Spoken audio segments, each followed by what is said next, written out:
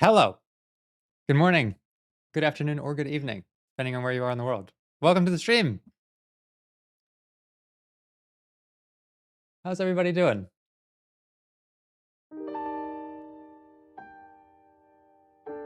I have my caffeine, I have my cats, I have everything I need.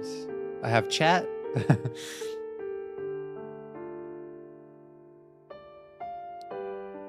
It's everything I need.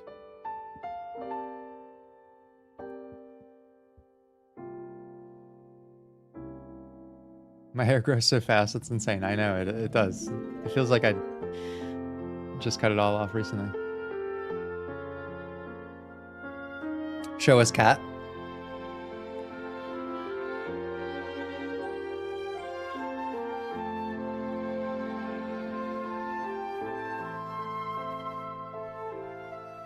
She's such a baby. Such a baby cat. Such a baby cat. She's a Velcro cat, which she is.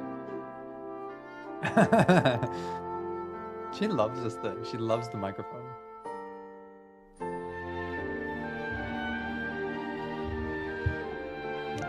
My other cat's not really a Velcro cat, so we don't really see her on stream as much, but she's around.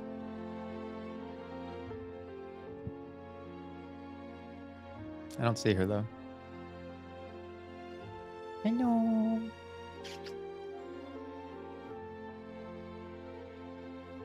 Now the mic belongs to the cat. I know it does. Constantly trying to like get the hair off of it. Let's see, it's gotten chomped on as well.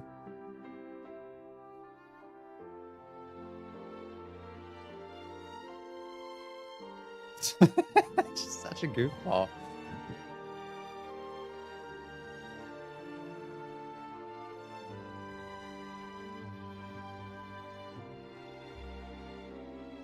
Yeah, I got a stream cat and a shy cat.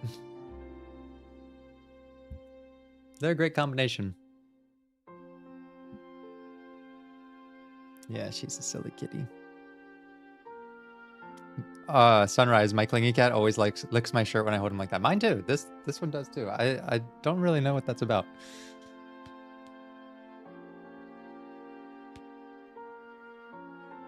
I know, the elegant tail. It's amazing. Fun fact, did you know that cats are actually cats? That is a fun fact.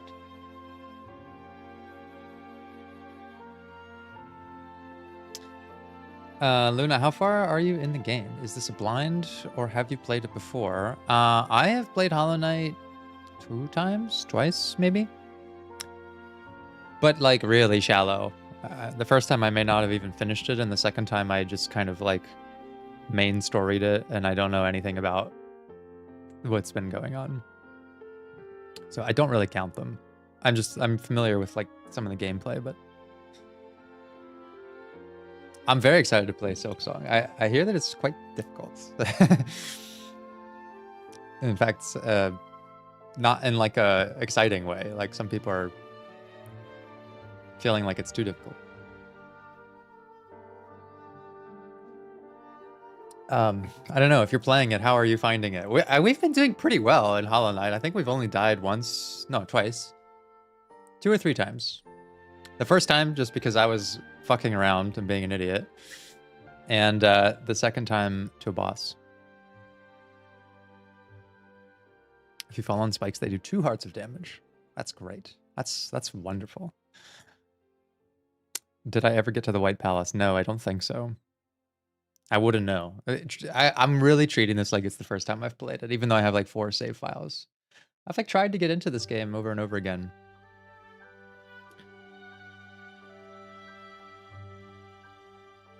Silksong is so good. Just finished doing 100%. That's nuts. That's wonderful.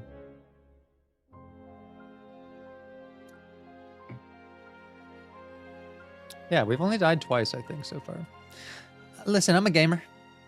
I'm a decent gamer. Why the Final Fantasy VII music? Why not? It's great. It's a great OST.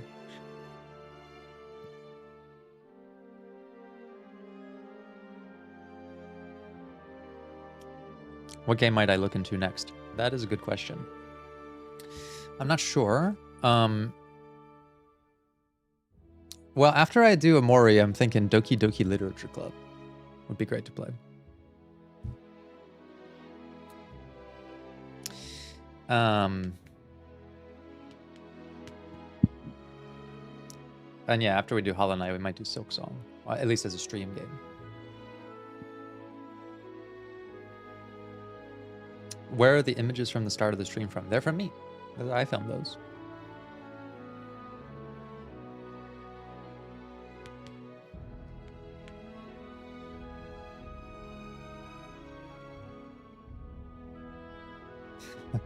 Silk Song is a game for people who like dying over and over again as a personal challenge. I kind of like that. I kind of enjoy that aspect of things sometimes. What's my favorite video game OST? It's probably the Final Fantasy 15 OST. All of Yoko Shimomura's soundtracks are my favorites. I really like her Kingdom Hearts stuff. I really like Radiant Historia. I don't know if anyone's played that. Wonderful OST. But the Final Fantasy 15 OST is one of my favorites. I know, look at Mio soaking up the attention. That's what she does. She just soaks it up.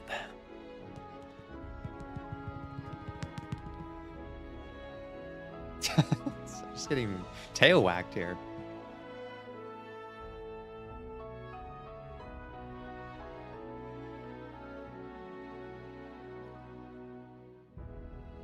Yeah, I'm a big Final Fantasy head. I don't know if that like comes through because it's not really the kind of game I like talk about on the channel, but that's the kind of game I like to play, you know, not with commentary.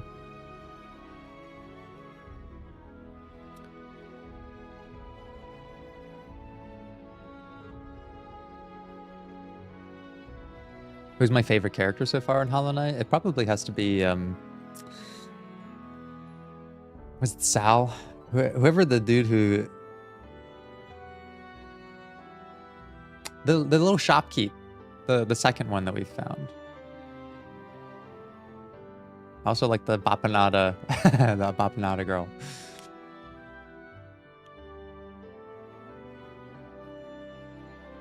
What do I know on the lore so far? Nothing. I don't know anything on the lore so far. Truly, I feel like I don't know anything on the lore so far. It's a lie. That's what it was. Oh, look at that.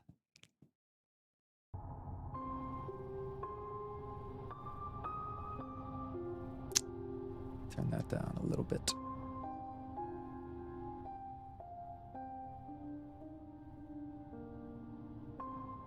Yeah, Zelda.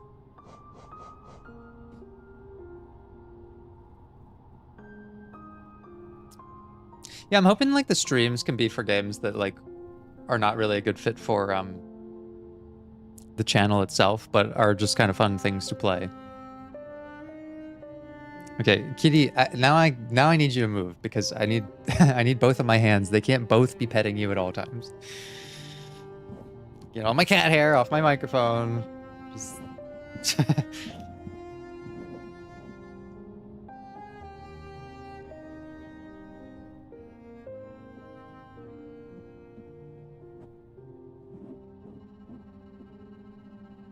Okay, so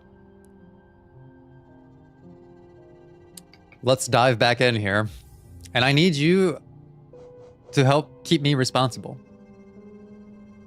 See, I've played this game like several times, but like this playthrough has like 4 minutes in it, 3 hours, 17 hours. I'm treating this like a first proper playthrough, basically. Hey, where's Bretta? Where did she go? She was here. Is she in her little home now? Oh my gosh, where did she go? Bretta, no!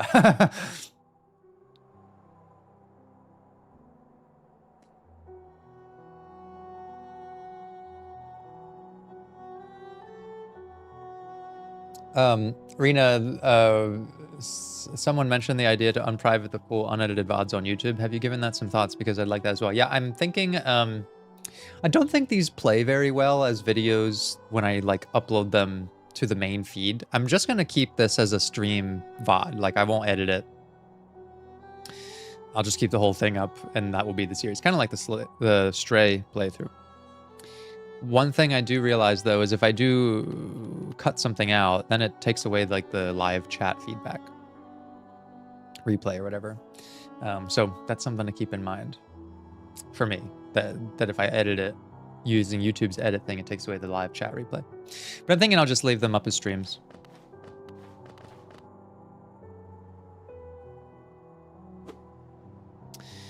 Okay. So, we've got 1,600 clams. Amore blading into Hollow Knight. Oh, there she is. I guess she just sort of appeared. We got 1,600 clams here. And I was debating whether or not to get the lantern and going straight into that Deepnest area. But maybe it's really not super great to go there just yet. Maybe what I should do is actually collect some of those items from that shopkeep that we found last time to get like the extended reach. I wanna use like super nail. Which one of these is the? Is this the station?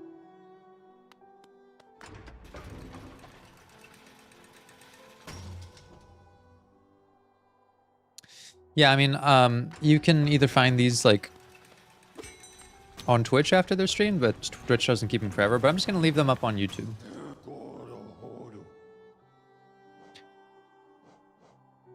So I think we want to go here. Yeah, I've cooled off on the lantern for now, and I'm thinking I will go and get the long slashy ability, or maybe the extra spell damage ability. But we've got one of our friends here. What's he up to? Pale thing. You use these old lines. Pathetic. A real warrior carries himself to combat. He has no need for such convenience. Bro, you're looking tired. Leave me be. It's the arena I seek. I've already wasted far too long on these cursed roads. You know what? Say less, bro. You say leave me be. I'm not gonna get involved. What's my favorite Final Fantasy? I think I would have to say 12. I just love Final Fantasy 12. But I also really love 7, like the original 7.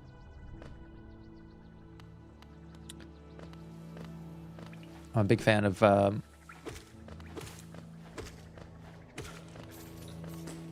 7, 12. I do like 14. I didn't play like through all of the expansions. And yeah, 15 as well. I know people fucking hate that game, but it's one of my favorites. I don't care. The road trip with the boys is fantastic. Yes, I'm coming around on the fact, or the idea, I guess, that my purpose in life is not to hoard geo, it's to spend it. And spend it we shall. Let's get the missile ability. I feel like I'm gonna use that quite a bit. Are you a spellcaster, you little scoundrel? So the shaman stone. Let's grab that.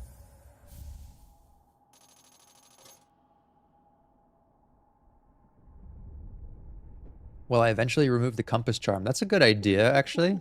I feel like I'll have a better intuition for where I am. Let's get the long nail. Here's the thing about Geo, okay? You spend it, it comes back. Geo does come back. So, I mean, the compass only takes up 1. I can probably take that off. And the compass. And...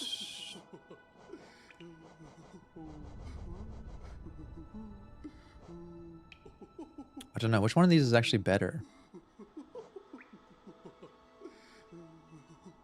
Strike from further away or longer? Let's take a look. Okay, so if I stand here, I can like hit the doorway basically.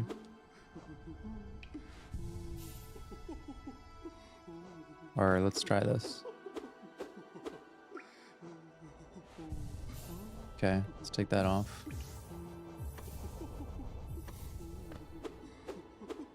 Kind of looks like it does the same. The mark is way better.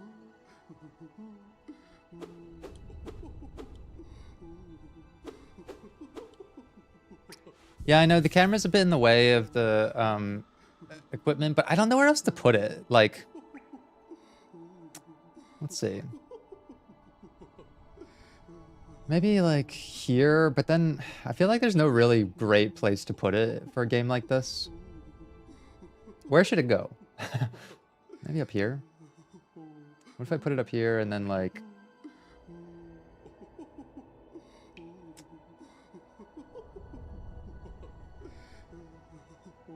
If I did like that. The reason I didn't want to put it up there before is because then I was looking away, but I can just reverse it. So now that now that I'm having a mirrored image. Yeah, we can do it like that. Inverted Brady, yes. It's a rare Brady that you only typically see on the thumbnails. I invert myself on the thumbnails all the time.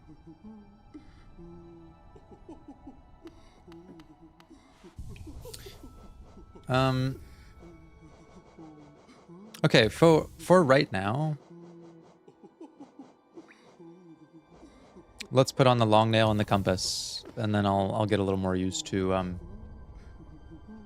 where I'm at. So, do I have it right that I have... Do I have the, like, train ticket or whatever it is that I need?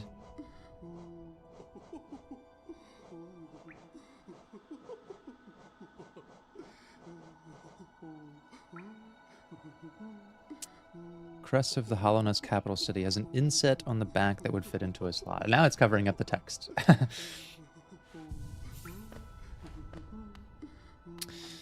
Okay. So if we're not going to Deepnest just yet, where do you think we should go?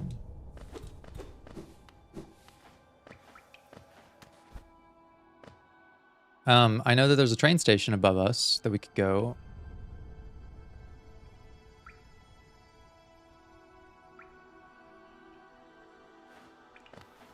But I don't know if I have the thing that I need. You can get to Hollownest now.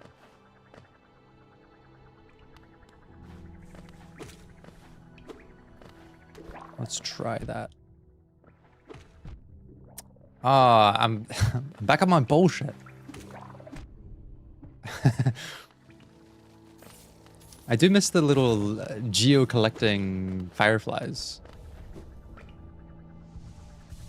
Path to the right of fungal wastes. Map is looking like this. Just want to make sure that Yeah, I don't have the thing that I need for this just yet.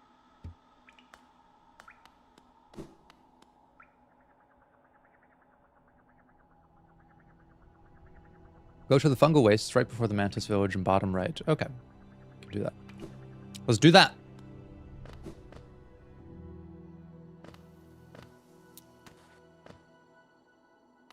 I need to go.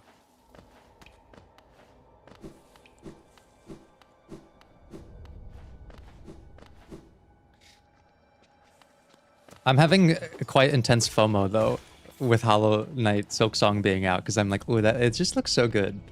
And I love Hornet as a character. Her design is so wonderful. And I've seen a little bit of gameplay in it, and I just feel like she has a little more personality than Hollowbug. Okay, it does not look like I can go that way. Hollowbug doesn't make any, like... He doesn't make any hero noises, which... I don't know, they could get pretty uninteresting and then boring over time, but I just feel like that gives her a lot of character.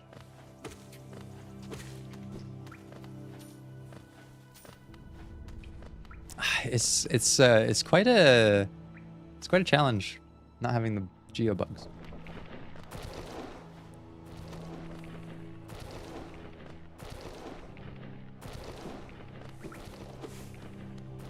Oh, there's a geo mound there. Why didn't I go and look for that before?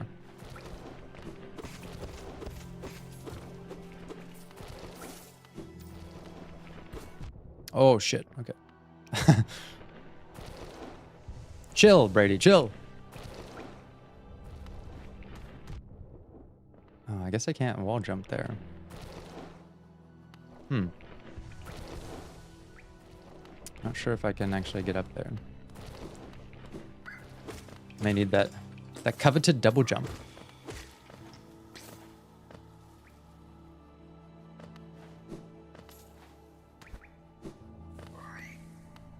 Yeah, the knight's very quiet. I mean, he is a cutie, I will say. But he's very stoic.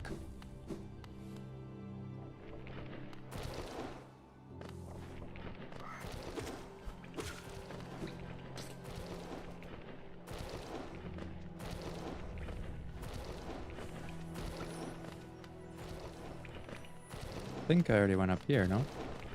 Yeah. But I did not go up there. That must be... I must have to drop down from somewhere.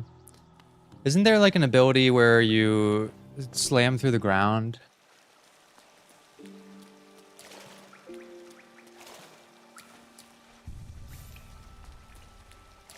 Maybe I have to do that here or something. I don't know why I just did that.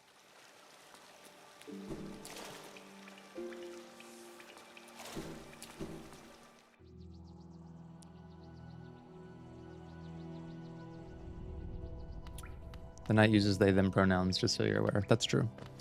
I do forget that.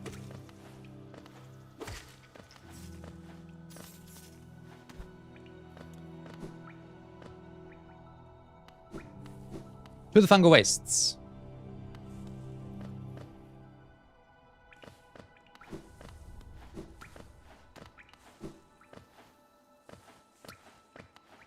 Okay, I wasn't sure if I could go that way.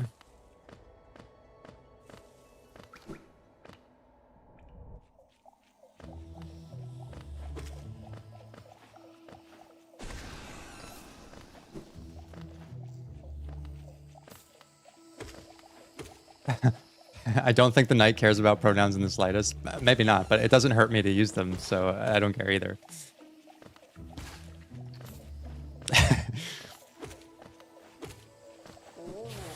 The other thing is I'm very used to using they, them as a standard pronoun for almost anyone because of the confidentiality aspects of being a therapist. Like, whenever I speak about individuals, you know, I don't want to identify any personal details about them. So I'm pretty used to just like using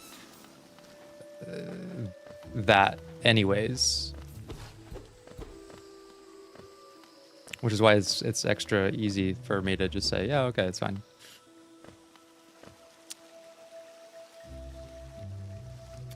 So, to the right of the fungal wastes. Must be past that obelisk there.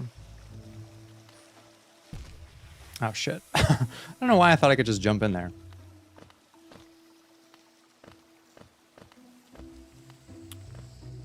Maybe in Hollow Knight 3, they'll have an underwater level.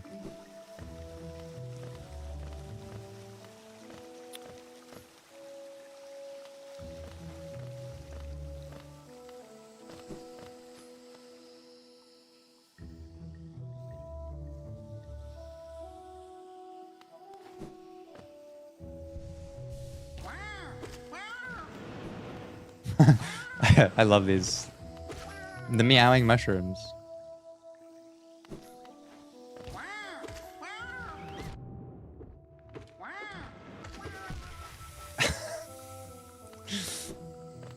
This is gonna be a. This is gonna be. I wonder if it tracks your deaths anywhere. I wonder how many times we'll die in this playthrough.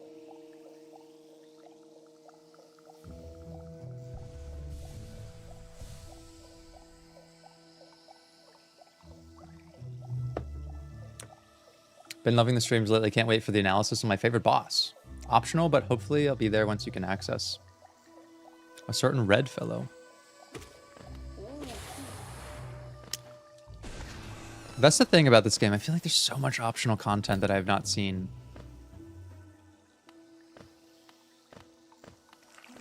Like, pretty much after this area, I couldn't tell you what's next. Like, my memory's pretty vague on the details.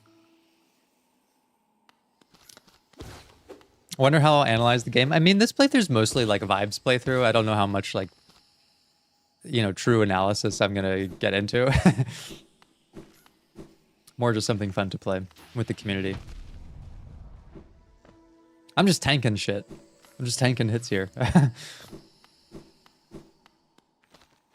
Just trying to get where I need to go.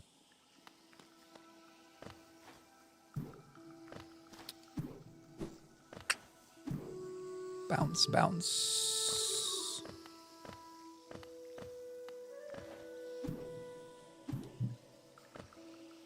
Yeah, I totally would have been fucked without the compass, to be honest.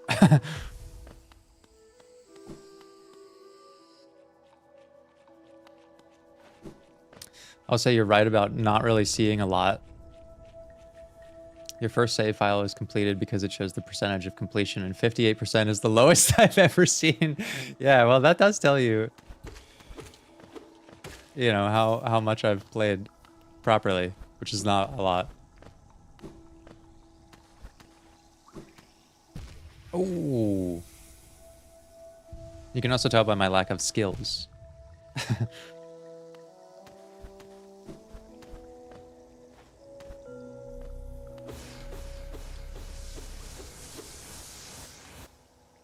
There's 112%.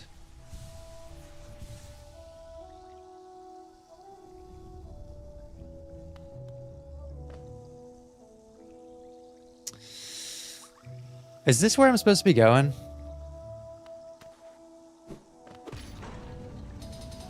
Possibly. The old bridge, huh?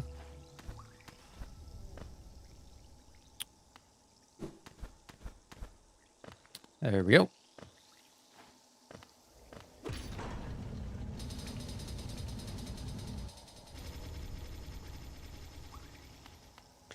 I'm sometimes a very good player and sometimes complete garbage.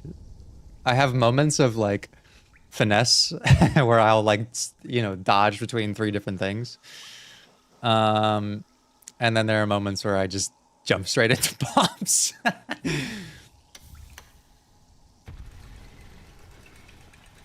Okay, so we've opened the way to Hollow Nest.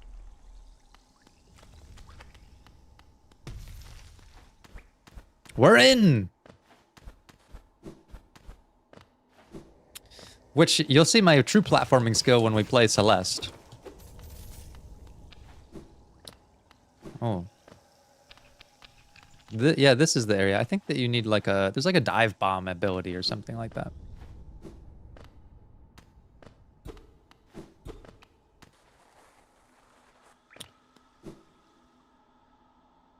When we play Celeste. Yeah, we will play Celeste for sure. I mean, just get blasted. Just get straight up blasted. I don't ask questions. I don't check to see if they're hostile. I just slash. Slash and blast them. They're nothing but ambulatory geosacks to me. Okay, can't go that way.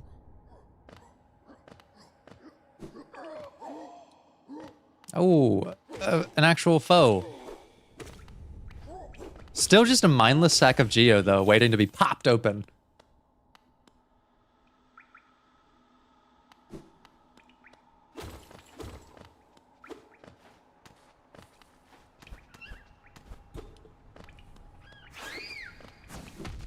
Oh, okay. I do think the long nail is helping attack those guys at a safe distance.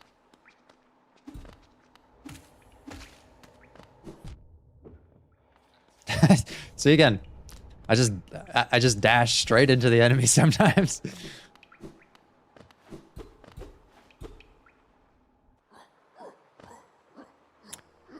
There's only one way to be responsible with your geo. Spend it before you die. I agree 1000%.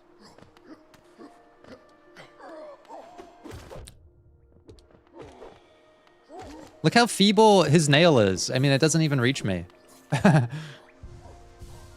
Okay, whoever suggested long nail in the last stream was goated because it actually kicks ass.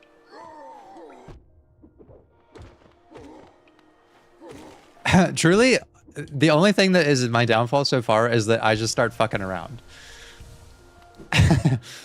I've yet to find a truly formidable challenge.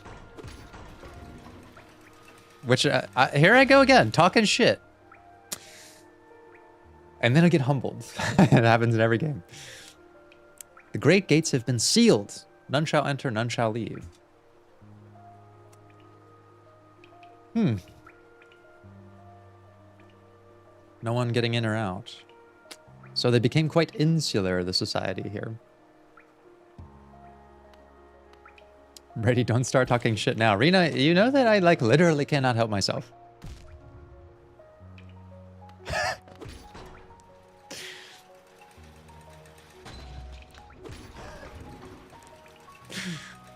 I'm really just out here to embarrass myself over and over again.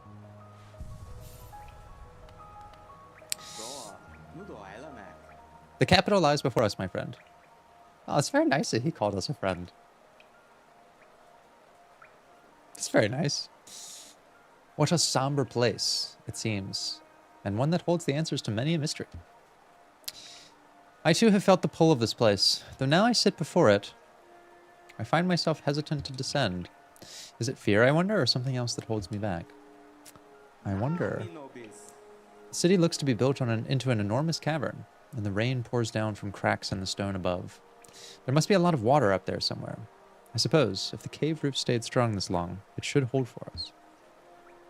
Before I leave this kingdom, I'd like to see where all that water comes from. What a sight it must be.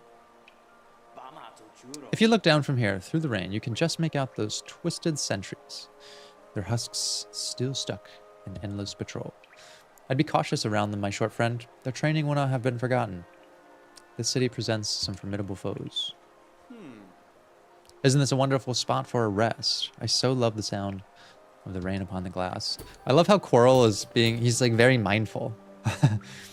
He's being very like present with his feelings and thoughts and observations.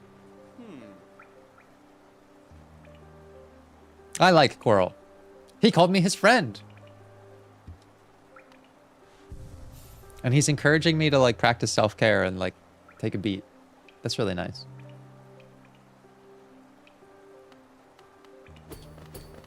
Okay. Well, as much as I like you, Quirrrel, I don't have the time to just stop and rest, okay? I gotta go get shit done. And I'm not gonna hesitate to go down into Hollow Nest, but maybe I should. Maybe being more responsible is hesitating a bit.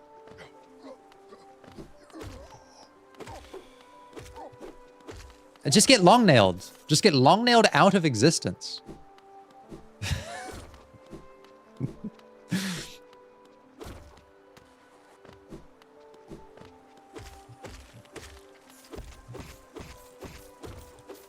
I'll tell you what I'm really here to do in Hollow Nest is plunder it for all of its geo.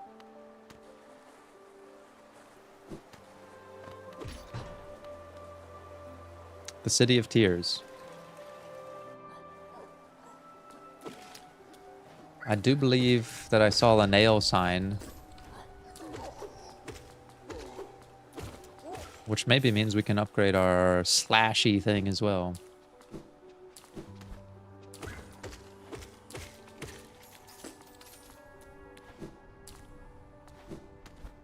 That was a big nail. There's nails all around. Don't want to leave behind the geo.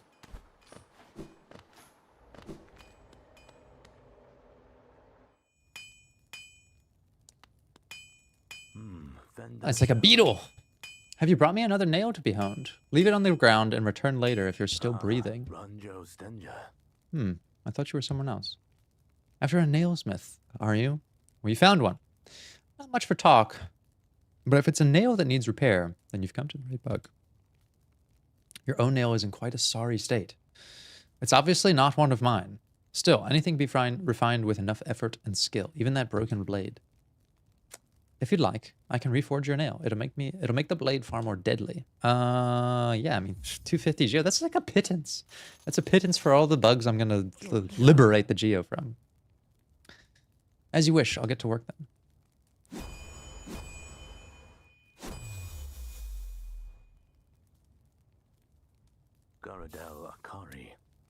There we go. The reforging is complete. I've honed your nail's edge. You'll find it much stronger than it used to be. Head out there and test its strength against your foes. If you bring me a piece of pale ore, I can forge it into your nail and make it stronger still. So we need some pale ore to upgrade the nail further.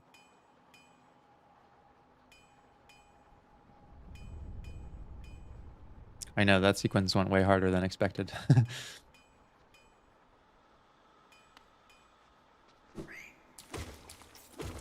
One slash and you're done.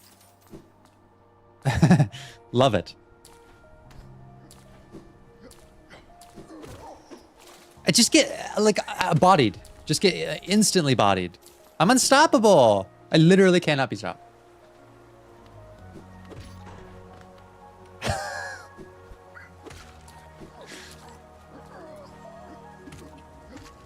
Just get bounced on, bro. Like, don't even, it doesn't even try to swing above.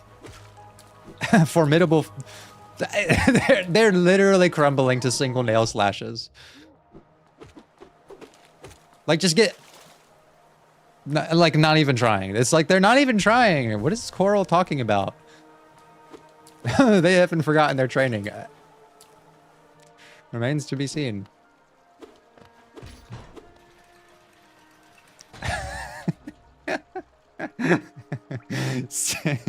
You'll see my pattern. You'll see my pattern of, like, fucking around, getting way too confident, talking a lot of shit, getting humbled, and then having to lock in.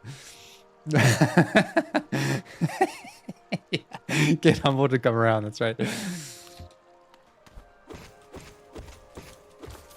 It's like someone just set up the world to have, like, mountains of geo for me to collect and just easy kills along the way.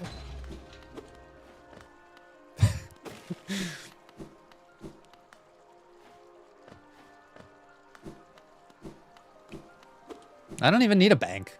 I'll just keep all my geo in the pocket. I'm not in danger.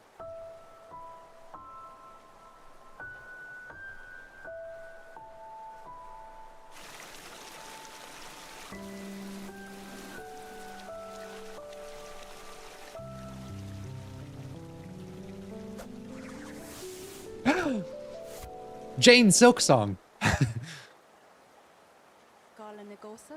Oh my god, she's talking to us. Everybody be quiet. We can't fumble this one. Again, we meet little ghost. I'm normally quite perceptive. You I underestimated, though I've since guessed the truth. You've seen beyond this kingdom's bounds. Yours is resilience born of two voids. Two voids. It's no surprise, then, you've managed to reach the heart of this world. In so doing, you shall know the sacrifice that keeps it standing. If, knowing that truth, you'd still attempt to roll on Hallownest's perpetuation, seek the grave in ash, and the mark it would grant to one like you. What's she up to? What's her mission? Memorial to the Hollow Knight. I thought I was the Hollow Knight. In the black vault far above, through its sacrifice, Hallownest lasts eternal. So there's something going on with, like, there's some sort of spirit world overlapping with reality in some way, it seems. We know that by the, like, ghosts that we found and also the echoes of people in the Queen's Station. There's some kind of suggestion about, like, 2 voids. I'm not really sure what that means, but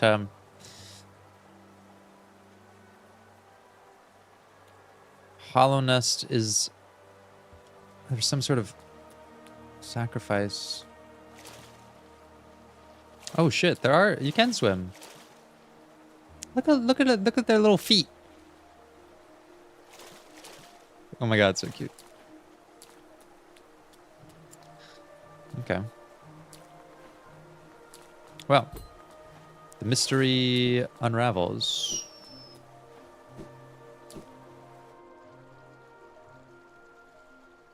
Brady's 2 voids, the void of greed and the void of pride. That's real. What am I supposed to do there? A keyhole, huh?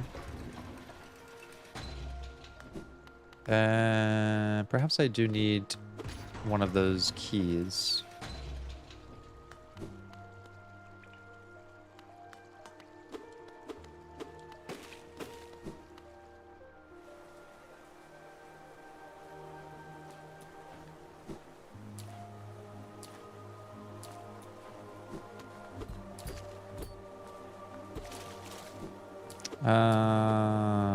Now where am I supposed to go? Because I can't go to the right.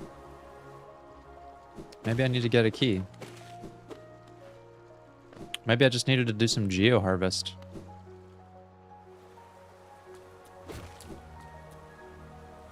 That can't be right.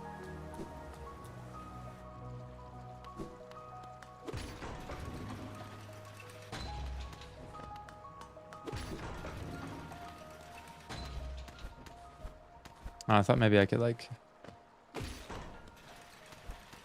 find a secret way to go.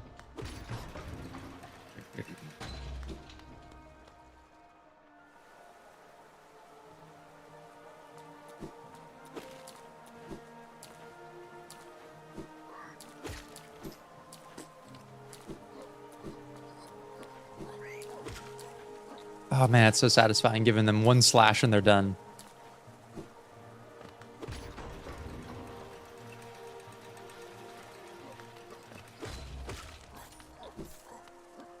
What if I do that? It doesn't even matter that you have wings. You still get bodied.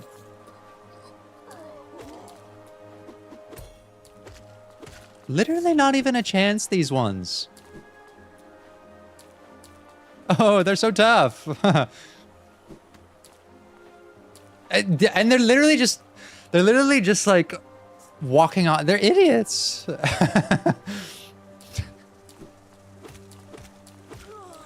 Soon they're not even going to be worth the effort for the geo. Oh, big boy.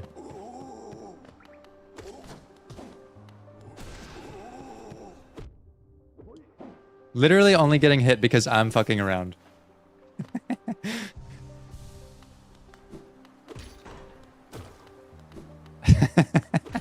I should stop. I should stop now. The part of my brain that is...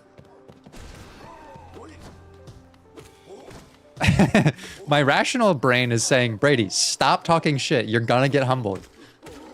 But my emotional side of my brain is like, they actually can't even contest, though. They're literally useless peons. Literally can't even get a hit in.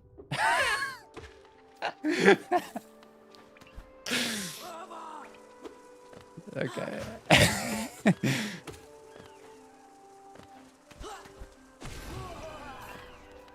Nope, nope, range didn't help. Even having range didn't help.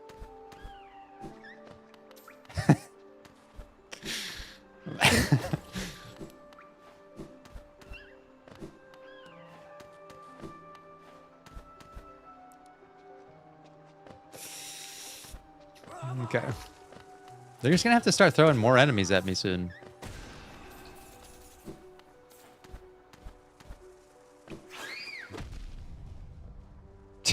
Doesn't matter. Doesn't even matter. I'll tank the hit. I'm gonna be really... I'm gonna look really dumb when I die with all this Geo. Doing something stupid.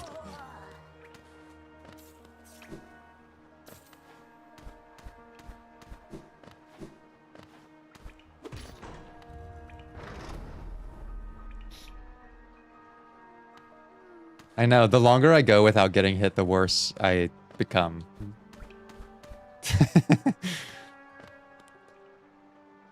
The worse my shit talk gets.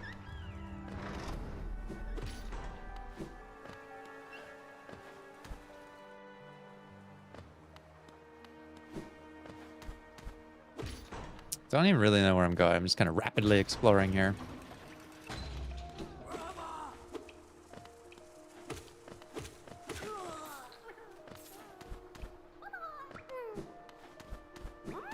I'll always stop to save a baby, though. A little grubling. So cute. Oh, shit.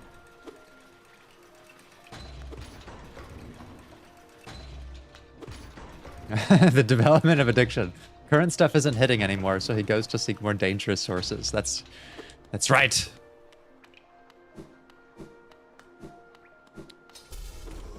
Single scraps of Geo, they just don't even hit anymore. Oh, they actually are throwing more enemies at me. Okay, let's see if it actually matters. No. I can't believe they gave them boss music.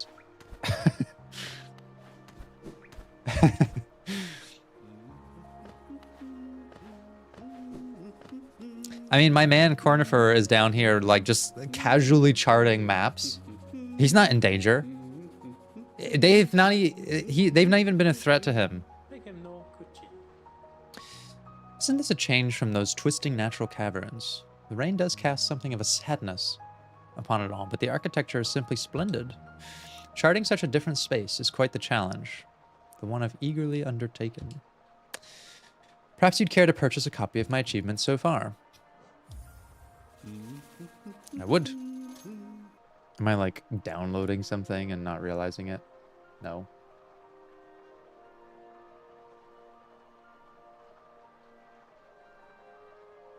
I wonder why.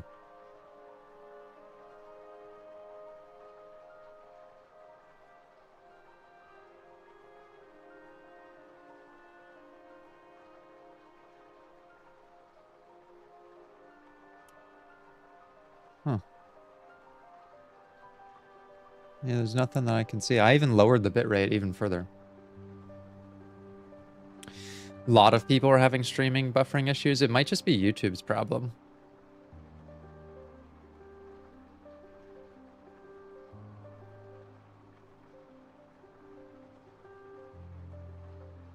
Maybe give it a refresh. Yeah, I don't think it's an issue on my end here.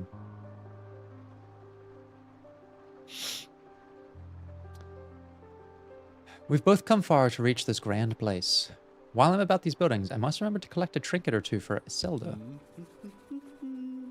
Look at him being thoughtful. I really like the two of them.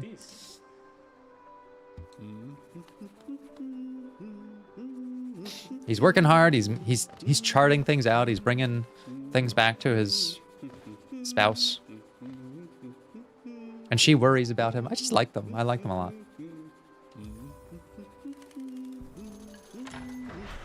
What is this? Now I have to fucking pay for, like, public seating? It's good. It's good for the... It's good for the community.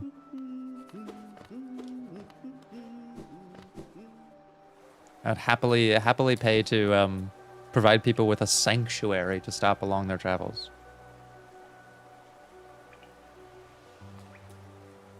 Oh, hey, it's this guy.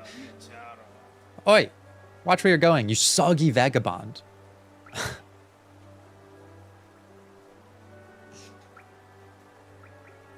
So, like, the way I'm acting, like, being all fucking... annoying and talking so much shit. Like I'm just memeing, but this is the guy who actually thinks like that. I don't want you splashing me. I've had a miserable time trying to keep dry. I am Zote the Mighty, a knight of great renown. You see his eyes? Okay, I actually don't think that he's any older than we are. In fact, I'm not even sure age is like a thing that the bugs are dealing with. Like, this kingdom has been decaying for a very long time. And it seems like Quirrrel said something about, oh, those knights still know their training. Like, they were clearly trained during this place's, like, golden period. So I don't see that Zote is, like, an older peer of ours. I think that he looks like that because he's a fucking miserable person. And, like, just more negativity. It's tiresome. Like, he looks well weathered with just being a sad fuck. If I decide that I'm going to stay dry, then that's what's going to happen. Just extreme stubbornness. Extreme stubbornness. Unfortunately, like, he also can't be helped, okay? Like, I've definitely done my fair share of therapy sessions with people who are just not interested in, you know, hearing, like, solutions to their problems. And that's kind of a challenging thing. It's a challenging thing when someone's, like, hates their situation but is not open to any solutions to the situation. And so the best that you can do is say, okay, like, there's nothing much I can really do for you then. Curse this wretched city. Water and monsters constantly fall from above. It's no wonder this blasted kingdom fell to ruin. Just look at the difference between his perspective and Quirrrel's. Like, Quirrrel sitting there saying, like, oh, it's so beautiful, the rain. Let me take a moment to pause and reflect on what a mighty kingdom this was. And there's a sense of imagination and appreciation for something even that is past its prime. And here you have this guy who is just like, this sucks. Everything about it is bad. This is a pretty common, what starts as a cognitive distortion, but then can become just your life, which is filtering everything through a negative lens. It's everything. Everything is bad all the time. And you're simultaneously like the most powerful person around. I can do anything, but also like I'm powerless to change anything about my situation. Like, it's just this total whiplash of I'm the best, but I'm also the victim in everything. Just fucking miserable. Miserable and decides to be miserable instead of doing anything about it. Yeah. Shiro, I paid attention in Brady class. Yeah, you did clock the negative filtering.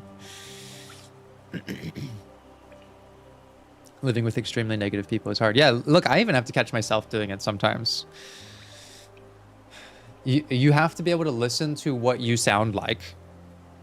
I recommend actually listening. Like I told you, I do my voice recording thing because I'm like, you have to start noticing, like, do people kind of shy away from talking to you about things? Do people seem less interested in you, less curious about your interests? Like, people don't typically confront you that directly. Sometimes maybe if you're close with them, but like, no one's going to come up to you and be like, you know, you're just kind of a miserable fucking person. Pretty irregular.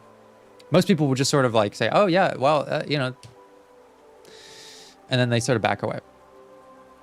So you can't rely always on other people's feedback to tell you when you've sort of reached this point.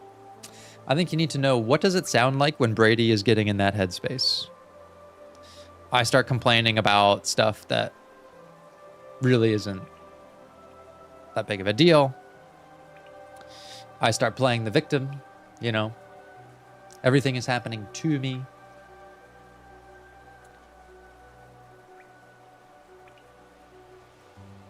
And I start favoring storylines about how I can't solve any of my problems. how it's like someone else's problem to solve or whatever. Rena, do you play your recordings back? I feel like that would be really troublesome since I tend to ramble a lot and they would get really lengthy. I mean, I had a recording from 2 nights ago that was like 2 hours. Not all of it was even me talking. Sometimes I just leave the recording on as I'm doing something so that I can sort of talk out what I'm doing. So there might be like, I don't know, 20 minutes of silence. I don't listen to them a ton, but I always have access to them. But one thing I will do when I feel like I've gotten into fucking Zote's state of mind is I'll open up my recording and I'll just let myself be Zote and I'll just unwind, you know, be as petulant and throw myself a little pity party and not try to like curve the behavior. And then I'll listen to it. And then like I've sort of gotten out of the heat of that emotion and I've gotten it out, vented to myself, complained a lot. And then I listen to it with a cool, objective mind. And I like can sort out the like irrational layers of thinking that I'm having.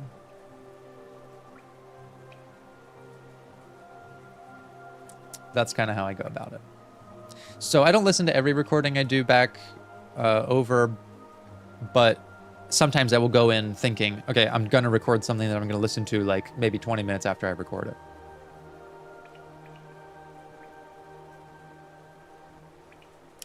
I definitely had to learn to watch my reactions to things. Instantly snapping at someone made me a really scary person to interact with a few years back. That's a really good insight, Ankalini. To be able to recognize that, because I kind of talked about this in the values lesson lecture during the last Amori episode, which is that like it's probably not in your value system to be like this. And if it is, I'm sorry, because I think that your life is probably more miserable than it needs to be. But if it's not in your value system to be hyper negative and be a snappy person, then you're probably doing this without realizing it. You know, you think that you're being direct, you think that you're being like firm, you think you're being assertive, but really what you sound like is inconfident, insecure, angry, helpless. Like I just get the most vibe I get from Zote is helplessness. This is just like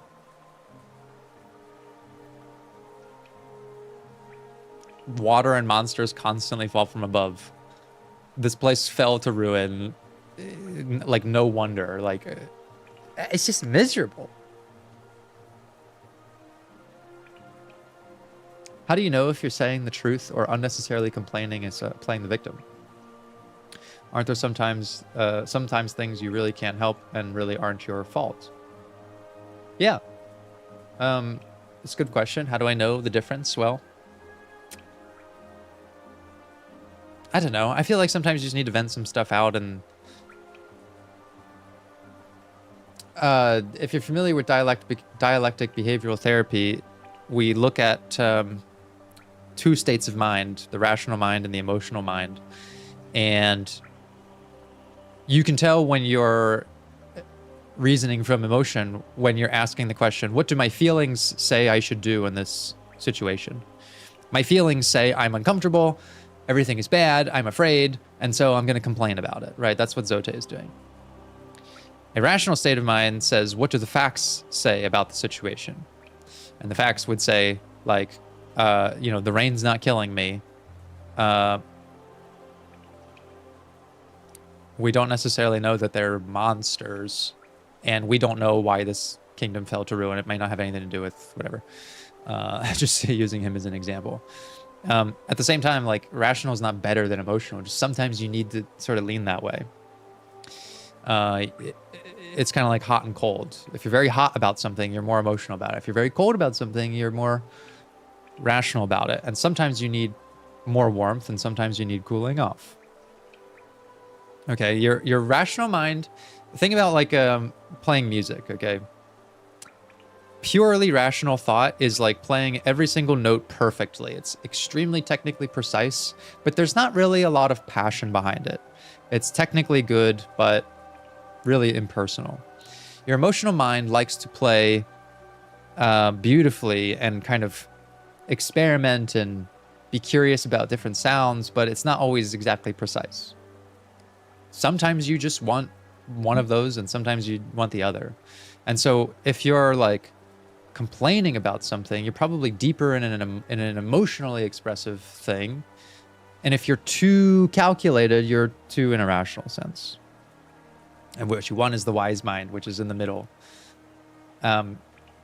Which tells you like there are rational parts of this and emotional parts of this.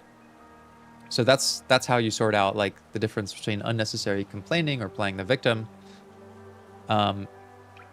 Is you want to listen to like some emotion, some rational.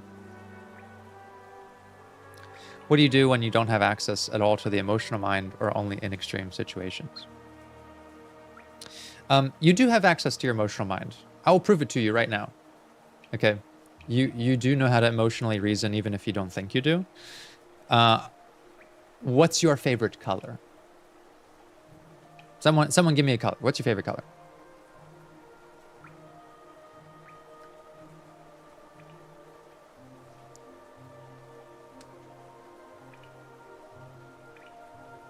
Pink, blue, red, blue, blau. Ik houd van blauw. Ik houd van ook blauw, I think. So, why is blue objectively better than red? Try to answer that question. Explain to me why blue is objectively better than the color red.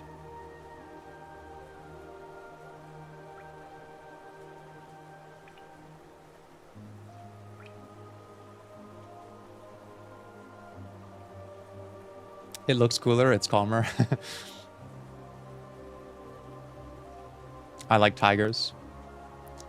Favorite does not mean better. Exactly, okay, and it isn't. This is why. So your preferences and your values, they are inherently emotionally reasoned things. The idea that like red is better than blue, it like can't exist really, because there is no rational way to solve that problem.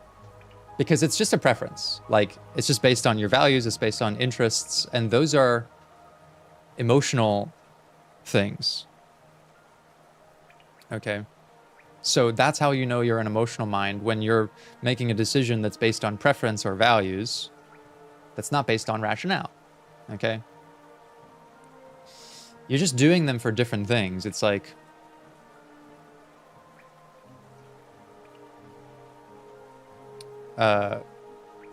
sometimes you're reasoning from emotion even if you don't realize it.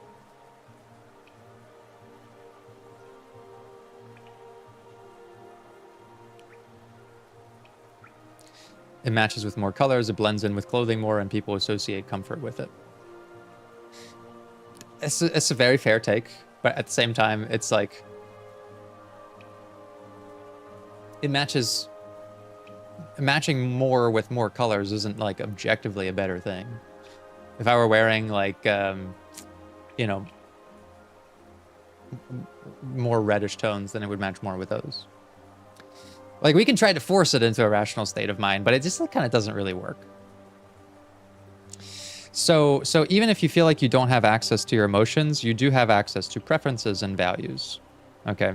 Now, if I asked you what kind of car do you want to buy, you're likely to involve both a rational and an emotional state of mind in that decision, because you're going to say, well, I want to choose something that's practical and cost effective, but I also kind of just like, you know, a car that's cute, or that I, you know, maybe it's more expensive, but I really like this feature in it. Okay. A purely rational state of mind would just say like, buy the most practical sort of shitbox, right? That is like no preference involved. It can look super ugly. So you don't reason rationally, and you don't reason emotionally. You wouldn't just buy a car that just looks pretty for the sake of it. You would involve both of these. You would consider both sides of that. So that's your wise mind. If you're planning a vacation, okay, a completely rational state of mind would say, choose something inexpensive and predictable and consistent, And your emotional mind would say, buy the most expensive, most lavish, self-soothing vacation that you can get. No, your wise mind says, let's try to plan something that's like a reasonable compromise. Right. So we're using these states of mind all the time. However, Zote is very categorically in a negative emotional state of mind. He's listening purely to emotion, which sometimes is good, like I said. Venting can be good. When you're petting your cat, okay, you're in an emotional state of mind. Your rational state of mind would say, like, there's no reason to pet that cat. Like, objectively. It doesn't need it for survival, let's say. Like, sustenance. But your emotional mind's like, that's fucking stupid. I want to pet the cat, so I'm going to, right? If you're hungry, that's objectively bad. Someone gaslighting you at the spot that you can't be hungry will not let you access your full emotional state to address that, because your survival needs are being compromised at the moment. Yeah, it's technically true.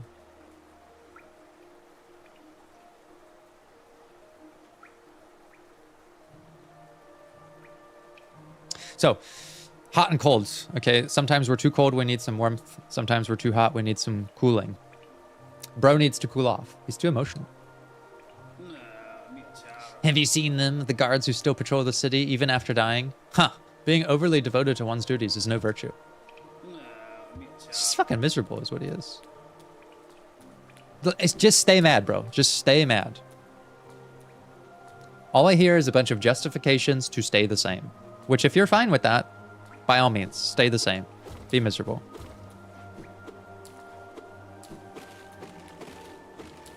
Not my responsibility to change that for you. I really strongly believe in the... One of my philosophies, like, is that, you know, as a clinician, particularly when there's a lot of resistance to that, it's like, look, my responsibility is to teach, not for you to learn. I can teach you these sorts of things. I cannot make you do them. I can advertise their benefits, but really, like, it's your responsibility to learn it. And if I present solutions to someone like Zote and they're not interested in them, then I'm of no use after that, you know? Like, it does require some willingness, and he's just not willing. He's not willing to change. He prefers to be mad, and that's okay. He can stay mad.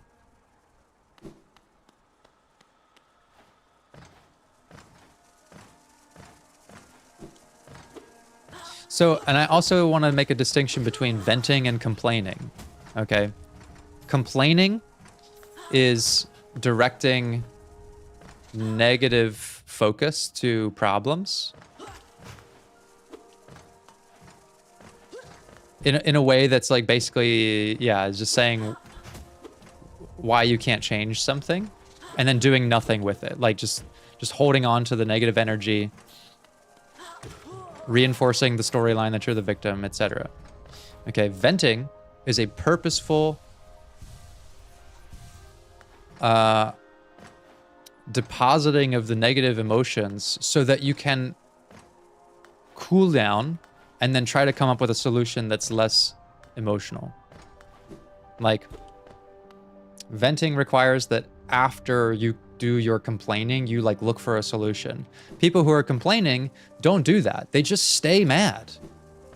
They're not like, oh, I need to really get this out so that I can like come up with a better solution and use my skills. They're like, well, this fucking sucks and someone should really change it. And that's the end. There's no like introspection after that. So like venting's fine.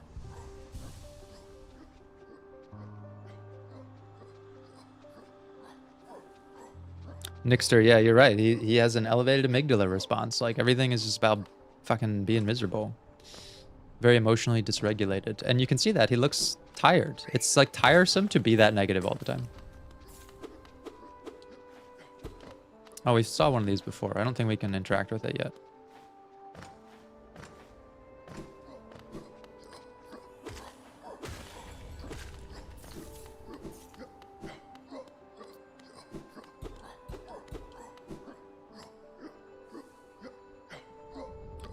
Yeah, get the emotional part out of the way so that you can start compartmentalizing and find a solution to the problem.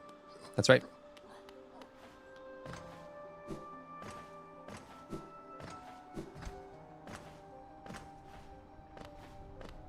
Now, at the same time, some people are too rational. They really are, and it's a detriment to things like your relationships, because relationships aren't about rationale.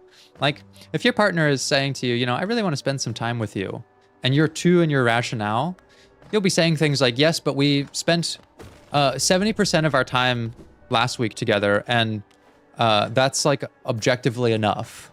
And it's like, okay, but that's not like really helpful in this situation. I need you to be more emotional here. So the goal is to be able to recognize what state of mind am I in, and how do I leverage the state of mind that can balance me out here. Too much emotion is not good. Too much rationale is not good.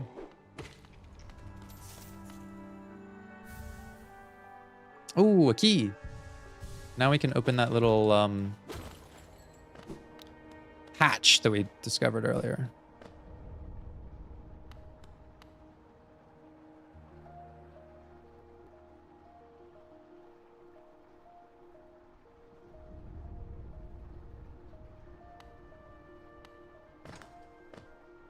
Maybe I'll do something on Wise Mind soon.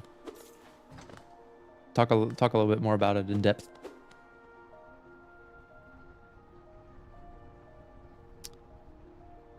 Okay, looks like we can go up from here somehow, but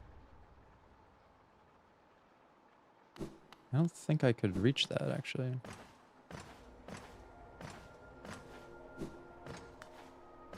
Or could I?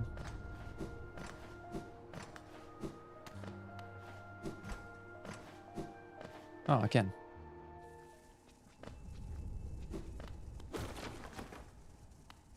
Oh, okay.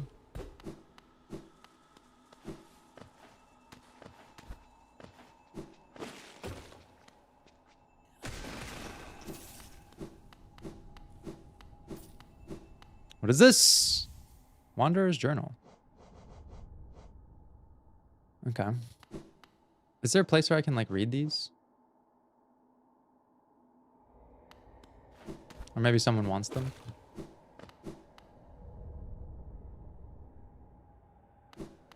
Let's open up that train station there.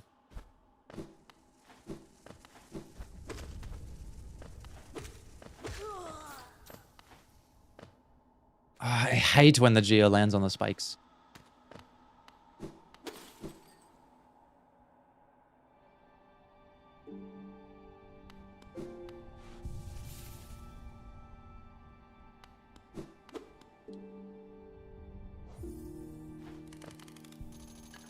This is the one guy I actually really like giving my Geo to. He's a real bro. Stag. Is there any other topic that you want to dive in but couldn't find the excuse to do so in the videos? Tons. I mean, I'm kind of surprised that I've been at this for several years and I haven't run out of stuff to talk about. Like, this is kind of crazy. I always am like, I mean, I've redone topics, but I don't know. There's always more to say about them. Omori, I was looking forward to get into like depression topics, and I'm quite satiated by the level of discussion around that right now.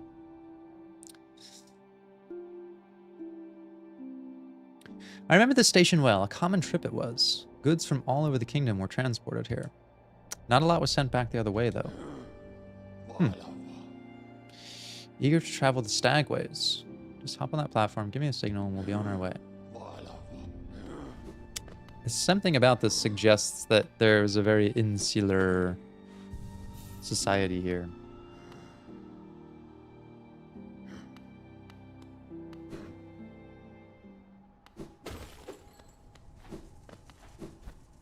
I guess if topics that I haven't gotten to cover, there's some that are like, they're not so much therapy topics, they're more like psychological theory or research level stuff. but they don't really come up because they're not like super relatable. They're more interesting philosophically. Like terror management theory is a topic that I like to talk about, but it's not really applicable to how people live their lives every day so much. I mean, it is philosophically, but it's not as immediately translatable as like something I just talked about, like the wise mind and how that can get you out of a crisis.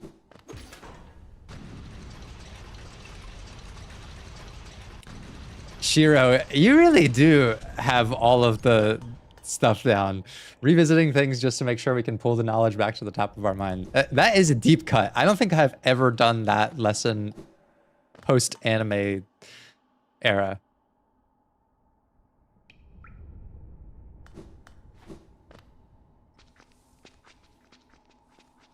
I remember the way you explained how learning works in the Violet era. That stuck with me a lot. Maybe I'll resurface that idea at some point.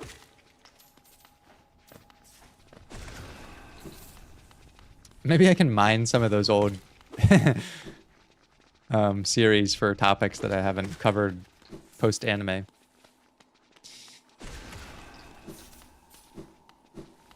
I also was just like a less experienced clinician 2 or 3 years ago and explained things less gooder. Like I've definitely gotten better at, you know, what I'm doing over the years, I think. At choosing subjects that are relatable and relevant to people's lives and that sort of thing. Nice.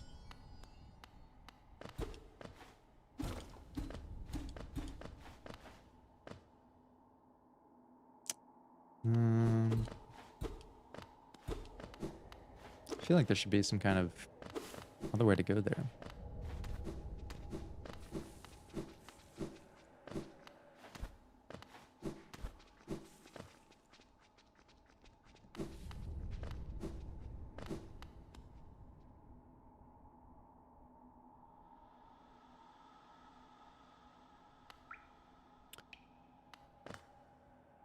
Ever since that explanation a few episodes of Amori, I've been able to think about how I can make something positive out of my grief. That's wonderful, Mason.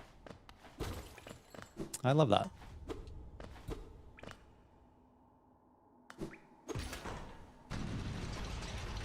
The value and disharmony explanation was amazing too. Thank you. That's really very humbling. You know, it's stuff that comes up in my day-to-day quite often. But I'm usually explaining it to like one person or a small group of people. So when I put it into a video and like, you know, thousands of people are seeing it and saying it has value to them, that's like really validating.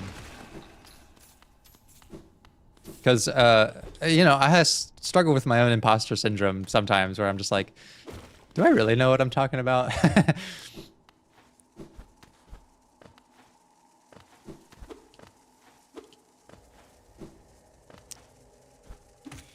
Do I know what I'm talking about, and am I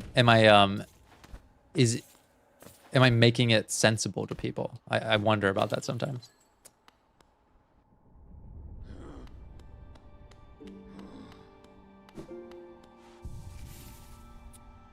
Thank you, Taco Cat. Love the way you explain. It's always understandable, and I can keep in track of what you're talking about.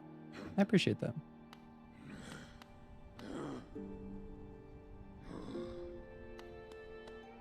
So the values discussion, I recommend checking out like a value sorting exercise, which you can find online. They're pretty simple, and there's a bunch of free websites where it just like has a bunch of values listed, and you can sort them between like what's most important to you, what's somewhat important to you, and what is not important. And the goal is to try to narrow down what's like really important for you to focus on right now. Because you can't focus on 100 different values all at once. You can probably focus truly on about 5. Okay, I better stop fucking around or I'm gonna get slashed up. I think he just speared himself. Or speared his buddy. Maybe I need to go down and to the right. Let's do that. Yeah, you can kind of narrow down your values. Choose a couple that are really important that you can focus on right now. Like maybe independence is really important to you as you're getting out on your own. Maybe like responsibility as well. They may go together. But then like things in your life will change and you sort of figure those out, and then it's time to elevate other values. So they should change over time. But you won't be able to focus on 100 of them all at once. So you can look at them and say, oh, well, these are somewhat important to me right now, but they're not like daily priorities to find. And if you find that they're not important, that just means that you don't have the bandwidth to deal with them. Not that they're literally not important.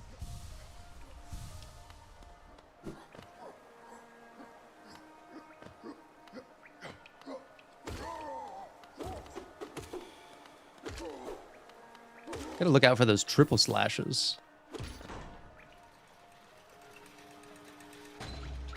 Yeah, go check out like value sorting websites. Really, really helpful. Puts things into perspective for sure. Like there's been times in my life, especially when I like have moved somewhere new, where I'm like, ooh, my social life is really important to me. Social connection, high value. You know, now that I've settled into a place, that's like not that important to me. It's not important in the way that like mostly I require maintenance on it. I don't need to like constantly go out and look for new friends. I'm pretty satisfied with the level of social engagement I have right now. So it's fallen off into like not so important. Not important to work on right now. Still important generally, but not something I'm like actively focused on, let's say.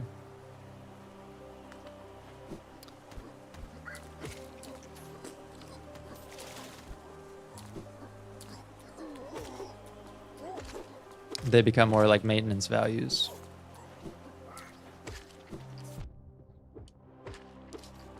One of the values that I'm very focused on right now is peacefulness. Being at peace.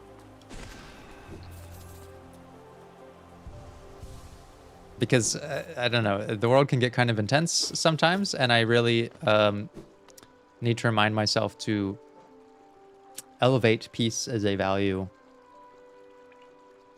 Because sometimes I will act not in accordance of that. I will do things that, you know, actively piss myself off, or I'll get too involved in things that are distressing. Just spending time online, for example. And I need to remember to, like, go outside, you know? Take calming walks. Disconnect every once in a while. Okay, let's hop down here and see what we can find.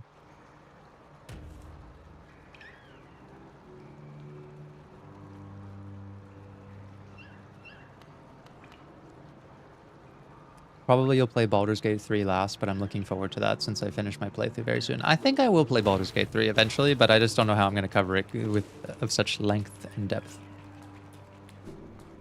So where are we now? We're in a spooky... Is this a sewer level? I love the little splashy sounds. Aw, there's a cute little flying pig. It's very adorable.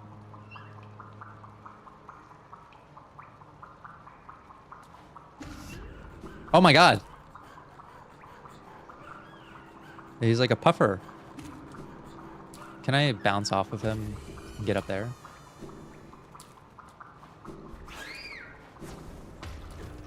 I get juked.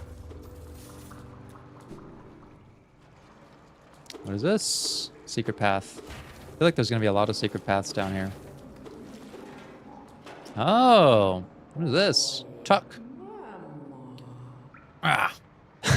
Don't take something if it isn't yours. That's the law. Everything you see, it belongs to me. Don't be angry. I'll share my food with you if you give me Geo. Okay. What kind of food are we talking here? This Geo is mine now. Don't try to take it back. Here, take your food with you when you leave.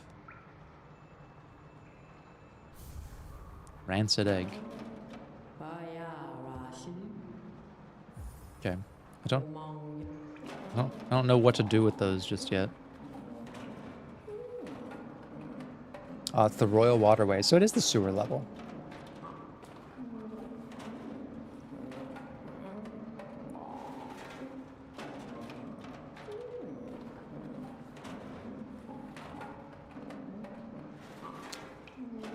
Regarding Baldur's Gate 3, maybe do videos per act of the story. That's probably what I would do. So that's the approach I'm taking with Expedition 33. I know it's been like several months since I did the prologue, but I did record my Act 1 review recently.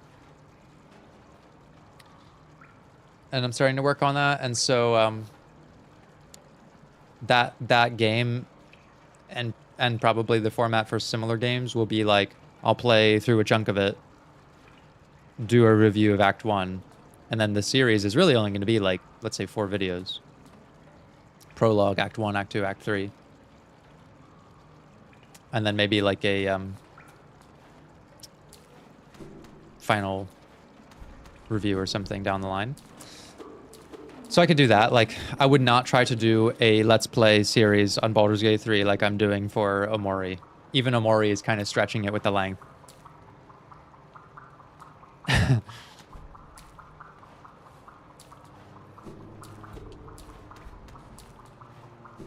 But I could see myself pulling together, you know, the first act and then commenting on like, what are the general themes I'm picking up?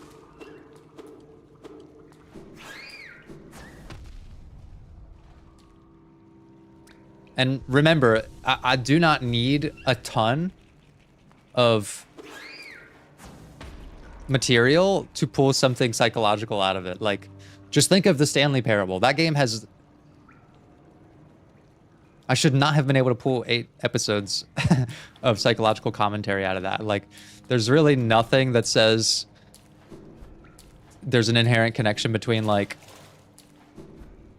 that game and parenting styles, relationship styles, codependency, locus of control. Like, there's so little actual narrative content, but I will find a way to synthesize it in a way that is palatable to the audience. And I'm working on, you know, getting a style down for longer series that are not Let's Plays. Like, eventually I'd kind of like to move away from the channel only being Let's Plays, because they're pretty hard to produce episode to episode. I think I would favor doing it for shorter games. Like, Mouthwashing is the perfect game to do a Let's Play therapy series on. Like, 5 episodes, really rich commentary. You get in, you get out. Games like Omori and Disco Elysium, they're viable for that. But they're also difficult. All you have to do is look at the last Omori video to be like, understanding what I'm talking about, because I'm in the middle of Sweetheart's Castle. There's like fucking nothing to talk about. But I pulled a whole values lesson out of not even something that's happening right now. It's just, where are my thoughts currently in the story? And it's like a really valuable discussion to have, you know? Even though it has nothing to do with what's happening in the game. So I will find a way, you know? I can pull on narrative threads at any point in a story, so that you can feel like confident that no matter what game I play, I'm going to be able to pull something out of it. So really no content should be off limits. It's more like, is it viable for the channel?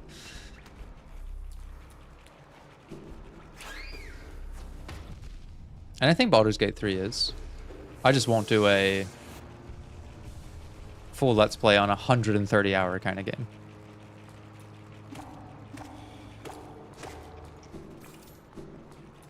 The bugs are starting to look kind of creepy down here.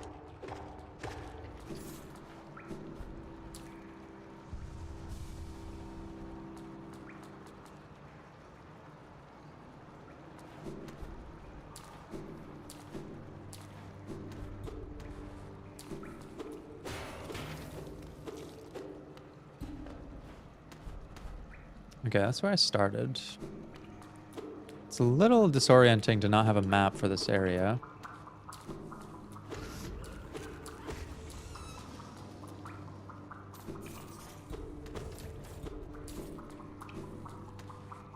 The vibes are cool, though.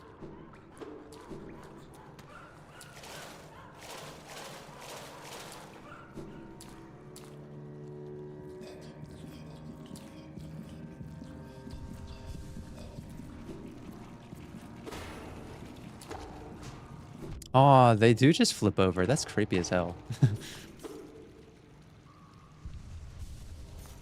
I would love to watch video essays. Maybe if the games are too long, you can play them in your own time and then just collect all your thoughts on it. So for example, the next Expedition 33 video you'll see, which I'm editing right now, will probably be like an hour long. And it is a commentary section that summarizes my thoughts on the first act, interspaced with footage from the gameplay. That's a Patreon series.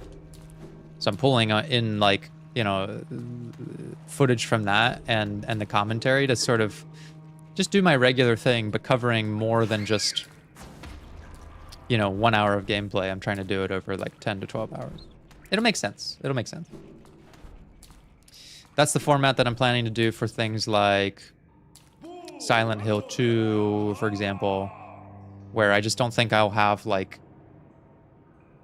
a lesson per episode style commentary on long games like that. I probably will have like lesson per 10 hours.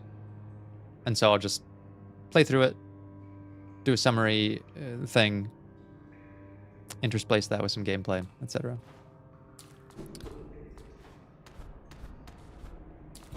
And then I'll save like full fat Let's Plays for shorter games that make more sense to do that with.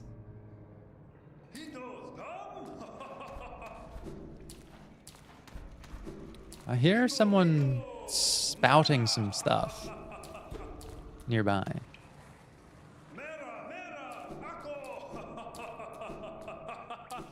Someone's having a great time down here. Oh, it's an enemy.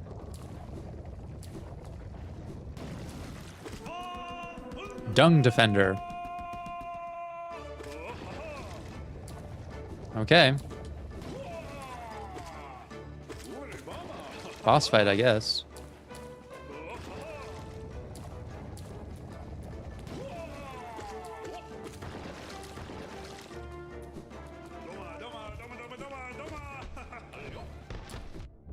Oh.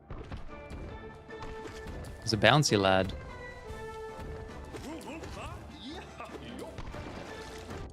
Can I hit those? And yes, I can. Okay.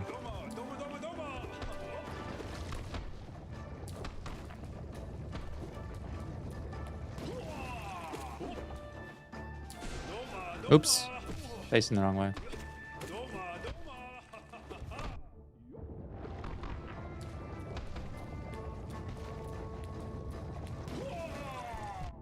Shit. Getting a little careless.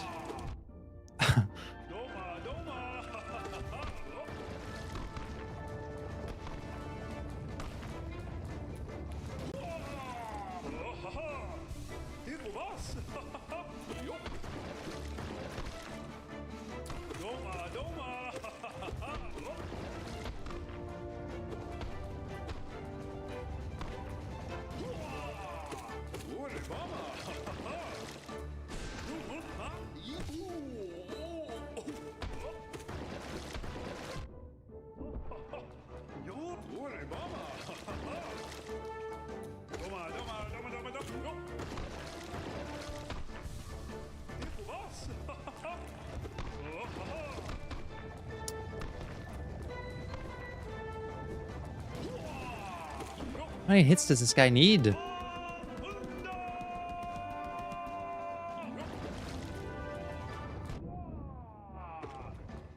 Oh, he's locked in.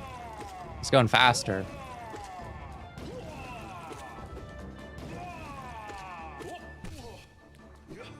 Not like it fucking matters. No, Brady, don't start talking shit. I need my rational mind. Play it safe.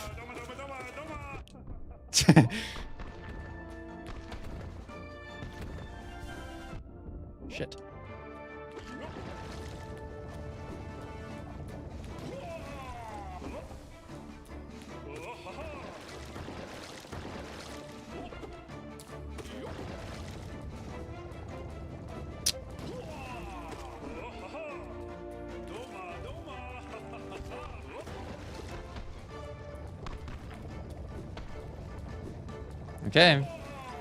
It's gotta be done soon, right?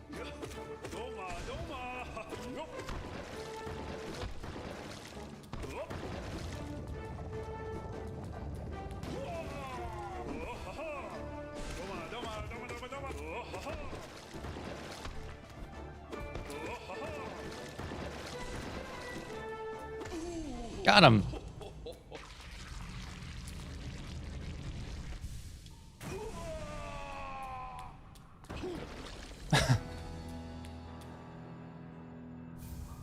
Defender's Crest. What do we got here?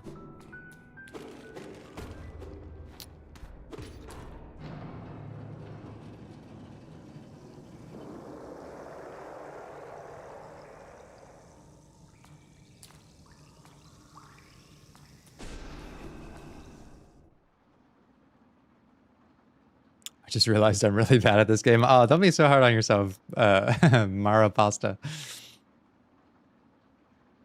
He really needs to learn pogoing. I can polo. Pogo. I just didn't feel like it was necessary for that fight.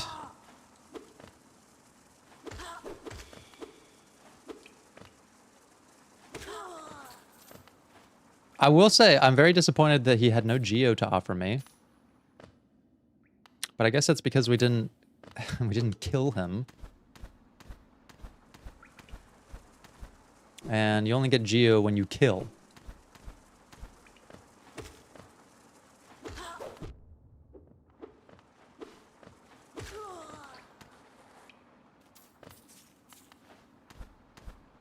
Geo is the victory, is the reward for victory over life. I don't know, based on my performance in this game, how do you think I'm gonna do playing Silksong?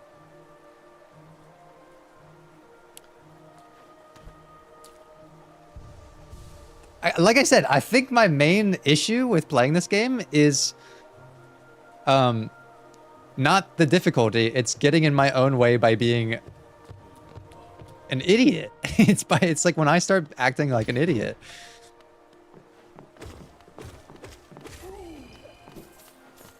When I get impatient and start fucking around and try to do something cool.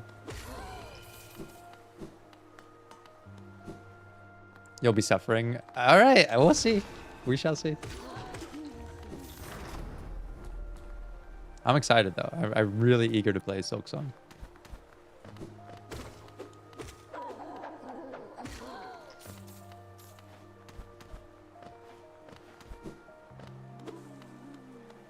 Oh, this one's actually running away from me. Damn. Okay.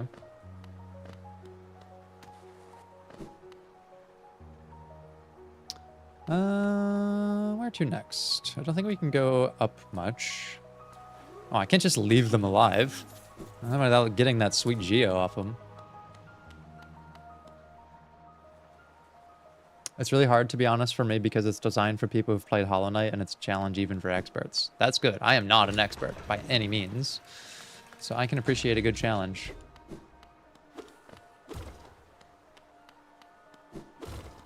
I'll tell you what I'm most excited for is to get to some of the harder content of this game.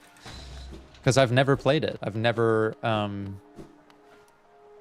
visited any of those optional areas.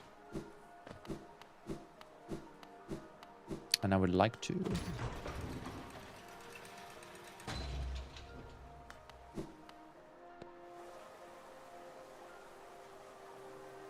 Celeste is very fun to play. Yeah, we're definitely going to play Celeste at some point.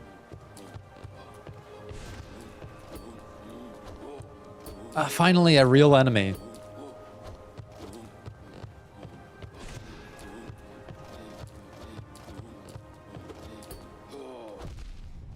Oh, okay, 2 hits.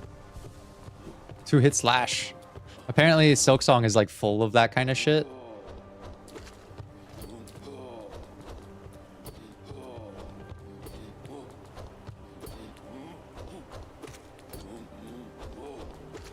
Just trying to learn the moveset here.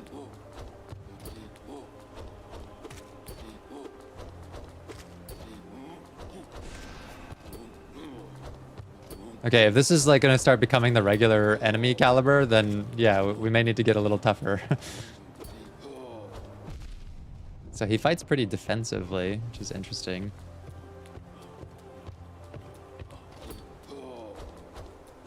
He's got a very powerful nail.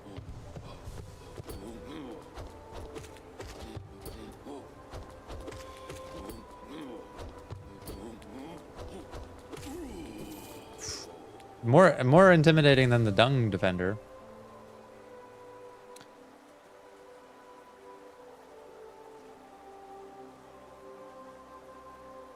If this is your mindset, you should be playing things like Dark Souls or Bloodborne. I love Dark Souls. I've never played Bloodborne just because I don't have a PlayStation, but maybe one day they'll bring it to the personal computer. That'd be nice.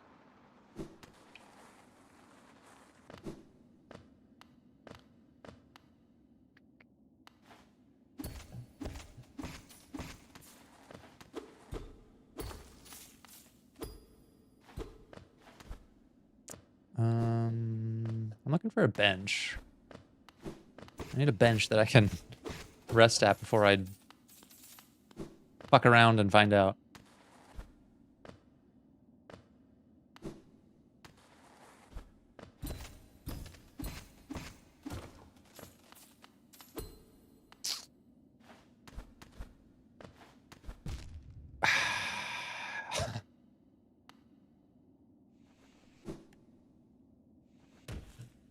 Okay. This place seems kind of dangerous.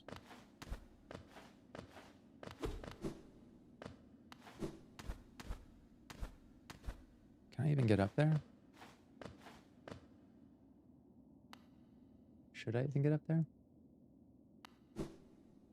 No.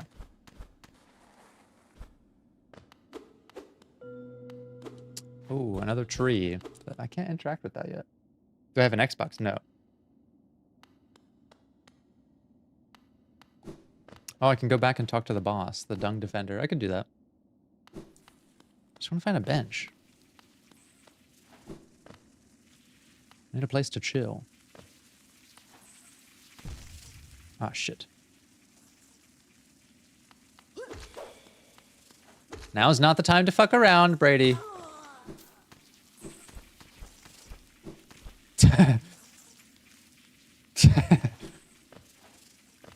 Almost did, though. I'm gonna make sure I kill him in an advantageous spot to collect his geo. There we go.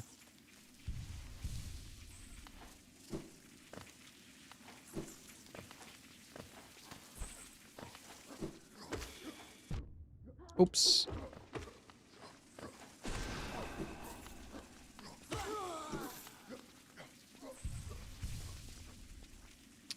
Is that a seething mask of spiky bugs? It does appear to be that.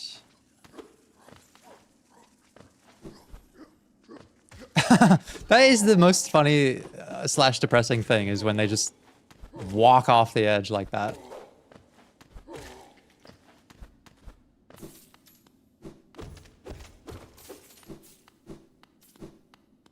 Where are we now?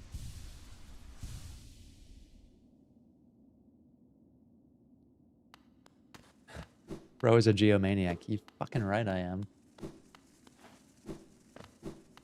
I'm almost up to the geo count that I had at the start of this stream. I think we started with 1,600. I have no idea where I'm going.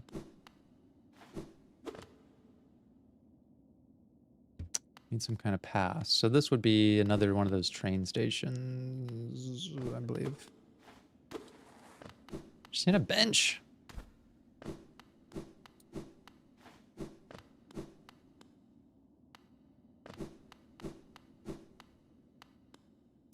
Is this where I'll get the thing that lets me pass through those, like, dark spots? Oh, shit. Dangerous.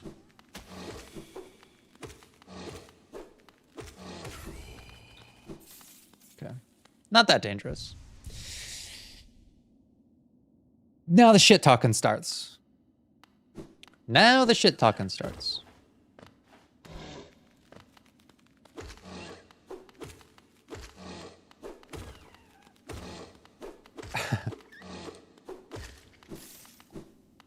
Basically brainless. Basically brainless creature. These ones aren't even cute. Don't even feel even a little bit bad for slaughtering them up.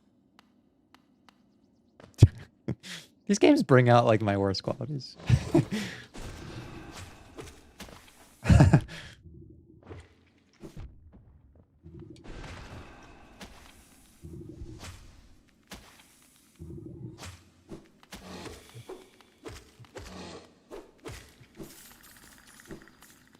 Not as cute, but still full of geo. Definitely worth the slash for now, at least.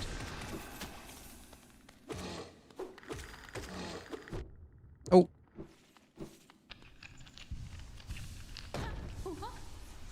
Oh my gosh. It's Cloth. My friend, you dealt with all of those beasts? I'm ashamed to say I was hiding. Those ghastly things chased me and I ran. If you hadn't come along, who knows if I'd have survived. Others take me for a fearsome warrior. What with my impressive size. But this kingdom's beasts, I wonder if I'm just no match for them. Look, don't doubt yourself, bro.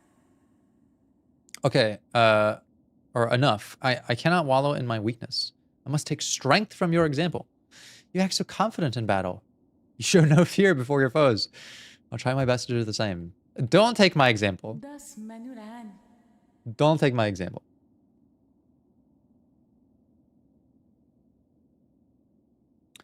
I look forward to our next contact, tiny savior. Then you'll meet a warrior with courage to match your own. Cloth is great. I like them a lot. Just don't be inspired by me. I'm very reckless. What is this? This thing in the background.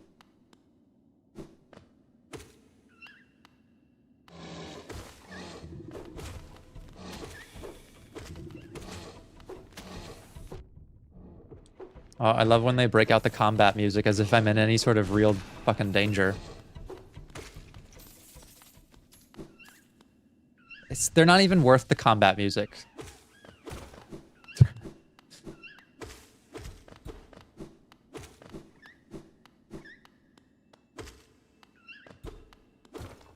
What is this? Pale ore. Okay, I can bring that back to the nailsmith.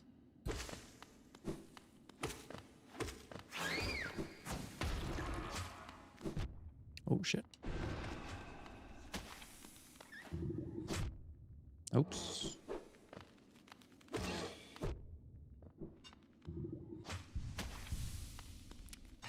Immediately shit talking stops.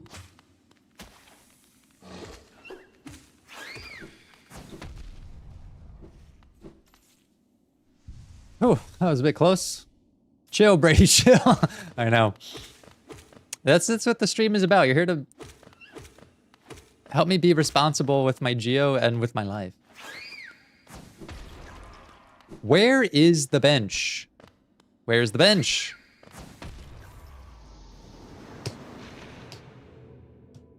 Fucking hell. Oh my god. That's so far away. Ah, god damn it. Well, at least it's a quick way back to our... I feel like talking shit now. No, I don't. I don't feel like talking shit. I've only died once in the last, like, hour and a half. However, my chances of dying again immediately after one death are quite high.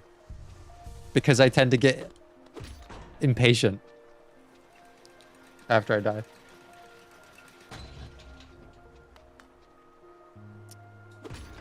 But I will put a positive spin on this. I wanted to come back here anyways. And then I'm going to have to go back there anyways. So it's all good.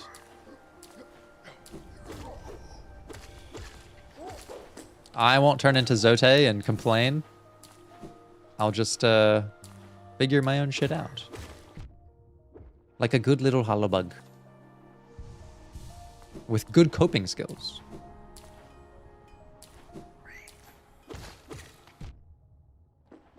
You're gonna see me take a lot more hits until I get my health back.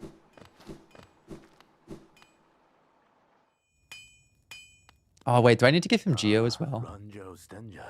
I see you have some pale ore, a rare fine material or metal. Give me the ore and some Geo. Fuck! I don't have the Geo! Can you spot me on the Geo, though? No! He can't spot me on the Geo. You don't have the Geo.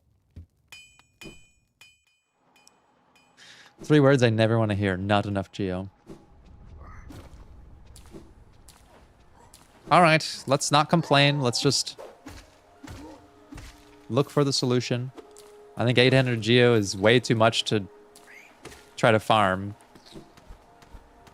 I think we'll just go back and collect it.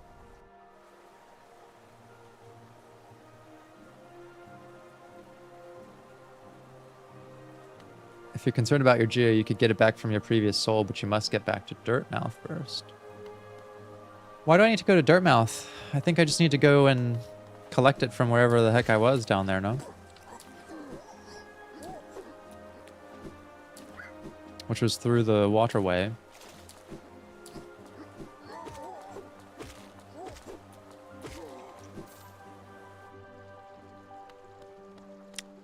I'm gonna go out of the limb and suggest that the solution is more murder. Of course it is! Of course!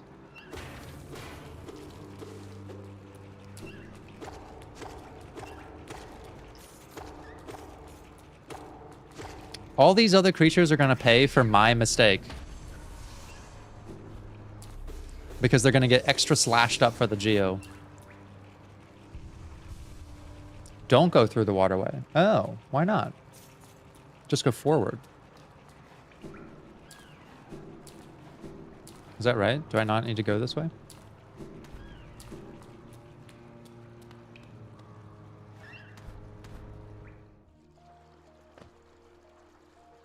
Like, oh, that way. Okay.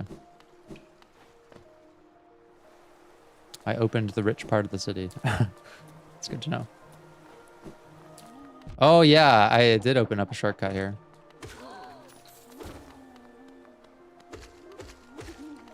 That's why I say, don't follow my example.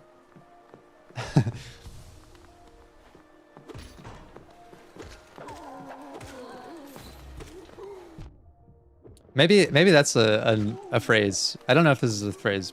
Follow my lead, not my example. My recommendations are sound, but don't try to learn from watching me. I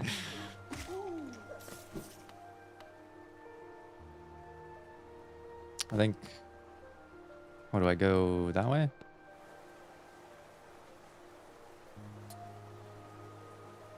Oh, I can feed the rancid egg to someone in Dirtmouth. Egg.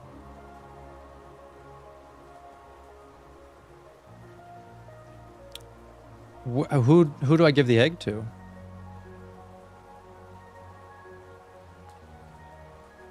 Yeah, do as I say, not as I do.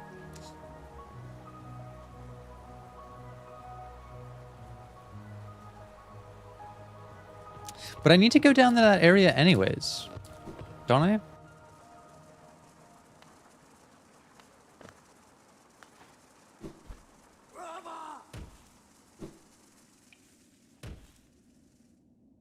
Yeah, I need to go this way anyways.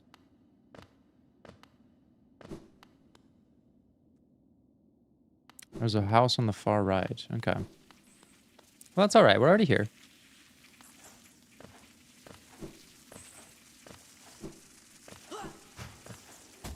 I'll just be more responsible.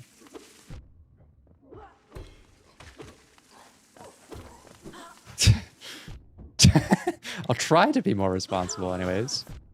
Oh my god, okay. I do need to stop fucking around.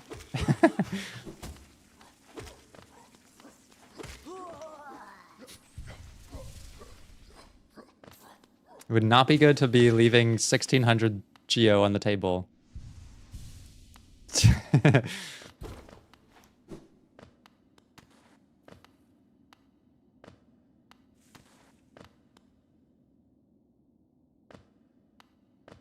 Okay, I'm pretty sure it was like right around here.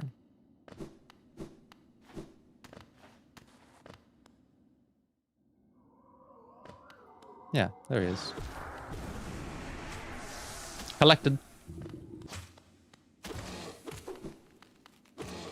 And I have to repair my stupid fucking charm as well.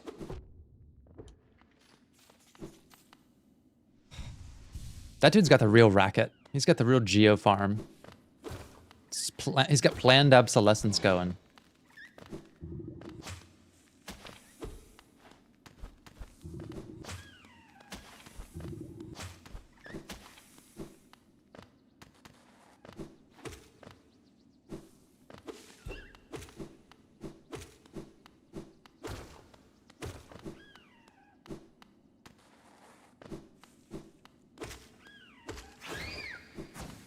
Okay, this is where I was just being fucking stupid and reckless last time.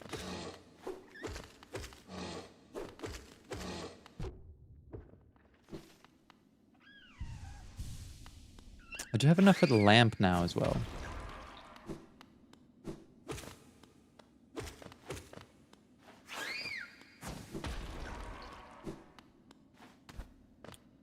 Oh, right.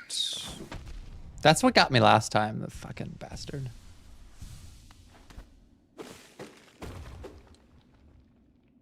If you decide to use the NPC for later, just go straight to the right of the dirt mouth and use the simple key.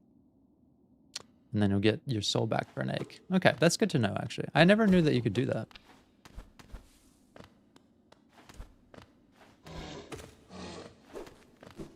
Okay, that was just a shortcut. Right?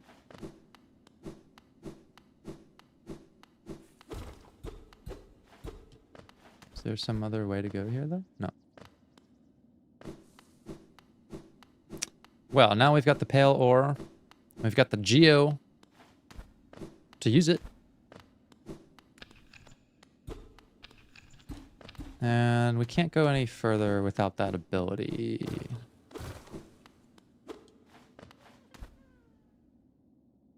What am I playing on? PC. Yeah, we need to go to the smith. Which, how do I actually get out of here now?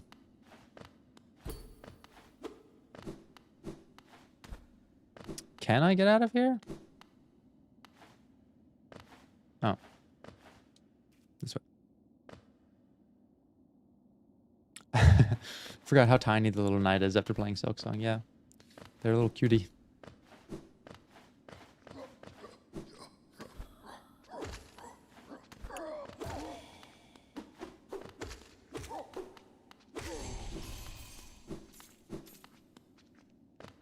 I think I just unlocked the entry for that. Animated remains of a Hollownest sentry. More skilled at combat than most bugs of Hollownest. They're nimble, but lightly armored. Keep the pressure on them. Okay. An angry creature with no regard for its own life. A creature without fear. Can it truly be called prey? No. I don't even like slashing those ones up. They make very cute noises. They look a little bit like flying cats. Oh, look at that. Look at all the geo. The spikes here are so disturbing.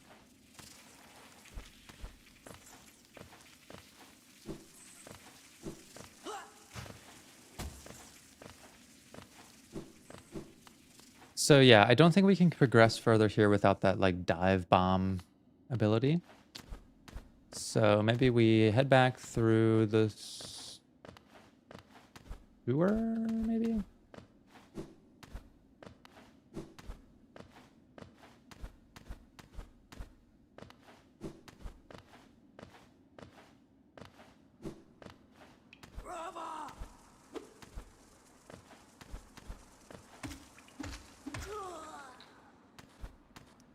Don't want to miss out on that sweet geo.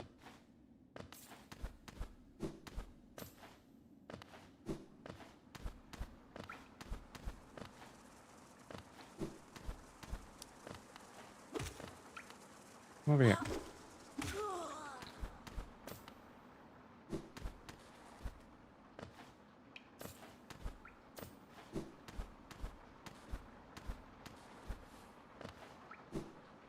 There we go. Favorite boss so far? I think the Mantis Lords. The Mantis Lords were pretty cool.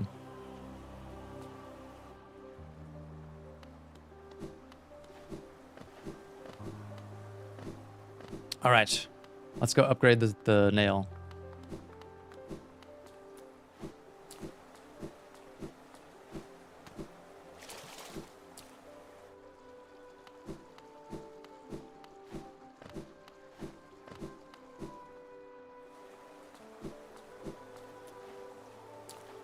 I'm gonna be parting way with a hefty amount of geo here.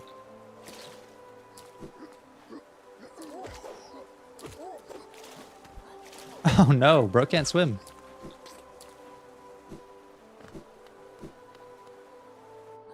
There's more to get in the city, that's good.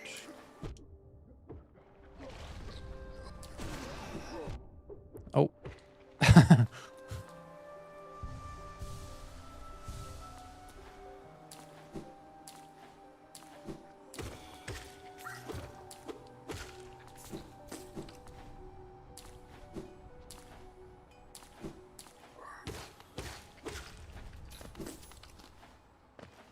Okay. Time to upgrade the slashy slash. I see you have some pale ore. Give me the ore and some geo. I'll happily give you 800 geo.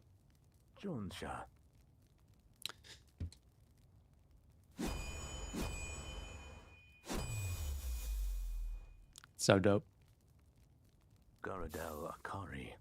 There we go. The reforging is complete. I've added a channel to your nail. Should cut much more efficiently. You'll find it stronger than it used to be. Head out there and test its blade against your foes. 2 pieces of pale ore. Okay.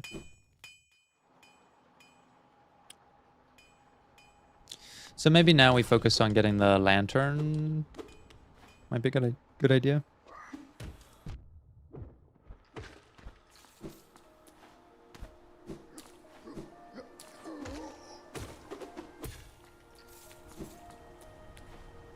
Now that it's a little easier to kill things.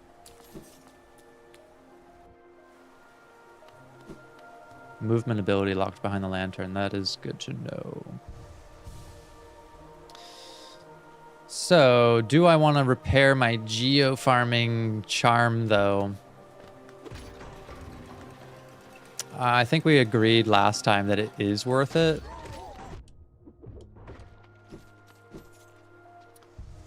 Something like 20% more geo or something like that. So we can go back up and get that. Yeah, we did unlock... Well, I don't know if I unlocked the Crystal Cave. I went to like the little part of it where we met... one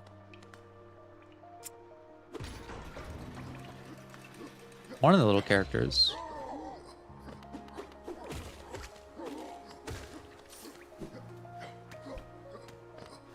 My brain wants to say Mael, but that's because I'm playing Expedition 33.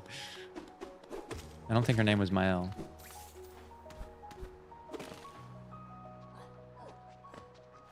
I miss the Geo Fireflies too. It was nice to have little friends.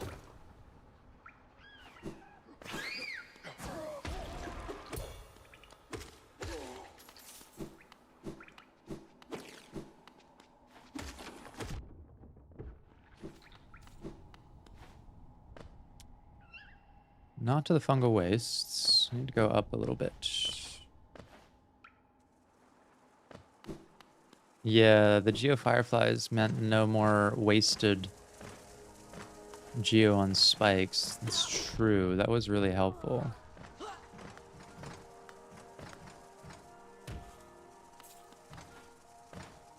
I don't like my murderous efforts to go to waste. Speaking of, let's get away from those spikes, friend.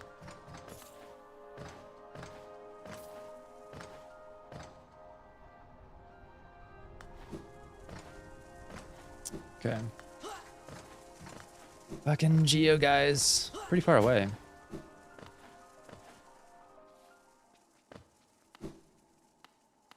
Yeah, next Expedition 33 video is coming soon. Soonish.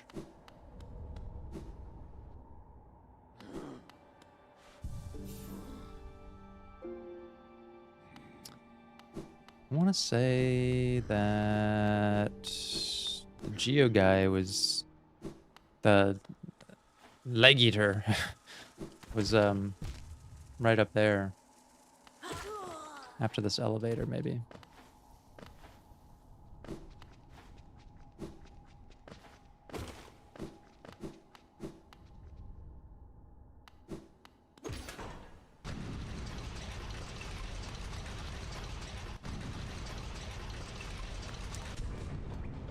Yeah, before gathering Geo, what do I need it for? Well, I need it for the lantern. I guess I don't know where the fucking leg eater was.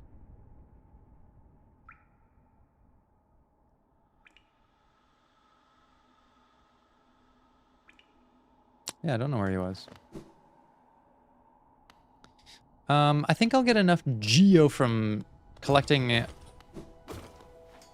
those baby grubs, though. So maybe I'll just head back up to the top.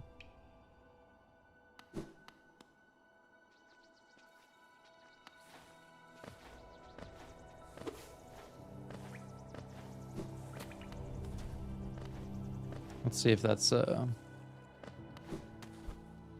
viable. Beginning of the fungal place. I see.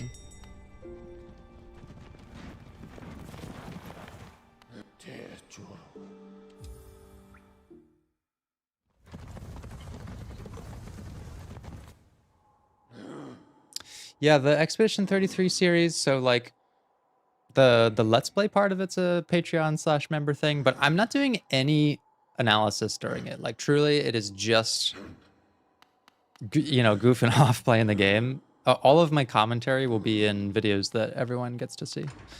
And good parts of the Let's Play will also be worked into those videos, so it's only an extra thing if you want to support. But you'll see plenty of Expedition 33 stuff. Okay, let me go down to the Grub Grandpa.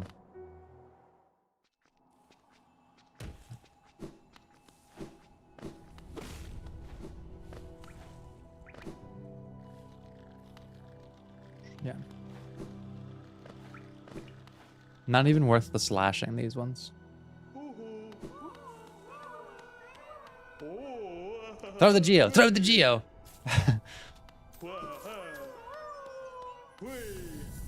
Yes!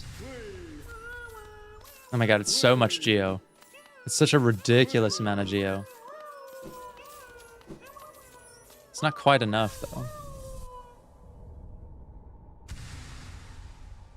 I'll take it, though. I mean, I'll take the Geo, all the Geo I can get.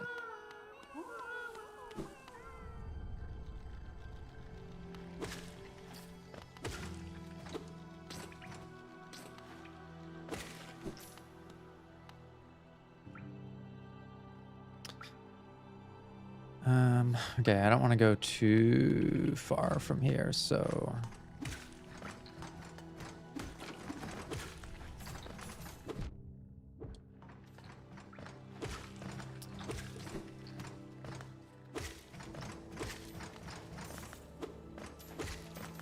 I should probably take that charm that's broken off. It's not doing me any good right now anyways.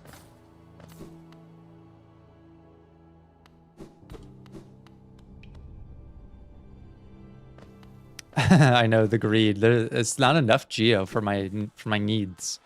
I need the lantern.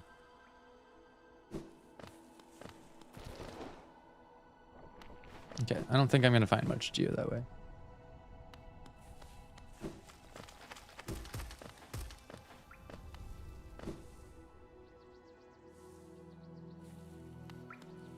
Yeah, lantern's a big Geo investment.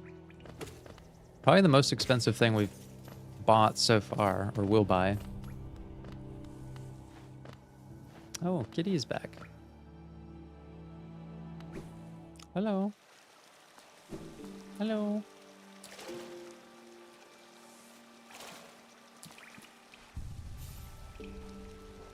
No, stop snuggling my microphone, please. Oh, maybe it takes it away when it's broken. That's somewhat helpful, I guess.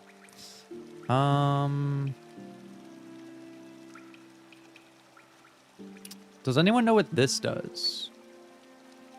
Emitting a heroic odor. Oh, I did find some journals. Can I sell them? Who would buy them?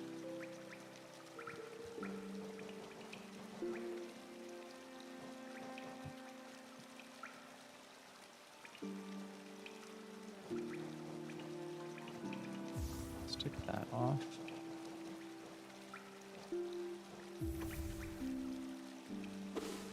Oh my god, super long slash. Hydration break, a snack break. Yeah, I probably do need a caffeine break. Let's do that actually.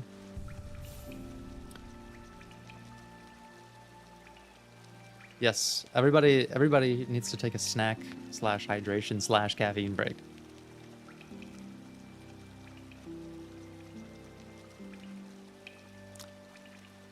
I always hear people can be positive about themselves, but can you be neutral about yourself? Yeah, there's lots of stuff I'm pretty neutral about myself. That's not super positive.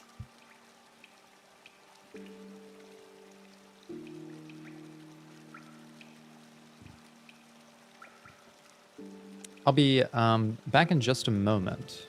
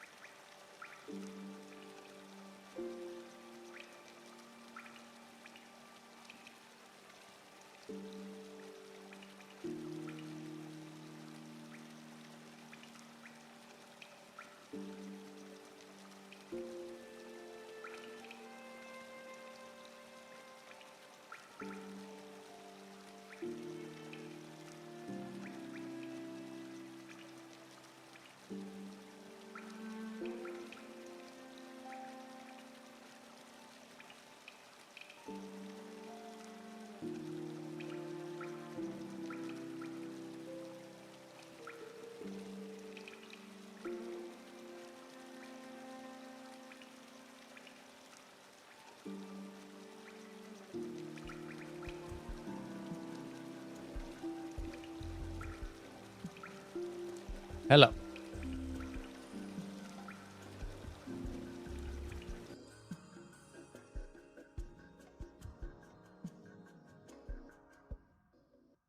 Make sure you do a nice, good stretch if you need to do one.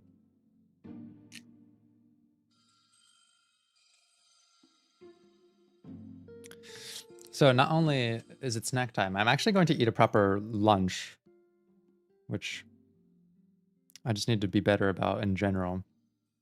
Lunch is my least favorite meal. I don't like it very much.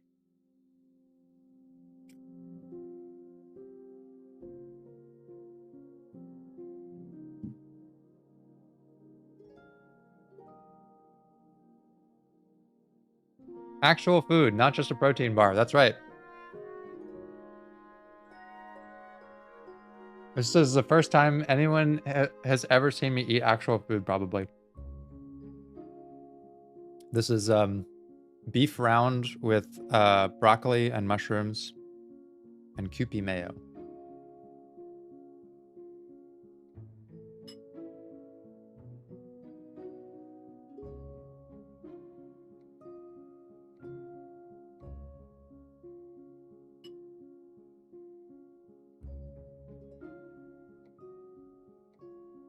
Real food reveal.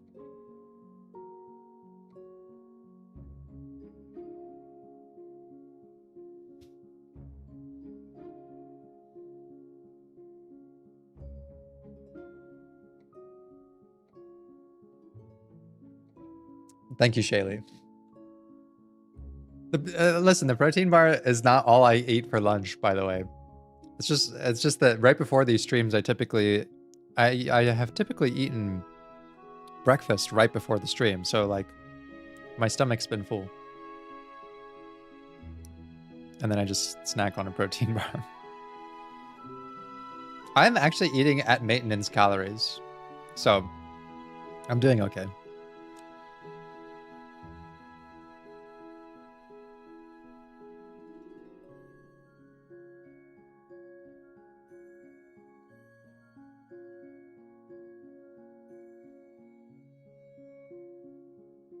No, I don't survive off protein bars alone.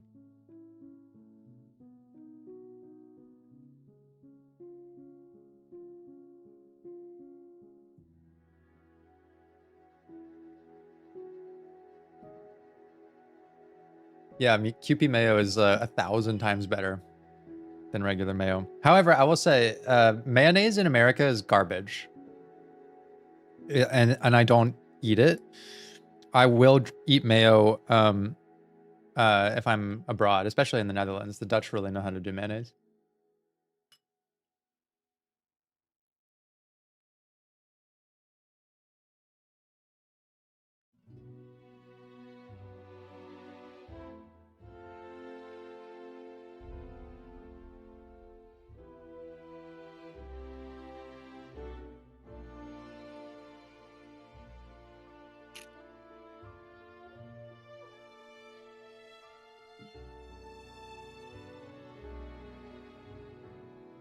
Favorite Final Fantasy? I'm not like a good Final Fantasy fan.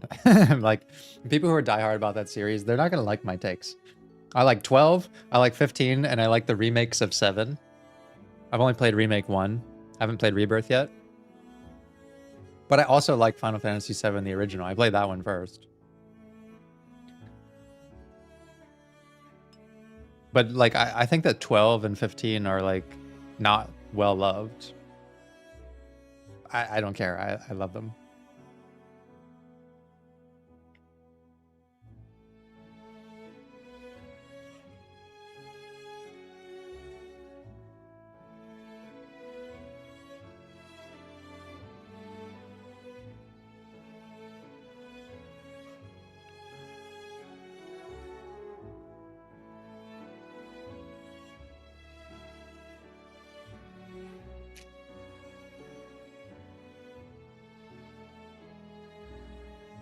What about Devil May Cry? I've only played Devil May Cry 1. And it was enjoyable. It's complete schlock, which I enjoy. Have I played 8? Not yet. I would like to play 8.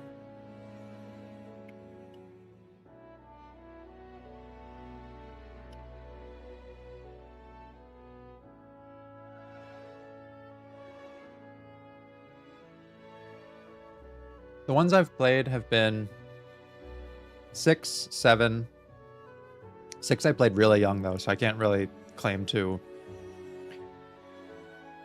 I would have to replay it to update my opinion because I played it like really young. I don't even remember much of the story. I played 6, 7, 12, 13, 14, 15, 16. I've played the first one, like Final Fantasy 1. I think I played the Game Boy version. So 1, 6, 7, 12, 13, 14, 15, 16. And some spin-offs.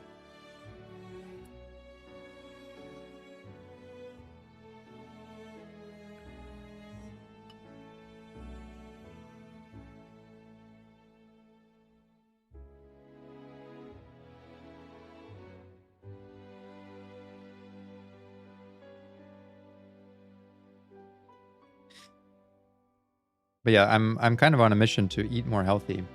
Speaking of values, I don't value food at all, but I value health. And so I have to sort out that value conflict somehow. And so I try to eat like well to preserve my health, but not so much because I really care so much about eating good food.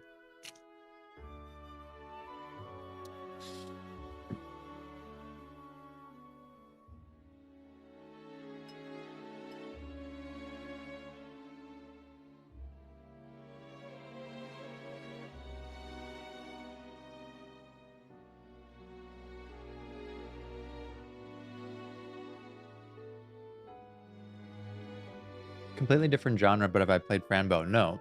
Probably we'll get to it at some point. Also not played Until Dawn.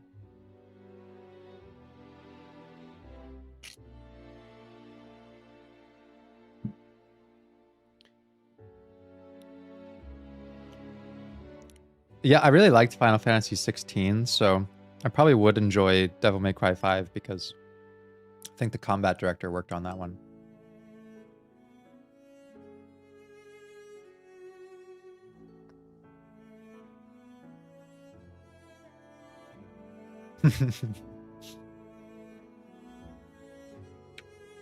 Dathalion. I enjoy the donut. I hate donuts. I cannot stand them. I don't find them good. I don't find them appealing. I'm just not a fan, really. I don't really have a sweet tooth in general.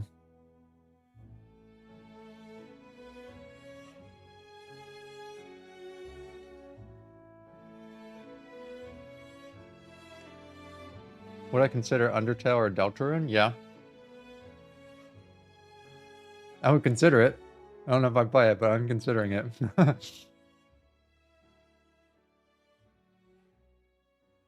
Do I eat any dessert? I would say that I like ice cream. Ice cream is like the kind of dessert that I enjoy. But I don't really seek it out. I would never eat it like just at home. Maybe if I'm like out after a restaurant or something.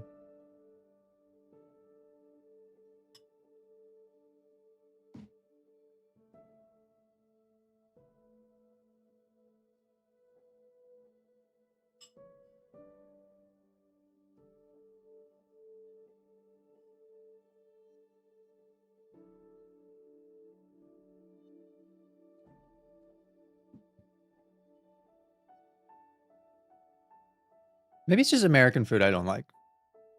And American sweets. Because the Dutch make great sweets. And so do the French. Macarons are great. Top 3 favorite foods in general. Is coffee a food? Can I say coffee?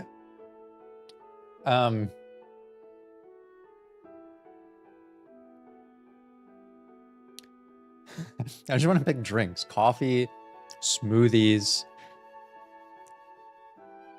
and soup.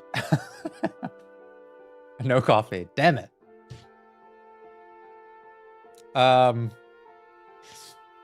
Okay, my favorite meal is actually like steamed crabs. I'm from Maryland, so we eat a lot of steamed crabs out there. Really enjoy that.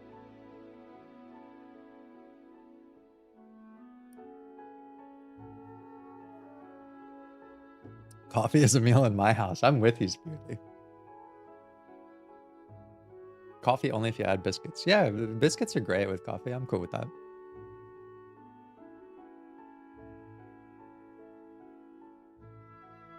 What's the book on my coffee table?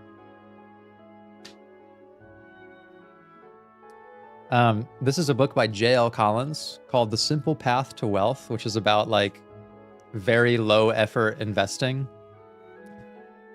Because it's time to start thinking about retirement. With the direction the world's going in, I want to be prepared for an inevitable future where work is very hard to come by. So this book is about like how to prepare yourself for retirement. It's not about investing like to make, you know, money off of stocks. It's about like, I don't know if anyone's familiar with Boggleheads. That's what it's about. Jack Bogle investment strategy of like low cost, broad index fund, buy the market, sit on it, don't do anything extreme.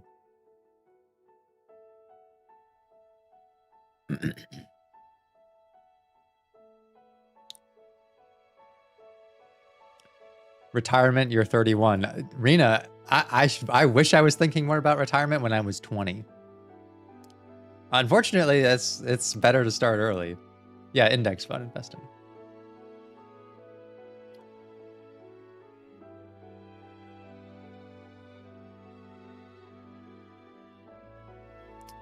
Oh, the Bianca, greetings from Germany, 10 p.m. here. Just finished your Disco Elysium series in just about 2 weeks. Wow, that's a lot of Brady content time. Thank you so much. I learned so much about therapy related content from your videos. Thank you. That's quite the binge. Has anyone else binged that series? This is insane to me. I filmed that over a year and a half.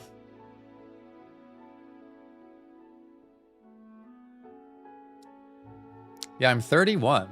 Time to start thinking about retirement. I do not want to be like still working the way I'm working when I'm 50.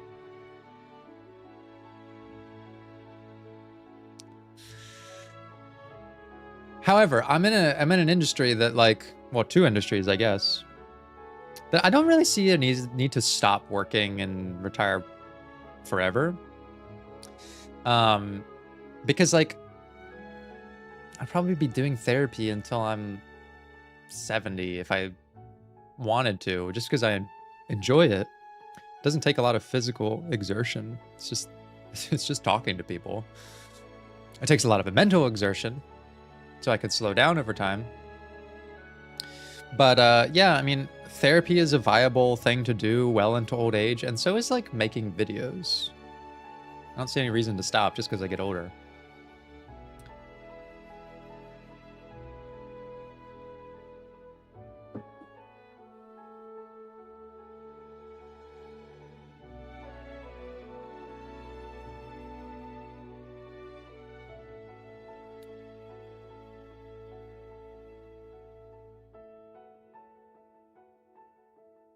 I'm currently binging Amori and binged mouthwashing and binged Slay the Princess.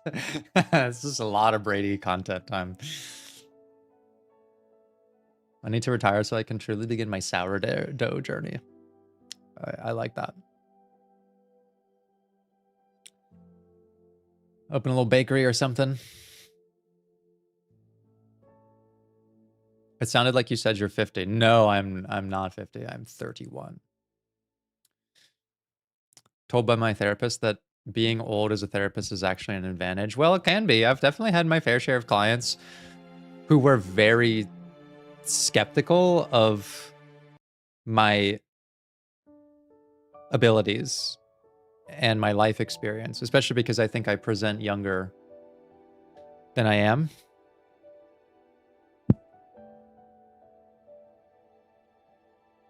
So that's always kind of an interesting conversation. It doesn't usually last for very long. Like, again, my responsibility is to teach, not for you to learn, right? That's kind of my attitude.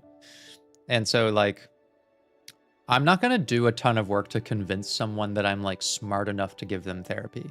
If you're coming into it without that openness, that's already a barrier to the work that we can do. And it's okay. You know, like, if you're invested in the process of change, but you're more skeptical about like whether you can benefit from that process, then that's a barrier, you know?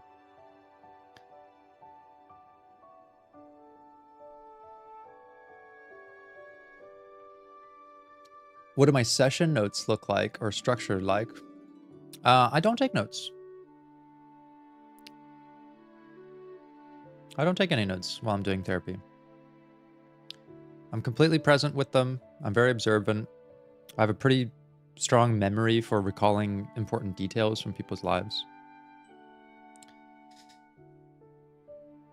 Can I break down the barrier? Yeah, no, I think that even making that stance is typically what helps people realize that, like, I don't feel the need to convince you that I'm capable of this. I'm confident in my abilities. If you want to utilize my services, you're welcome to. And if you don't, that's fine. You know, you're welcome to find a therapist who you can benefit from. Like, I think that makes people feel a sense of confidence coming from me, because like I don't feel, we're already starting off on a bad foot if I feel the need to like impress somebody. We're already in a conflict scenario. Now, if they can overcome that barrier, then that becomes a valuable thing to process, which is like maybe some kind of transference. Like, what was it about me that you had some skepticism about? But I think I'm well-spoken enough. I can speak at extreme length about like all kinds of psychological subjects, and I can demonstrate confidence in them soon enough that people who are highly skeptical, either they, you know, don't come back for therapy, and that's fine. It's okay with me. Or they change their mind. I think I make a pretty good second impression. I don't always make a great first impression.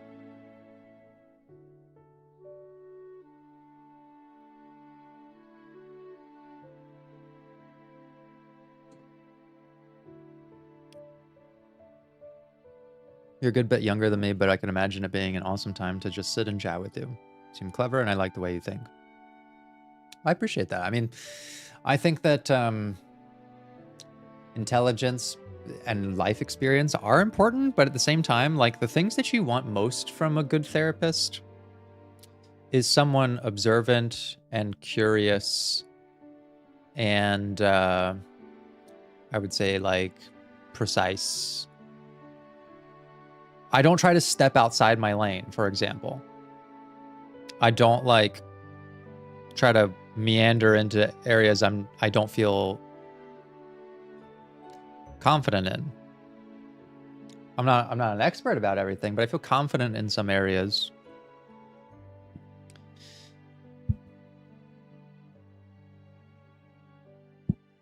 For example, like, you know, Mason, you're bringing up autism. Like, I'm not qualified or specialized in that. However, I've had some clients who are on the spectrum, and I would always lean towards like, if the issues are particularly related to that diagnosis, I would probably refer out, because I just don't have that specialty, and I'm not gonna like, I would never like ask someone to favor my services over someone who is better equipped to do that, because the challenges are just different. My specialty is like existential work, helping people find meaning in things. I'm really good with clients who are, I find the clients I've been the most successful with are people who are like young and depressed or old and depressed. Young people who are struggling to find a direction in life, And people who are kind of stagnant in older age, I found some success with. And there's a decent spread from those two things, but I guess I have an intuition for working with those. Depression's a common factor. Yeah, well, also anxiety. Like, pretty good at working with anxiety. What counts as young? I don't know. Let's say 18 through 30.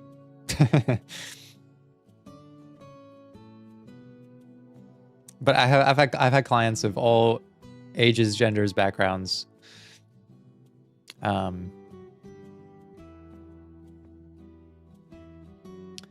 guess part of my approach is that I focus on universal issues, right? Like, whatever background you come from, whatever situation you're in, finding meaning is always a worthwhile thing. And so I tend to rely on that being my main pursuit.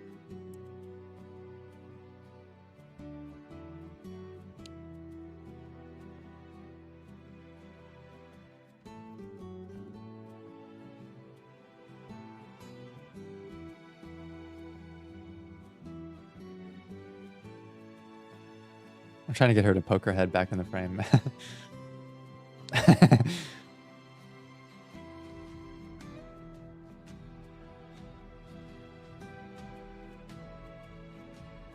Wish I could do at least one session of different therapy methods. Well, you have to think about people's therapy styles. Everyone has a different theory of counseling, like what they think the point of the therapy is.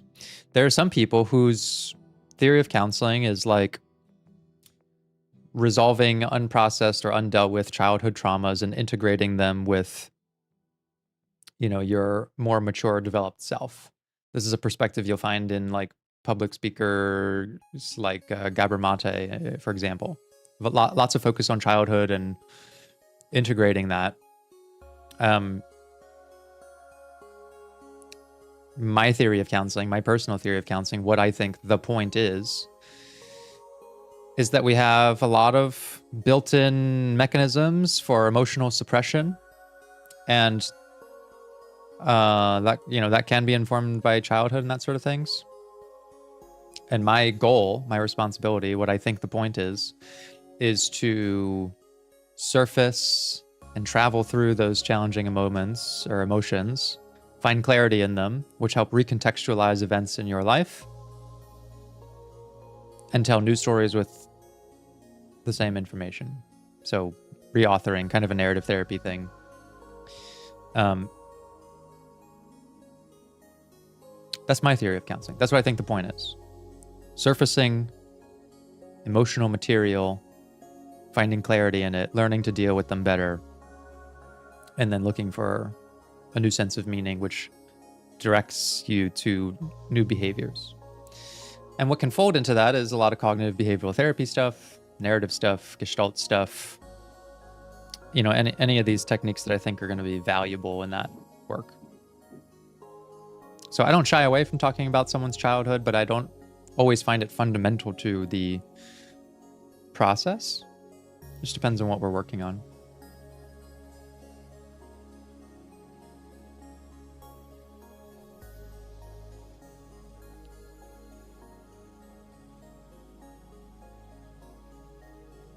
Are you aware of how soothing your videos are? Oh, that's such a nice thing to say. You're such a healthy example of how a person should navigate through life. Oh, that's like so humbling. And I also don't know if I agree. You've taught me to take a step back and look at life in such a calm manner. Well, thank you. That's genuinely one of the nicest things you can say.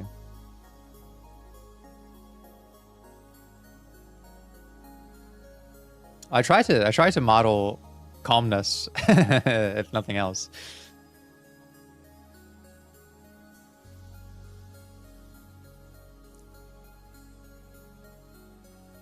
Yeah, narrative therapy is great. I would previously say that I specialized in it, as in like it was my main approach, but I don't necessarily think it's a big informant of my theory of counseling, but it's not like, I don't find myself using it constantly.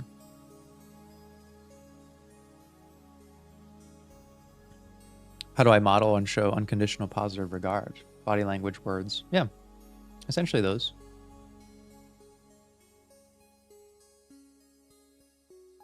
I also like to tell my clients that I'm proud of them because it's free to do so.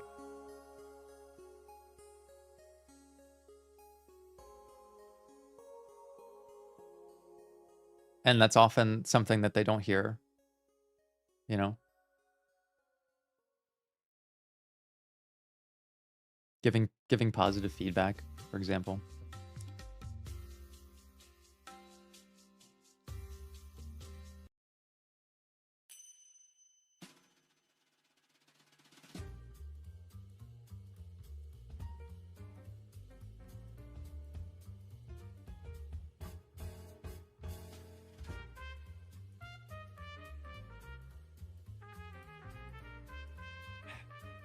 I don't know what she's doing back there. She's getting into something. She's my antisocial cat.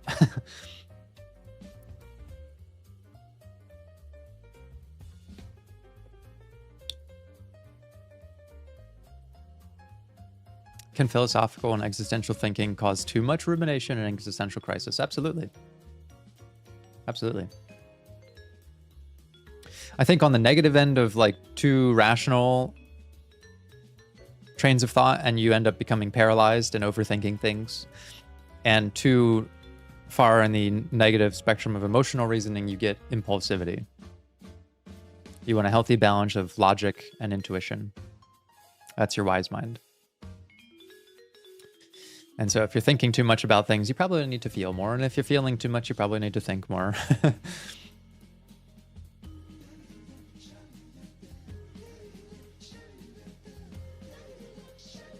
Kitty wants to get literate on something back there. I should have a cat cam.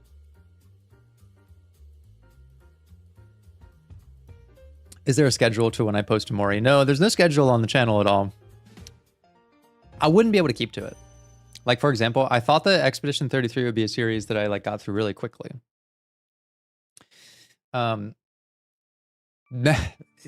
You know, I don't have the ability to stick too much to a schedule because, yeah, sometimes I just don't always have the energy for it. And I think I'd end up disappointing more than not. But like I said, I filmed the discussion portion of my Expedition 33 review part 2, which will be coming out soon, maybe this week if I get through the editing.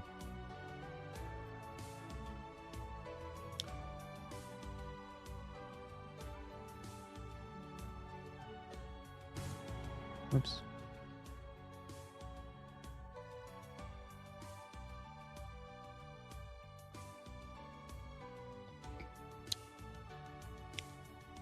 What do I do if a client has dissociated or disconnected? Ground them. Yes, Shiro is right. I would do some grounding.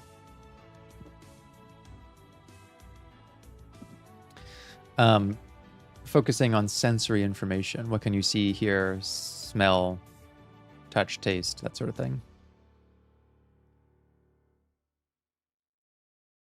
I want to get a PsyD. Is it necessary to become a psychologist or just helpful? Well, yeah, it depends on where you are. If you live in America, being a psychologist is like a protected title. So you have to have either a PsyD or a PhD. And being a psychologist allows you to do psychological testing. To me, that's really the only difference. But in, like, for example, the Netherlands, I would have been called a psychologist because it's not a protected title there, even though I don't have a PhD. So different countries will treat it differently, but I don't think you need a PhD to be like a better clinician.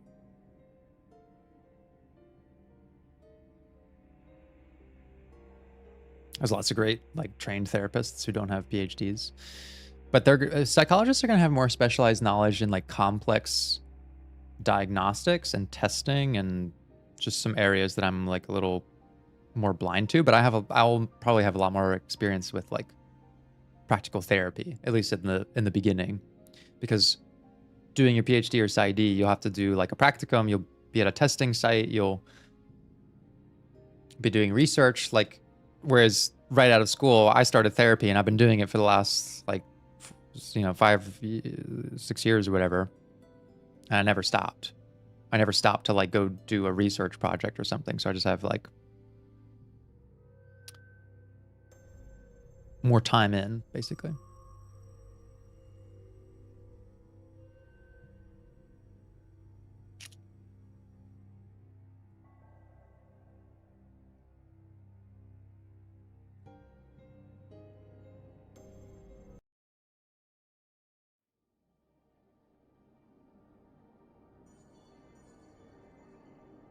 Just want to say that I really love your content. You're my favorite channel, and I really love your analysis on both the story and characters. I hope you have a wonderful day. Thank you. Thank you, Anila. Do I have a master's? Yes. I have a bachelor's in psychology and a master's in clinical mental health counseling, and I'm licensed. I have an associate's license, soon to have a professional license. And that's just because of my my first couple years working were in the Netherlands, and then when I came back to America, I had to, like, start from scratch in the American system. So I could have had my professional license if I, was here sooner. So it's I'm just a little behind on it because of that. Will we ever get a bookshelf tour? Possibly. Possibly. In October, I'll been licensed for 3 years. No, 2 years. So when you get an associate's license, they then require you to have it for 2 years. So I got my associate license in 23. When really, like, I graduated 21. If I was in America, I would have had my associates in 21 and my professional in 24. But I only came back to America after that. So yeah, I'm a little behind just because of that. Not that it, like, really makes that much of a difference. It's just it's just a license tag. Yeah, in France, I'd be a psychologist as well. It's not a protected title in the same way. So it just depends on where you are in the world, basically.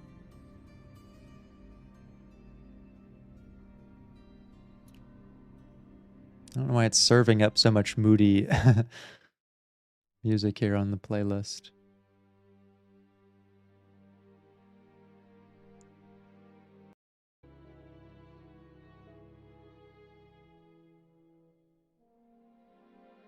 Thank you, Firestar, for becoming a channel member. Have I ever been recognized in my work while being outside? No. It's never happened.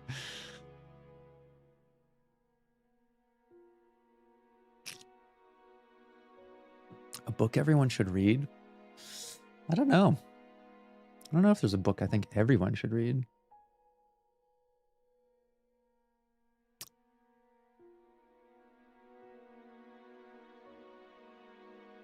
Maybe Man's Search for Meaning. I bring that one up all the time, though. I think that's a pretty important one. Have I ever had to report something since you're a mandated reporter? Yes. Sometimes you're calling Child Protective Services or something, and yeah, it's not a fun part of the job, really.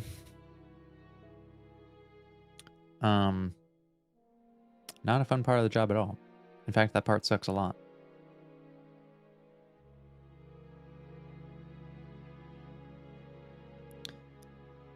Do I make enough to live comfortably? Sorry, just curious because I've been stressed about this major recently. Yeah, I would say so. I mean, like, I talked about this on the last stream, but I'm very content. I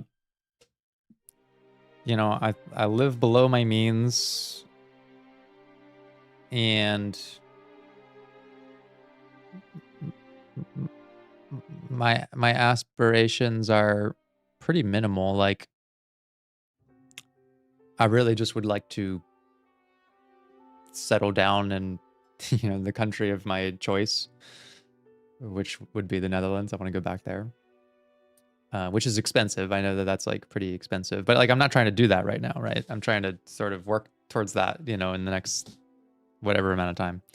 But yeah, it would be unreasonable for me to complain. Like, I'm not gonna like pretend that I'm in some sort of struggle just because I'm not able to afford, like, I don't know, a lavish lifestyle. I don't really want one. I don't really care for it.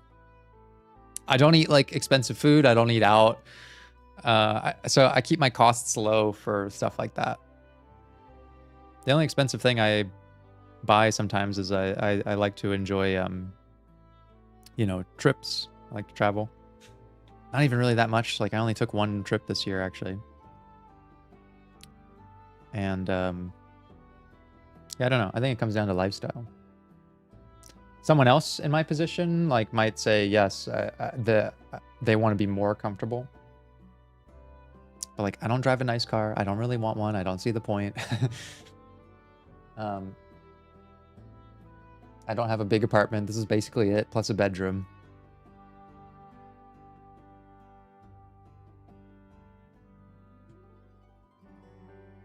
Do I also work with children? No.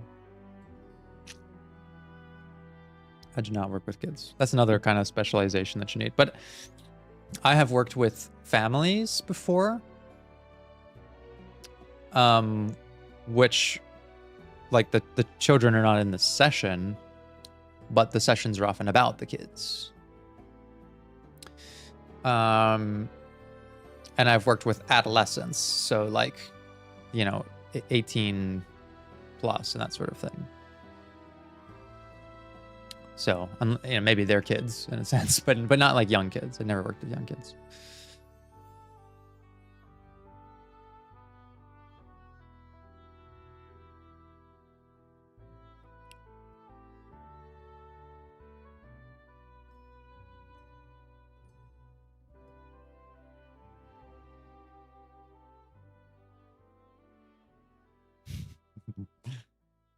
What is she doing?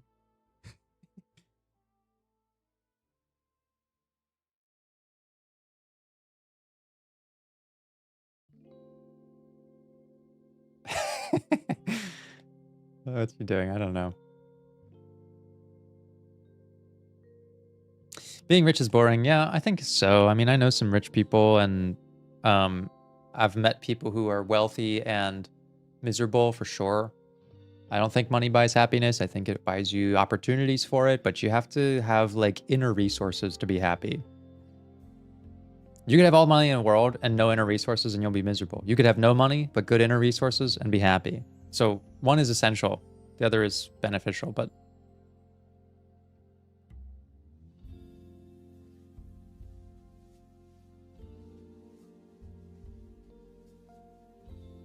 Can we see Ninesha? Yeah, she's right here. She just doesn't... She doesn't come on camera very often. Let me get her. I have to be careful.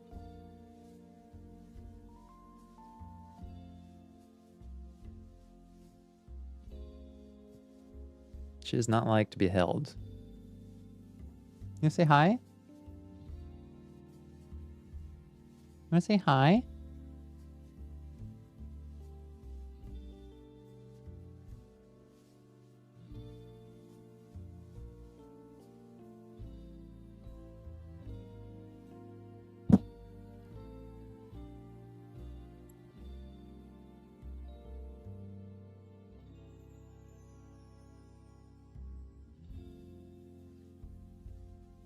She sort of, like, folds instantly.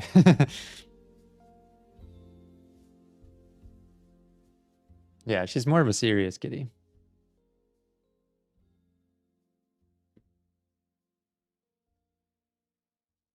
All right. Cute time over. Time to go back to killing.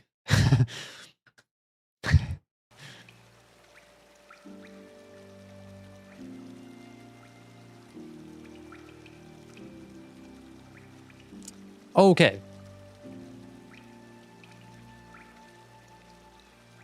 Bug time, murder time, that's right. So I had to go... Oh, that's right, I took the compass off to get the extra slashy ability. So we'll just play it by intuition here. And we'll go down to the fungal wastes. I want to repair my geo thing.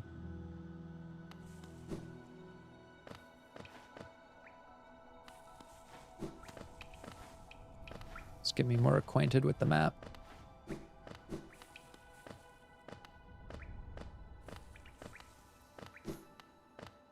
So one of the benefits of, like, you know, doing the channel and the support that I've had is, like, for example, I've been able to pay off my student loans much faster.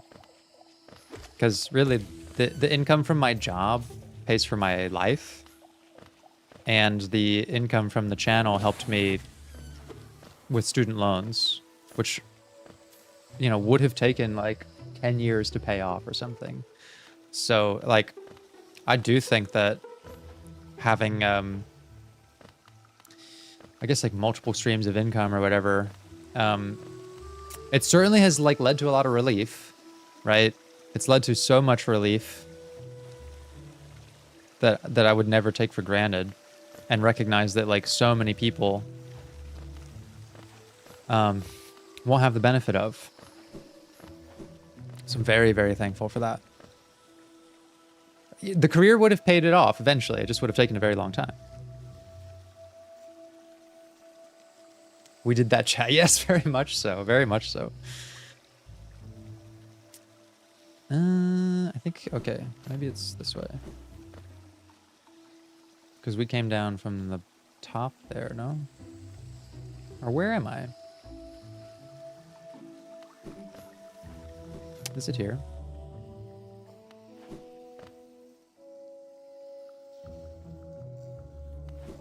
No. Yeah, student loans are pretty ridiculous.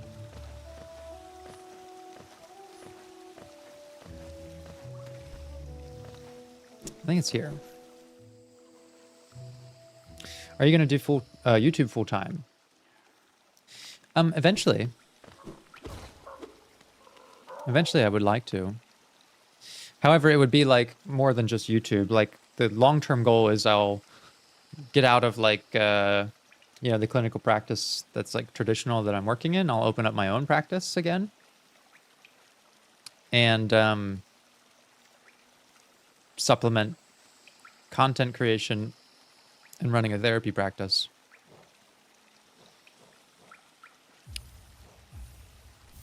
And that'll be my approach. And then eventually, like, you know, I would like to do more than just YouTube. I would like to go back to writing. I would write more fiction. I would probably get back into, yeah, publishing a book. I want to write psychology books. I think I have enough material just on, like, this channel so far to synthesize into,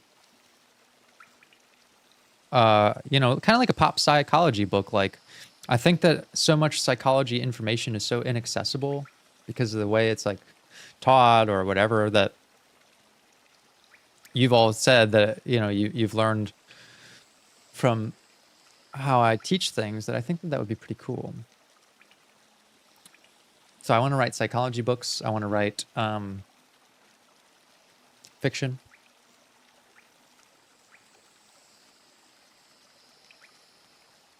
Is clinical work your passion? For now. But I'm probably more passionate about, like, just doing therapy than I am, like, clinical. I'm not passionate about the psychology industry, and not at all. I'm very passionate about doing therapy, but not about, like, the fact that it's attached to an insurance industry that's quite miserable and dystopian.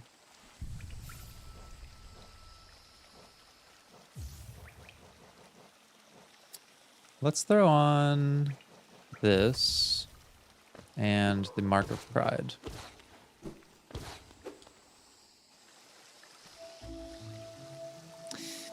Yeah, it's only V exactly. I would do, like, a part info, part memoir. That's not academic focused. I mean, I've made like 200 some videos on my channel so far. I think that there's quite enough material to synthesize into something unique, you know, to give a unique authorial voice to.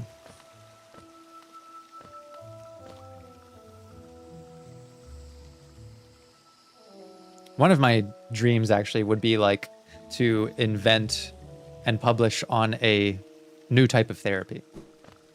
I think that that would be very cool. So I just need some more geo to get the lamp. So let's go this way. We'll head towards the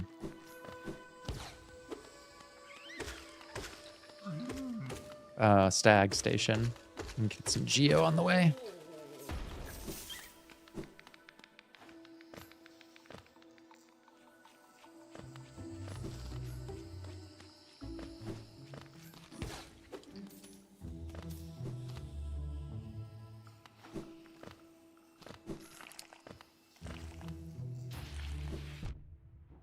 Oh shit. Oh fuck. Can I... Oh, can I get that? Do I have the skills?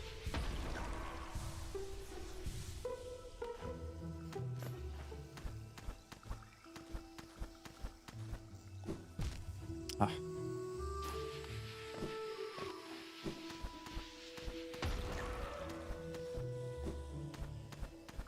Yes! Wanderer's Journal. So maybe I could just sell those. I'm not sure who would buy them. Don't die, I know. I gotta chill!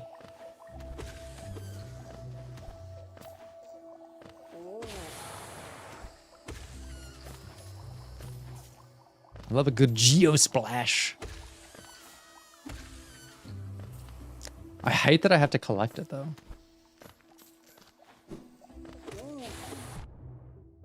It feels so plebeian to have to collect my own geo. Oh, a guy in the City of Tears buys them. Okay.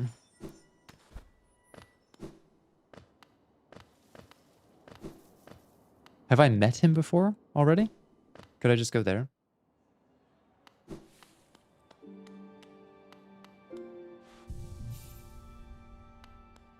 Yeah, I do have the charm for collection. I'm just keeping it off so I can slash from a greater distance.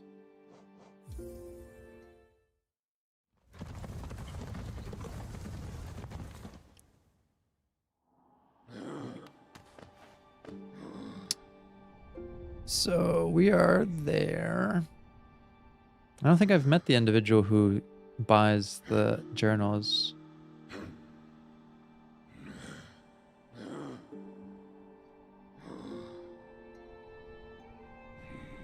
Aren't I the one that keeps saying you already have all the tools? Yes, I do say that. Why did I say that? That was like a big thing to me at some point. But I feel like that hasn't been part of my philosophy. Can you remind me, Shiro, your deep knowledge of Brady lore is very impressive. Why did I say, what was I talking about? You have, I remember saying you have all the tools you need to solve this problem. I just don't remember what the context was.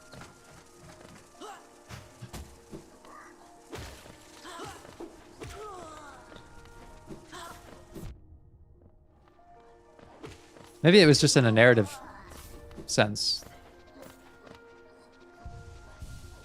It was mostly a bit. I just remember saying, you have the tools. But I do believe that. In narrative therapy, the idea is that your experiences are like resources from which you can draw meaning, change behaviors, change perspective. And so you do already have the tools somewhere.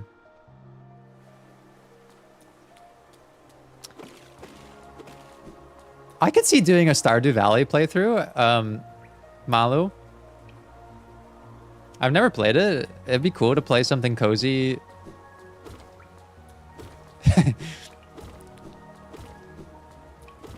You may see me crash out over some nonsensical things once in a while, though.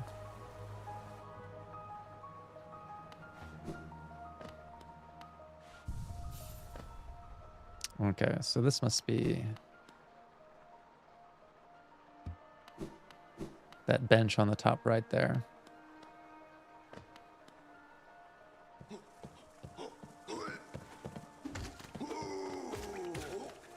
Wow, 3 slashes and he's done.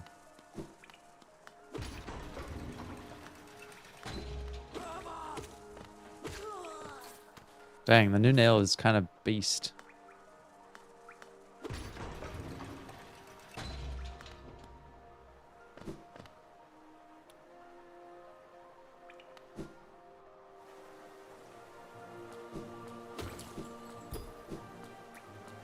Doesn't look like I can go that way.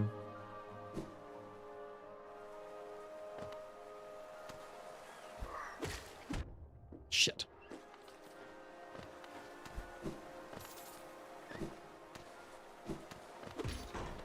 Oh. There's a new shortcut there. Have I not been here yet?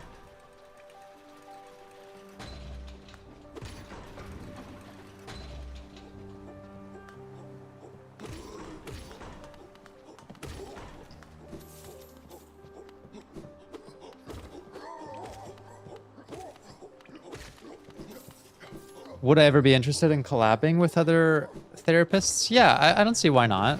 I kind of see stuff like that as more of like a later career kind of thing, though. You know, while I'm still working in my own or full time, I just don't have the time to like really flourish the YouTube portfolio. You know, with like collaborations and, you know, doing shorts and kind of all this stuff that like a full-time YouTuber that has the attention and bandwidth to do all that stuff. I'm kind of like, I'll just save that for when I actually do have that as a resource, because I really don't have the time to do it right now. Oh, this must be the guy. Aye, come searching for rare items, have you? Well, hands off! Everybody in here is so stingy. Listen to me saying that shit while I'm like, give me your geo, give me your clams. I think this place turns you into a greedy, selfish geomongers. So the really healthy ones are like Quirrrel and one of the soldier guys. There's going to be a lot about money in Stardew Valley gameplay. Yeah, I mean, we can play that.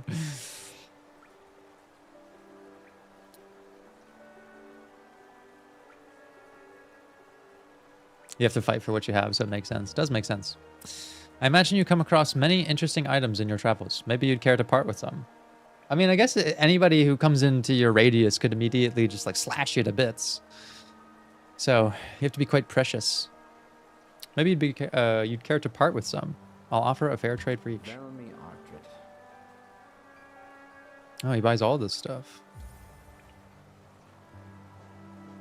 Sure.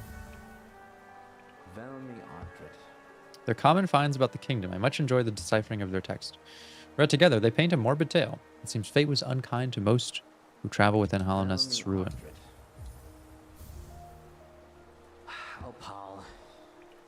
I might not offer a law for each, but they're plentiful. Am I saving up for anything? Yeah, the lantern. It's long, hard work translating the many languages of the bugs.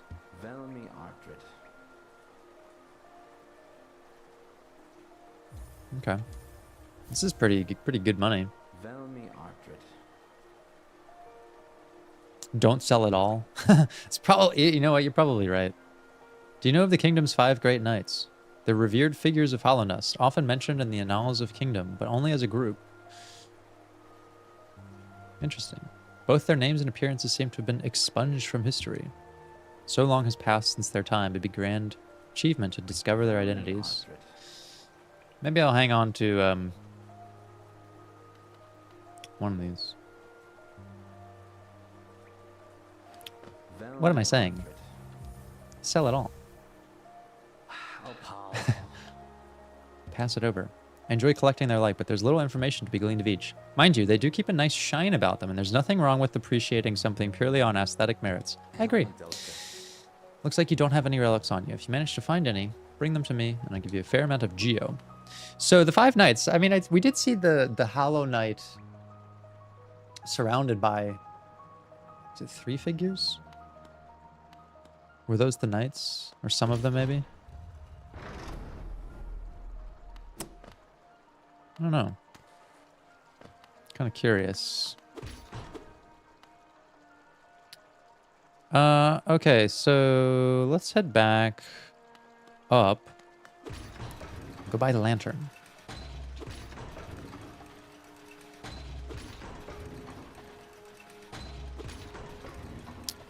Why is this not taking me up again? I want to go... Can I... Does it not go up anymore? Oh, I guess it doesn't.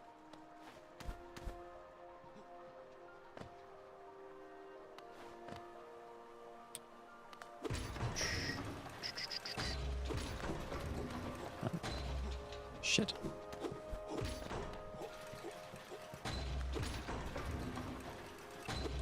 No, go up.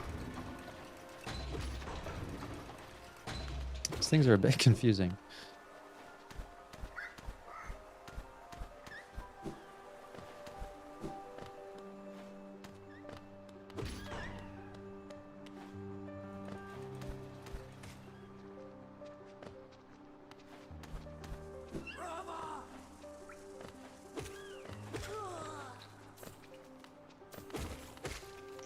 Get too close and I'll slash you up.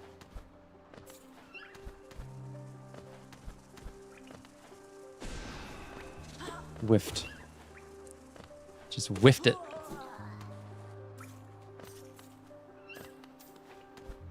I like when the geo's shiny. Like a good shiny geo.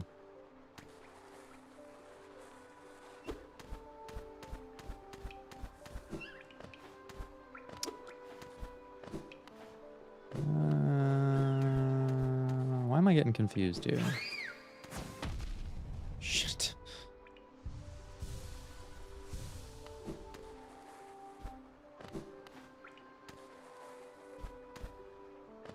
Where am I?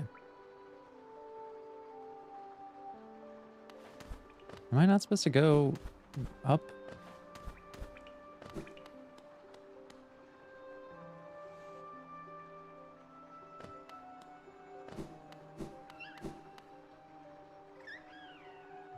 Maybe I need to go... I'm struggling without that compass.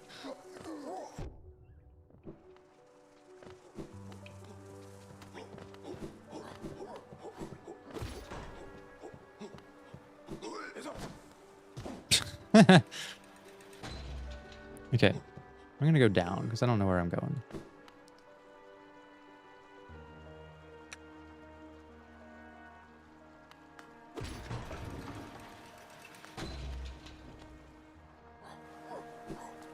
I at least know kind of relatively where I am on this side of things.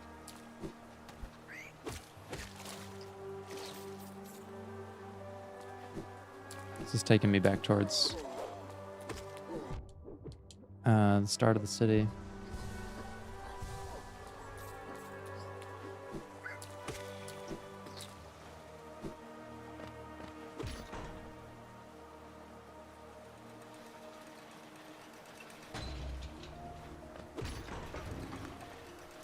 So now I'm going up next to the nail guy. Now I know where I'm at.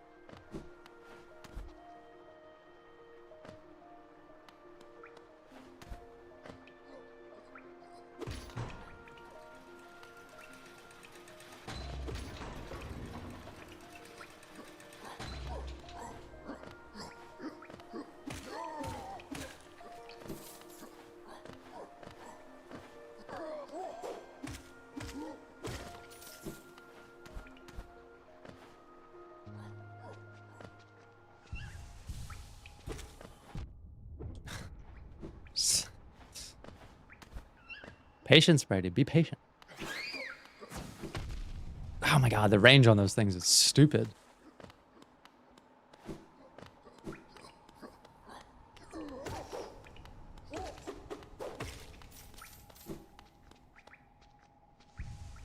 All I need is for one of them to blast into me and take 2 hits of health.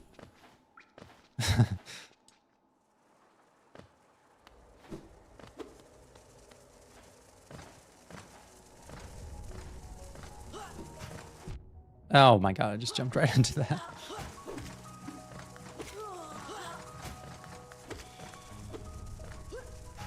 Carrying around a lot of Geo to be fucking around this much.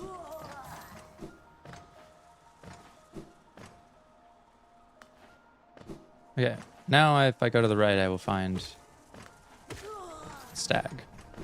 Oh shit, I forgot that guy's there. Or I guess not.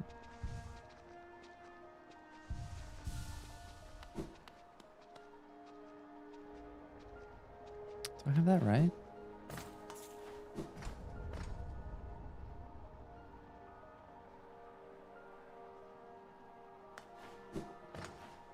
Ah.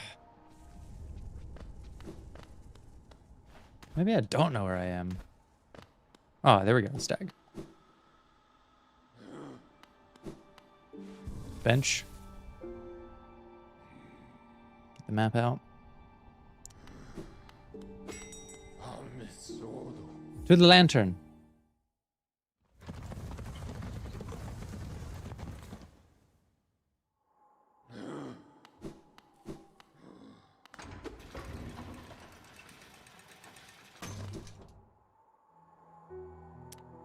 $3,000 big ones.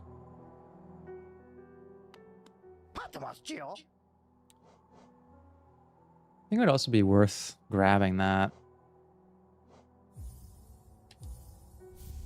Yes! Let's grab it. Why not?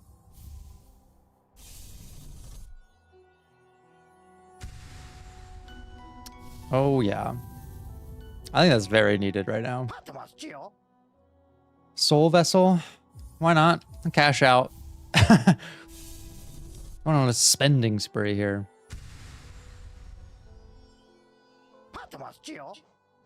Can't buy that.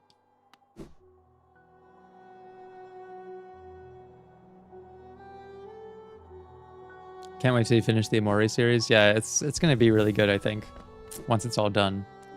Probably not gonna get to like 70 episodes like a Disco Elysium.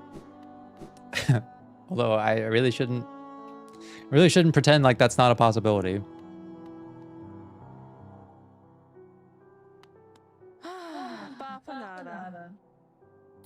Cleaned him out. What's he gonna spend all that Geo on? I don't know. It's a good question. So we have the lantern, which I think now we should go and check out the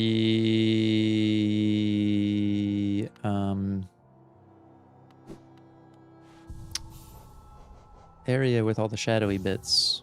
I'm gonna pop the compass back on because I am struggling. And I'll just put this on. Put the long nail on.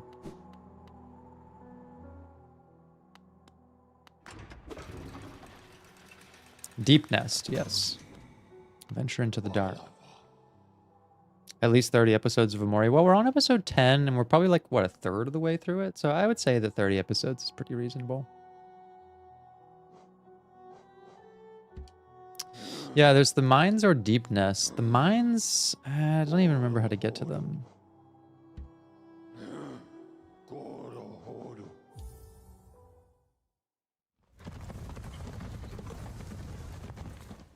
I think Deepnest is probably better. Thank you so much for Disco Elysium and Slay the Princess. Thank you, Shane. I appreciate that. Yes, Deepnest. So we gotta go below the Mantis Village there. Let's do that. Mines are to the right of the Forgotten Crossroads. Okay. We shall do Deepnest first.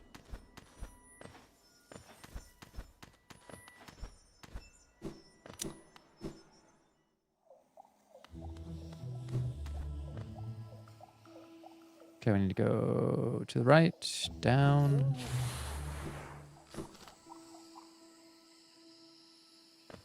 What time do I usually go to sleep? If I'm being responsible, probably like 10:30. And then I'm probably up at like 6.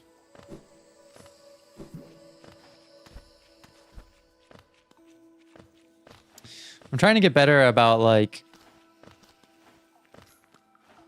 also doing that during the weekends, because this is kind of a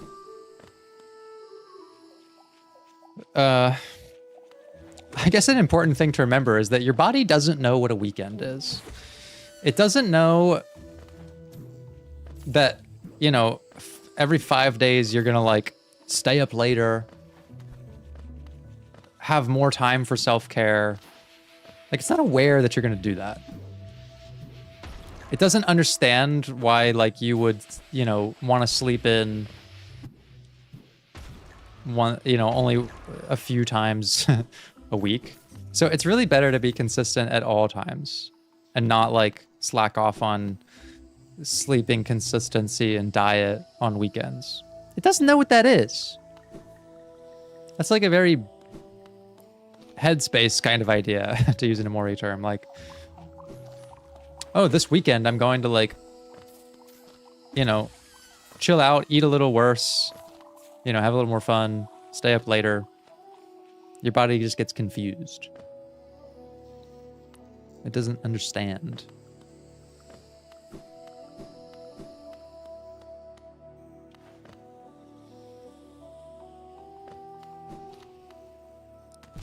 Shoot.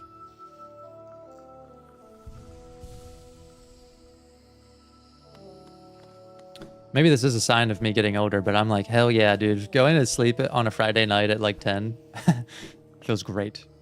Wake up in the morning on Saturday and I have a whole day to be up from 6 a.m. and like do shit. It's wonderful. But I'm really more of a morning person, so that's not going to be the case for everyone.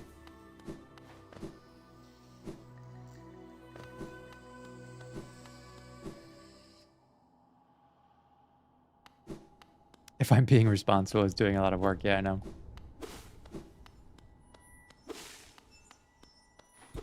Okay, so we have the lantern. We can now traverse the dark places. Find what's hidden inside.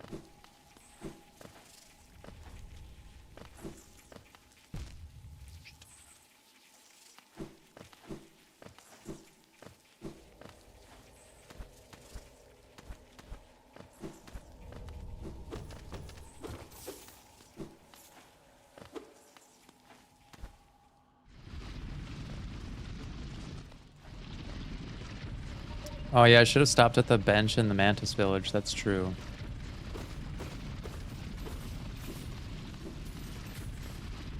Yet another Brady being irresponsible moment.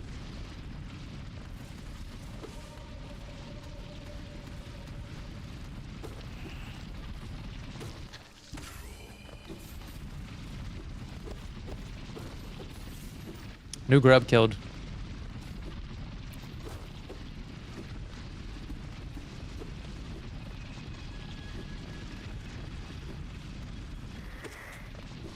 Does this one explode? Oh, there's lots of new grubs to kill. My nail hasn't tasted fresh flesh in quite some time.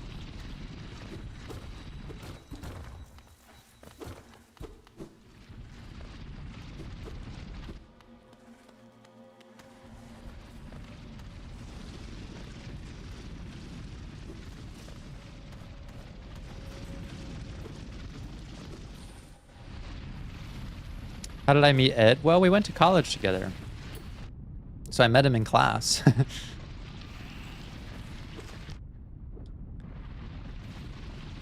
He was in my cohort for my master's. For those who don't know, Ed from Psychotrists.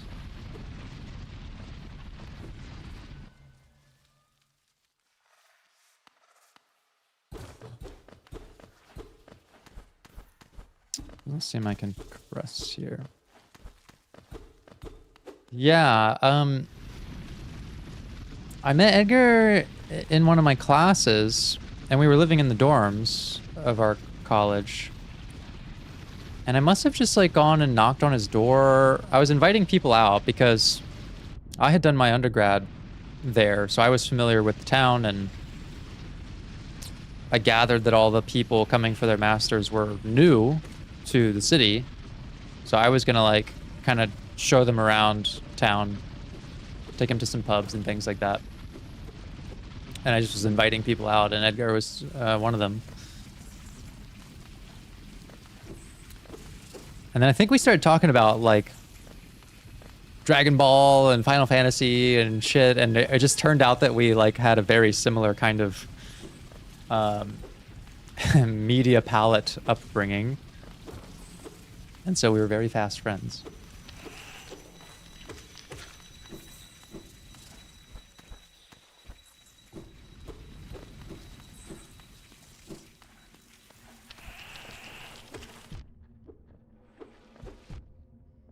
It's actually more unsettling when the bugs are not cute.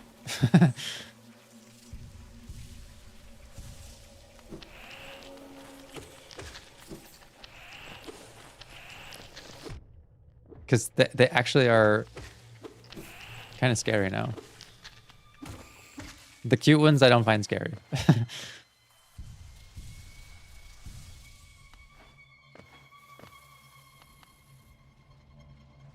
Propinquity, yes, exactly. Edgar and I turned out to have very high propinquity.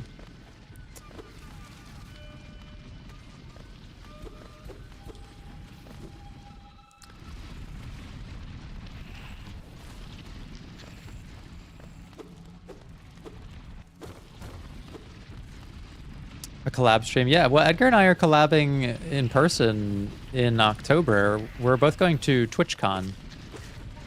And you'll be able to see that on stream. It is going to be live streamed. We found out.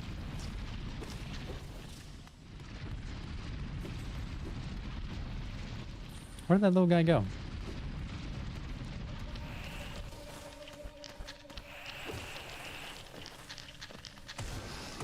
Oh, so many of them.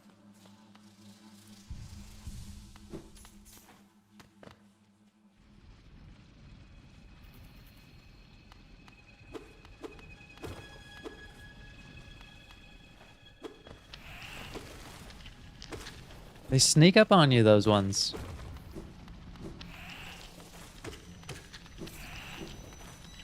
I'm getting a lot of geo out of this, though, which is cool.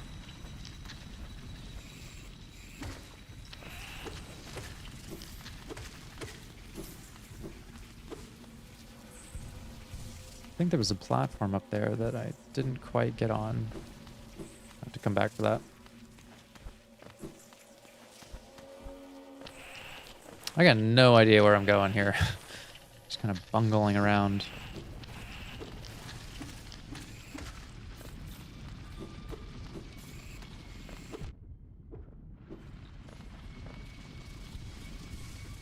I've been here? That's where I came from.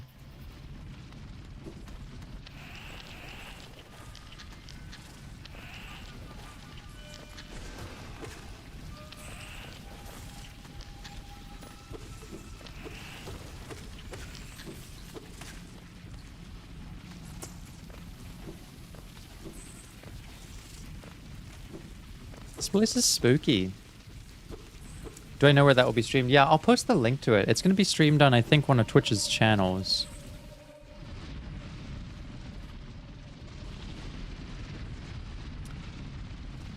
I love how almost every message in the Twitch chat is from a subscriber. I just randomly noticed that. So I was actually looking at my YouTube stats, like for the last Omori video. And it's actually insane. Okay, have you been on YouTube and seen people talk about like, make sure you're subscribed because like 85% of people watching this video are not subscribed. 90% or something like that of the people watching the last Omori video are subscribers. That's a very dedicated audience. That's huge. That's like so uncommon. That most of your audience is like long-term viewers. that's like a super dedicated following. It's just like very humbling.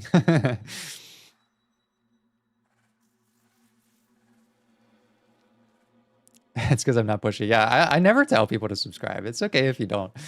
But you can see that that's my attitude on lots of things. Like, you know, if people are resistant to the process of therapy, I say, hey, look, by all means, I'm not going to, you know, twist your arm into getting to this. If you want to subscribe to the content, you're welcome to. I make recommendations. I don't like to give advice. I think, you know, people should make their own choices generally. And everyone else is already doing the legwork for me to say, like, and subscribe. Like, you hear that in every video. It's like, do you really need another person to say that? If you like the video, you can. If you don't want to subscribe, I don't mind. It's okay.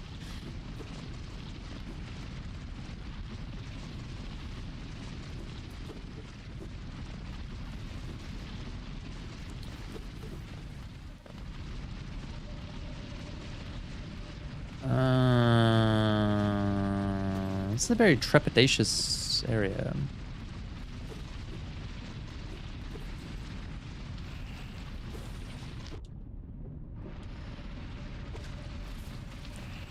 Oh, shit. Shit. Okay.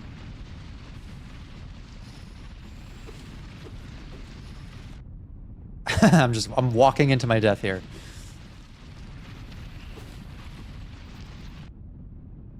And the little grublings, they pop out when you least expect.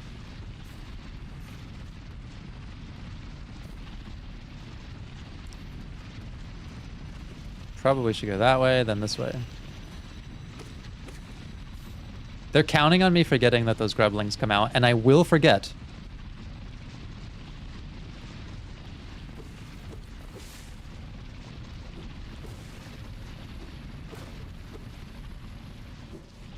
Yeah, I guess I'm very content. Like I said, the fact that the channel is almost at 100,000, I would be completely satisfied with it never getting any bigger than that.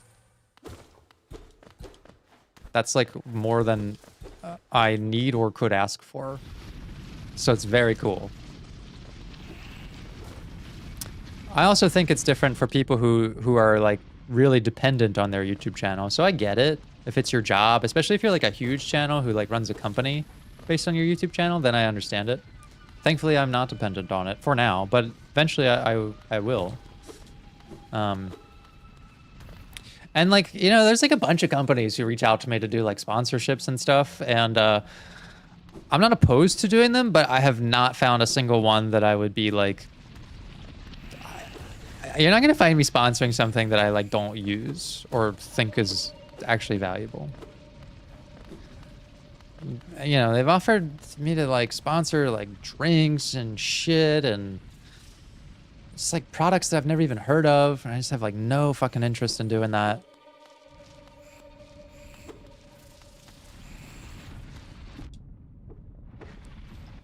I'll tell you what, like companies that I would be fine sponsoring is like the people who make concepts should reach out to me for a sponsor. Maybe I should reach out to them because Concepts is the program I do all my whiteboard drawing on. And I feel like I've done a shit ton of advertising for them already by using it. And people are always like, what is this program you use? And I'm like, oh, it's Concepts. It's great for note-taking and whatever else. So Concepts company, whatever you're called, let's do a collab. I actually use the product and can vouch for it.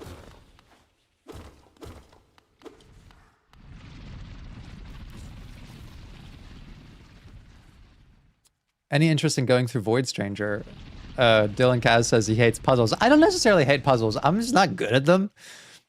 But I'm not opposed to it. In fact, we talked about maybe doing some puzzle games like Lorelei and the Laser Eyes, which I do want to play. I'm not good at them, but I do enjoy them.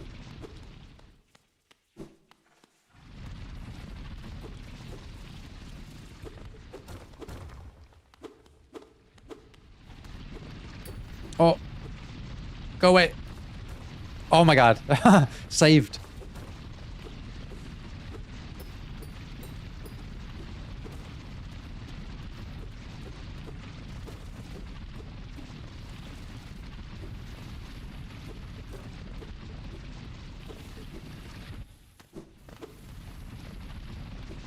There's some path that I just opened. I don't know where that was.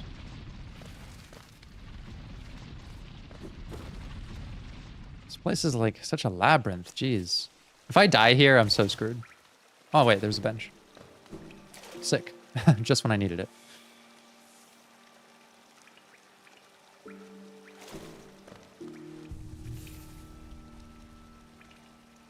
I subbed when it was around 30k. People are noticing how valuable you are. So much on the internet is just brain rot nowadays.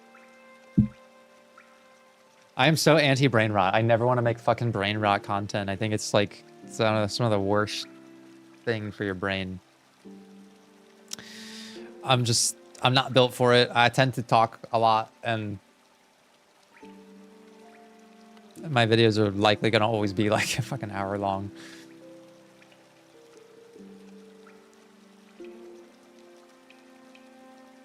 If BetterHelp would ask for a sponsor, would you sponsor them? No.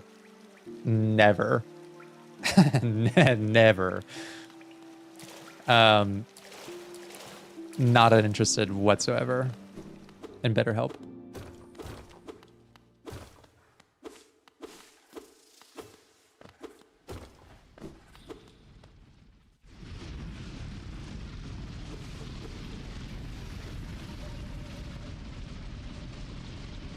Oh, okay. So I kind of have a... I guess I do have a map of this area. You're a legitimate comfort channel when I watch your videos when I need to ground myself. Thank you, Mason Gator. I appreciate that. BetterHelp is like some kind of therapy service. I'll tell you what, I just can't vouch for the quality of care. So I would never recommend it.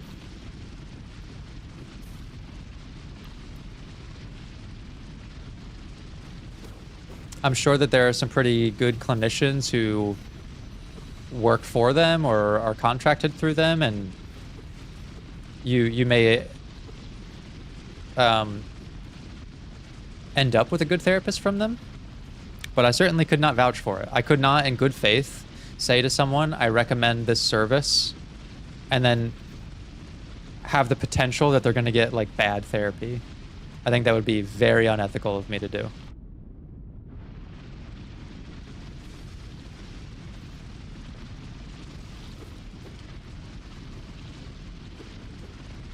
I also don't think that like, I don't like the idea that like therapy could be like sort of whittled down into like, oh, just text with your therapist, you know, like, because I always hear that in the advertising, like, oh, you know, you could text your therapist at any time. That's not like, that's not part of my ethical picture of the purpose of therapy or the type of therapeutic relationship or rapport you should have, is to have constant access to them, because I think that ruins their self-determination.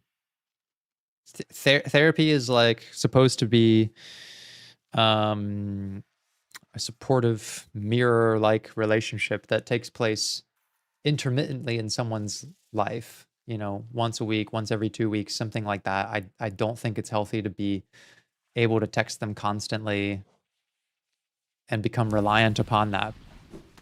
I think you're there to learn the skills to take care of your own stuff. And so I really dislike that idea. I also know that that means that like typical therapy comes with a lot of barriers financially and accessibility wise. But I think the ethics of it are just, they're not there for me to endorse that. How the hell do I... Okay. I guess it wasn't that hard.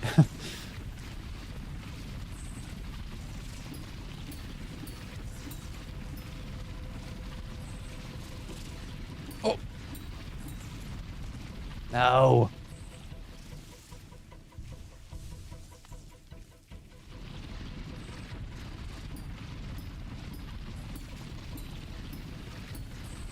Is Silksong just like this kind of shit over and over?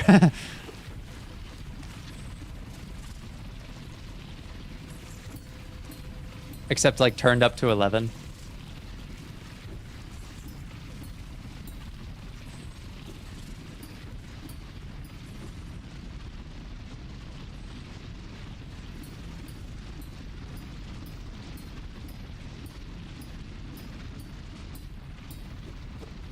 If so, I'm okay with that. The movement's different.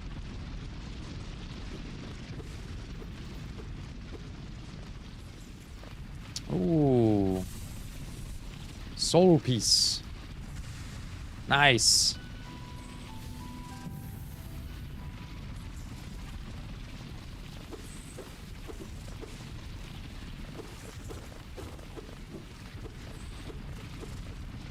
Just finished the game and I gotta say it's pretty hard.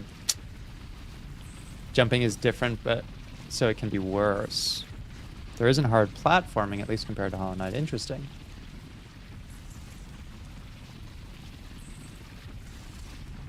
This kind of shit, but everything does double damage. I'm ready for it, guys. I'm ready. I'm ready for the soak song. I'm not finding Hollow Knight difficult at all. I think we've died like 4 times, maybe. And I think at least 3 of them have just been to Brady's incompetence and impatience versus like actual skill check.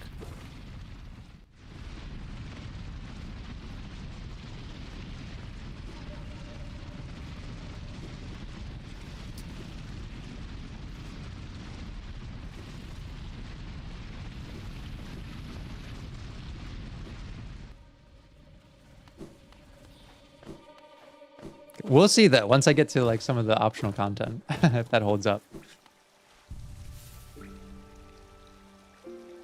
Just give me 2 minutes. I'm gonna just go to the bathroom.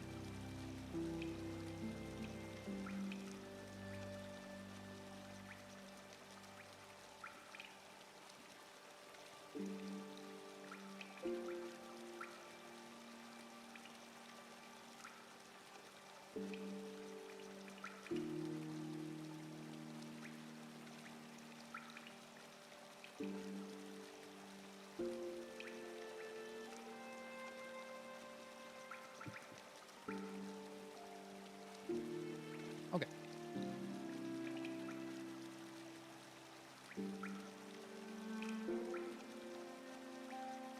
I realized Ninch has been on the camera this whole time.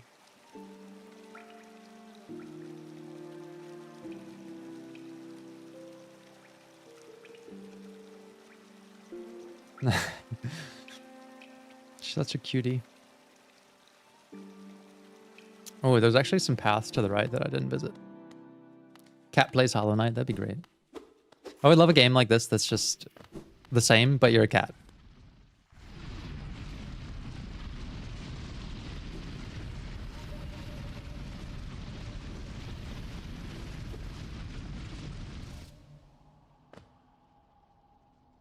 I'm taking care of a 2-week-old kitten right now. Oh, like just a baby. What is this? The corpse of a garpede. What is a garpede? Oh, monstrously strong. They shrug off any attacks you make on their thickly armored bodies. If you simply avoid their paths, they'll leave you alone. Okay.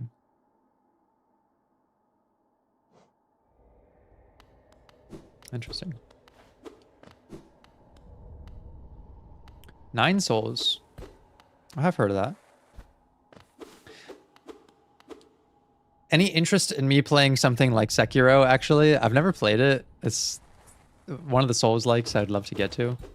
This is also, I just have this, like, I want to play some really fucking hard games sometimes. A Sekiro playthrough might be cool. If you want to see me be miserable.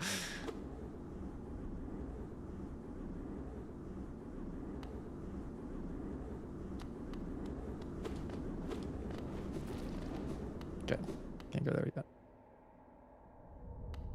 Do it, I'm so down. I've thought about doing that, a Sekiro playthrough. I heard that game is so fucking hard.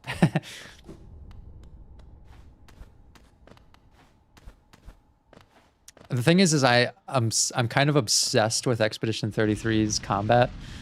And it's so much about parrying that I'm like, ooh, I want to play like another game like this. I'd be super down to play Sekiro on stream.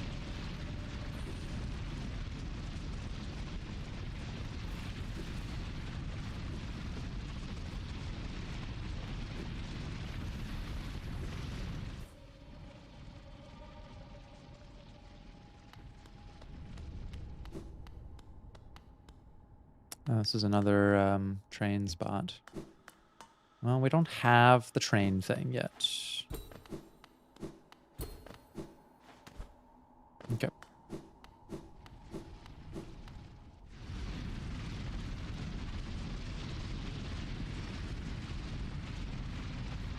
On the hard games angle, are you the type to use everything at your disposal and just let the game itself be hard, or will you self-impose limits to make it harder? No, I'll use what the game provides.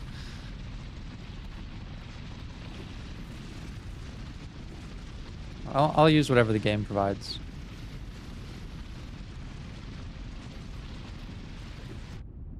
Shit.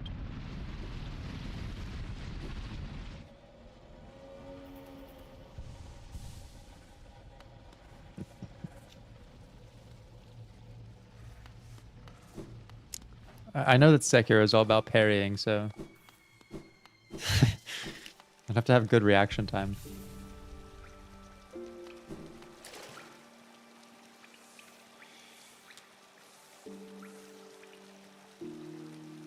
Do I like cozy games? I think so.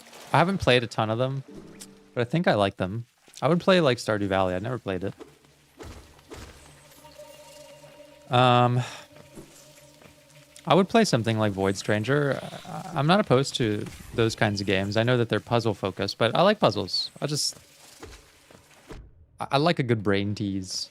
I'll tell you what I'm really not good at is like strategy games. I'm like pretty much garbage at those.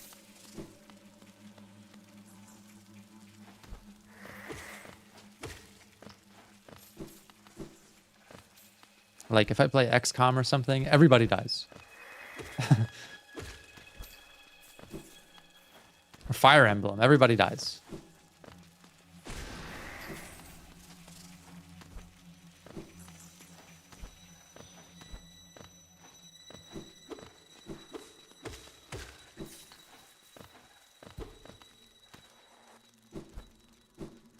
Oh, I didn't want to go that way.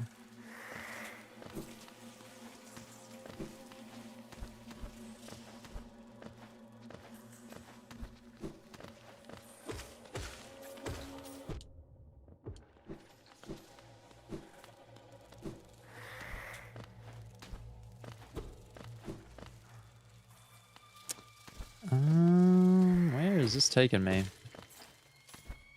I'm looking for that thing that lets me traverse the shadowy gates.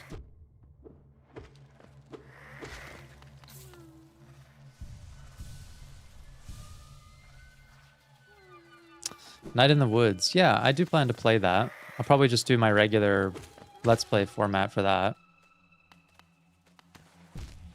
Oof.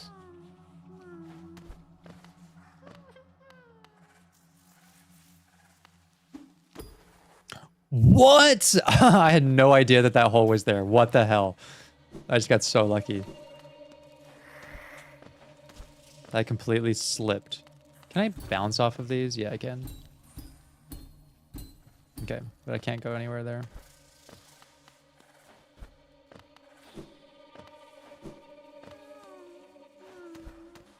I want to get the baby. I guess I can't.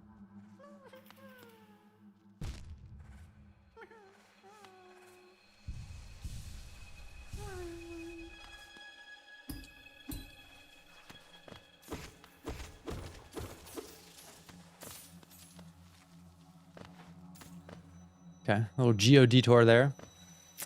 Guess I can't get the baby yet, though.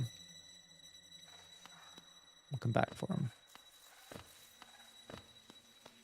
This place is so creepy. And spiky. And spindly.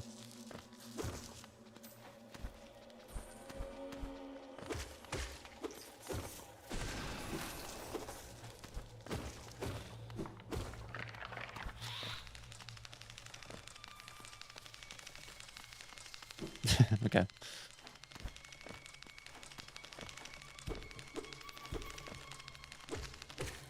It's lashed.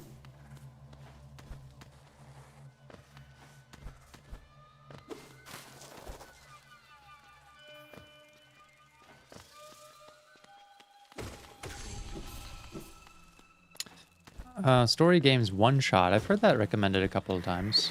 I'm open to checking that out.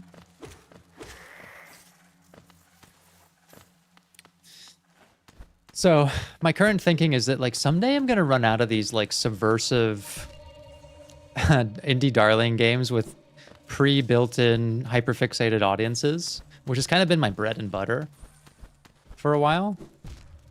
Someday I'll run out of them. So I'm trying to sort of fill that cup of like, there's probably some more mainstream games that I could be covering, like Expedition, for example. But they're too long to do Let's Plays, so that's what I'm trying to explore, this like more review format. Which is basically just the same type of commentary, just spread out over a bigger chunk of gameplay than a hour by hour kind of thing.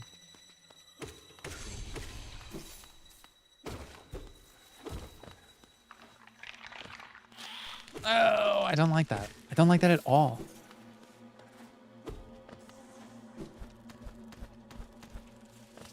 Boy, this Mantis Claw is really getting a workout here. No game is too long. Yes, they are. Some games are way too long. Disco Elysium is way too long to do a Let's Play of. For me, at least. I will never do a playthrough like that again.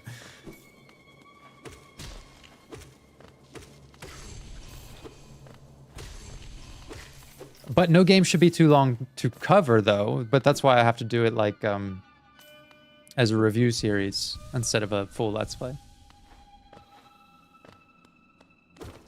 I should say, like, I still plan to record myself playing it, but the Let's Play part may be like a Patreon bonus or whatever. And that's the reason that I keep them Patreon things is not to exclude people from them, but because if I were uploading them as regular videos, they're not going to do well algorithmically. Like, not a like decent amount of people. Like, it's gonna hurt the channel basically to have like, oh, an Amori video and Amori video that are all doing like, you know, pretty well in this 20-30K range, and then release like a Hollow Knight video that does like 1,000. I'm fine with that personally, but YouTube doesn't like it. YouTube will start saying like, oh, people aren't watching your channel, we're gonna stop recommending you. Like I said, I'm not really super hyper-fixated on channel growth anyways. But I certainly don't want to like hobble the channel needlessly. So like some Let's Play series, yeah, they're going to play well. like Omori. I just don't see like an Expedition 33, or if I did like a Red Dead Redemption, if I want to do Red Dead Redemption 2 or something, which I think would be cool. Doing a Let's Play series of like 30 to 40 episodes is going to tank the channel, basically. People will show up for like a 2, 3, 4-part review series, though. Or like a video essay. So what I would do is I would play through the game. The Let's Play series would probably be a Patreon thing, but you're going to get part 1, 2, 3, 4 substantial reviews with mix of that Let's Play in. So that I'm not like needlessly tanking the channel's metrics with content that the majority of people are not going to want to watch. And then it becomes like, you know, an additional benefit. Like, give it a couple of years, and if you're a Patreon subscriber or a member, you're going to have like several lengthy series to enjoy in the backlog. And if you're not a channel member or whatever, you're still going to be able to enjoy the probably the best moments of those. They'll show up in the reviews anyways.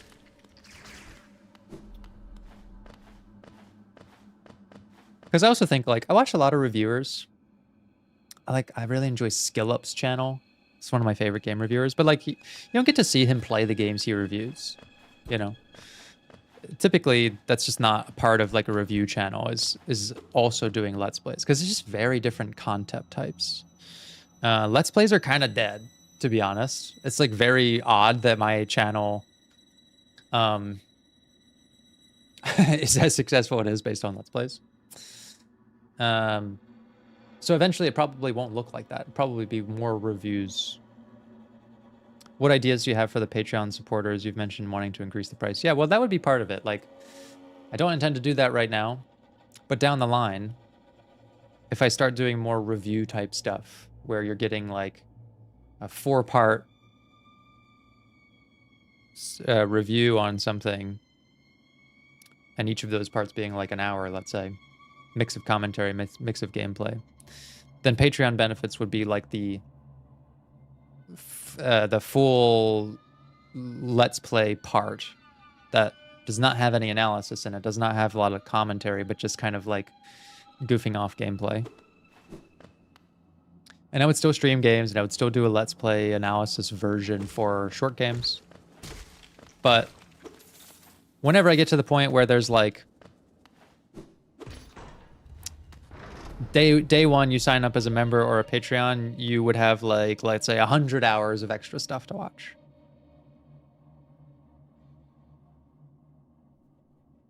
Well, and that's why I want to bring in, that's why I still intend to record the Let's Play part, because people enjoy the reactions part. Those will get put into the reviews. They just won't be, you won't see the continuous. There's honestly a lot of, you know, just me struggling through combat, which I know some people enjoy as well, but it just doesn't play super well algorithmically.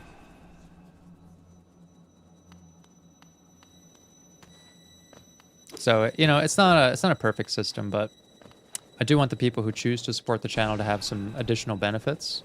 I don't want the people who don't support the channel through those memberships to feel like they're missing something amazing. So anything I can harvest that's like really good out of the Let's Play parts of the playthroughs, I'll try to work into the actual reviews. Like for the next expedition review, I'm going to include some of the like, you know, boss battle moments that have been fun. I'm not going to include fighting every single mob. That's for the real, you know, brutalist, dedicated viewer who just wants to see that over and over. Because yeah, I just like, you can see it even in how I'm doing like the Omori playthrough. I don't feel like including every single mob fight. I just don't think it's interesting. I think that if you look at the trend on the graph as well, you see that's where people drop off in viewership.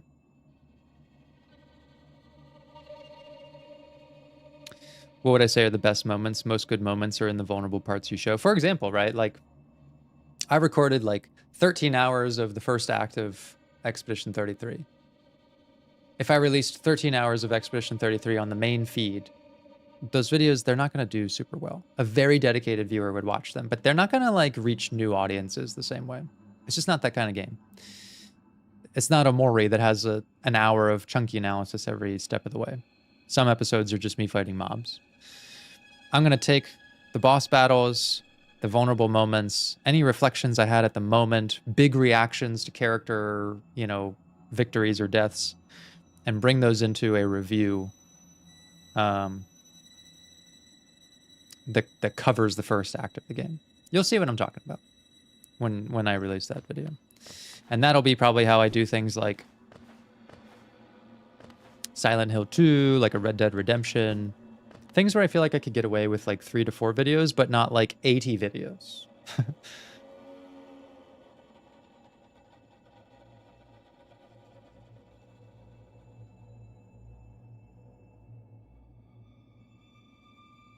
Well, and the other reason is because like you've all seen, if you've tracked my channel over time, that I'm trying to include more creative elements and storytelling in the editing.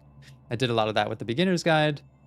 I'm doing a lot of that with well, yeah, I did Mouthwashing, Slay the Princess,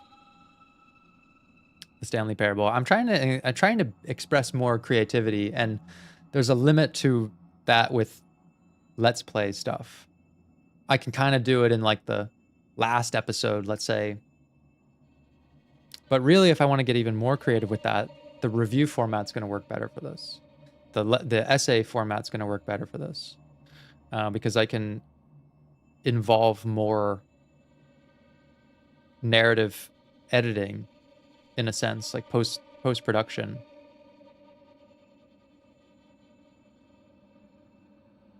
Than I can if I'm just like doing, you know, the Let's Play. Would I make an unedited version of the stream? I'm gonna leave this stream unedited for sure, but unedited versions of the gameplay, probably not. You know, even if I'm like just playing a game, there's still a lot of work that goes into like editing it, publishing it, exporting it, dealing with all the metadata behind YouTube.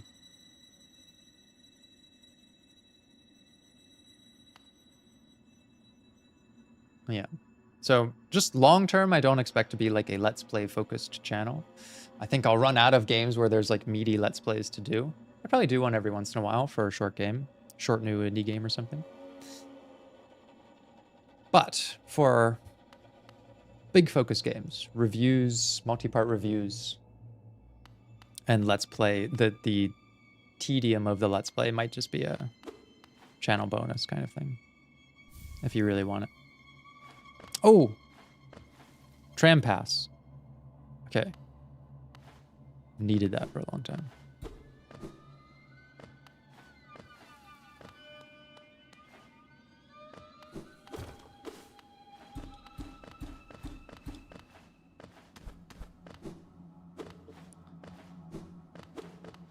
Do I need multiple train passes is the question.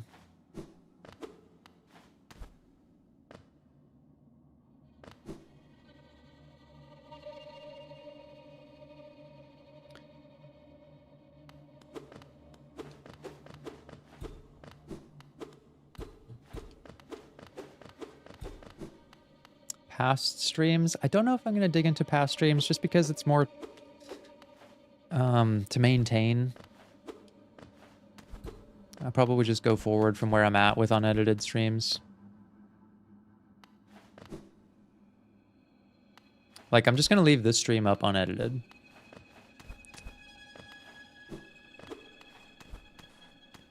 And probably most streams from here on out. That's a lot of time, especially if I record for like 4 hours, which I'm doing right now. Like cutting around, trying to cut out like stuff is such a huge undertaking that I think I'll just leave it as is.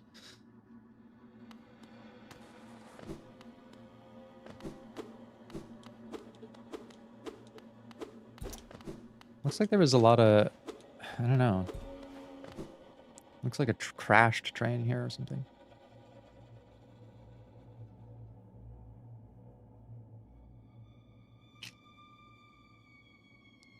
I personally love long playthroughs because I draw and paint while watching them. Well, that's the thing. Like, I support that. I totally support that. But I don't just want to make passive content, in a sense. Like, Let's Plays are great because you can mostly just listen to me, but I actually want to make engaging, creative content that requires a viewer's attention. Because it's more creative expressing for me. It's more fun for me to make something that causes you to have like a deep emotional reaction than just like sort of something in addition to something else that you're doing, which is totally fine. Like, I consume a lot of content that way as well. But that's why the Let's Play format, I think, is better for passive consumption than if I spend a month making a video, then yeah, of course I would rather prefer someone who's like actively engaged by it. If I only spent an hour just playing a game and shooting the shit, then just keep me on as a podcast. Like, totally fine.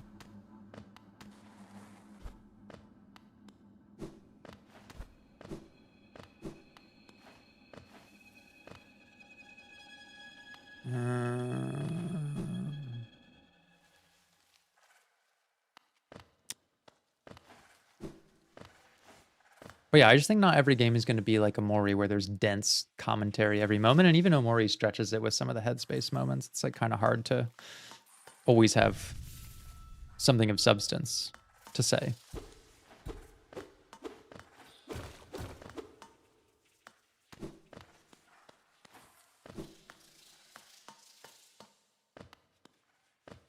Okay. I'm glad I didn't miss any areas going that way. So now let's head back to the tram, or maybe I can explore some of these other little walkways first. Yeah, so I have 3 kinds of content, technically 4, I guess, that I plan to make for the future. One will be the format you're used to, which I will probably restrict to short games. In-depth Let's Play commentary. One will be multi-part reviews that cover a act at a time, and that includes some Let's Play, but not all of it. The third type would be the full Let's Play, most likely reserved for Patreon subs, membership subs, whatever, for the really dedicated person who just wants, you know, more eurobrady content that's not really substantive at all, and then I'm not going to work on editing. And then the fourth type would be like a very proper, actually scripted video essay. Would love to start doing some of that too. So there'd be a range, you know, some passive listening stuff and some really engaging stuff. Kind of hard to manage all of that, though, at the moment while I'm still doing full-time work.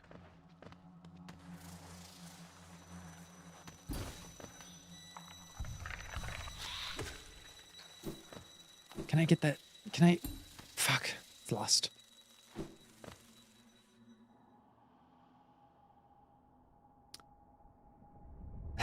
With some balance, I get enticed to watch the video, then boom, tricked into thinking. That's like my whole channel, yeah.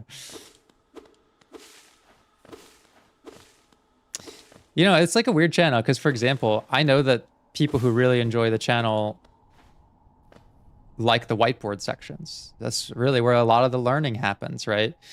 But every time I look at the retention on a video, you can actually see that when Brady brings out the whiteboard, the like viewership drops almost by half on every video.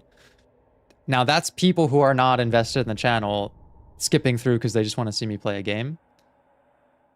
However, I know that the most substantive thing about the channel to people who are really following it is those moments. So I don't intend to take them out, but I do have to be mindful of like balancing them.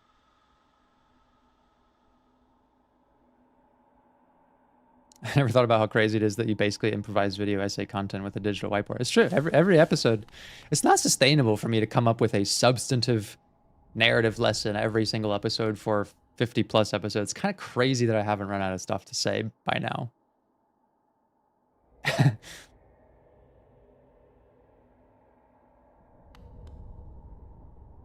The body of a fallen warrior. This looks like a boss arena. I feel like I'm gonna fight a boss in there.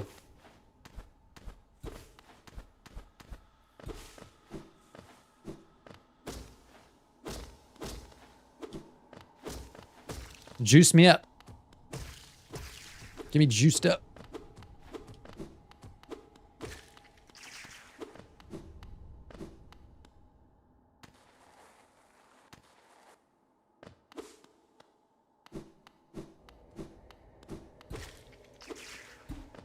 Maybe I don't fight a boss in here. It's kind of odd.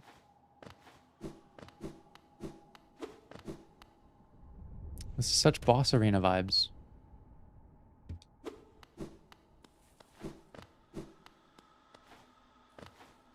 Guess not.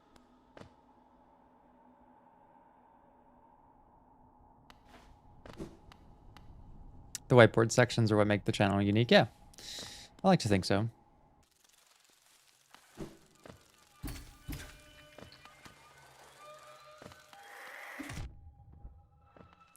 I also talked about the clips channel, which I did start working on a little bit. I've clipped a couple of things.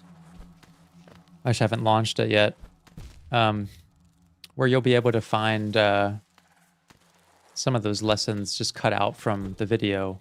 Because I know people like to return to them as well.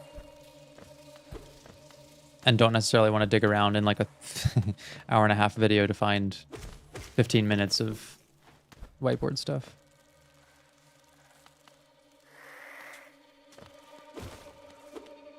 But there's a huge backlog of that to do as well. So it all comes down to time.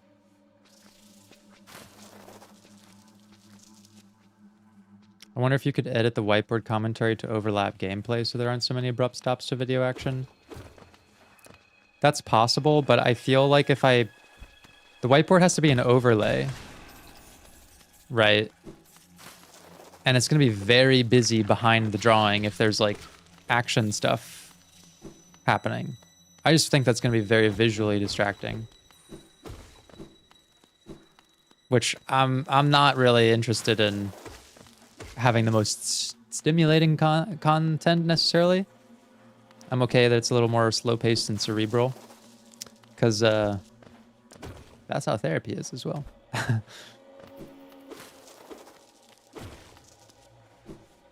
But I know there's a balance. I know there's a balance between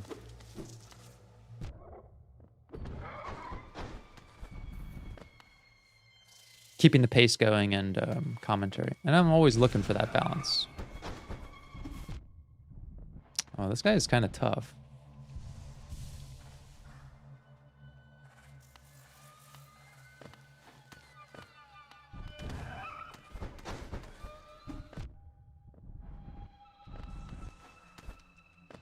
How am I going to fight this thing?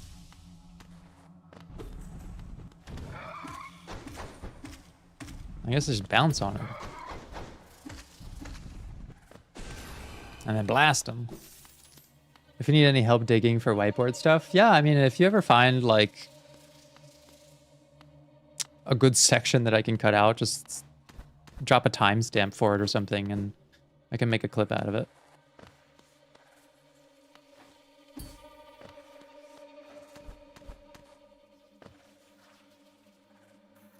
Did I go all the way this way? No.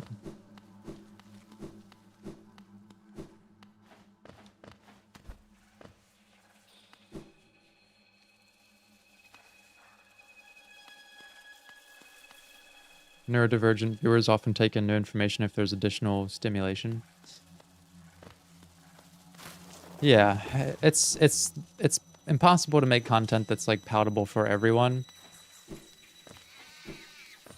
I personally would find it very distracting to be trying to like listen to a lecture and process something that's being written and watching the person talk about it and discuss it and having like a third stimulation thing.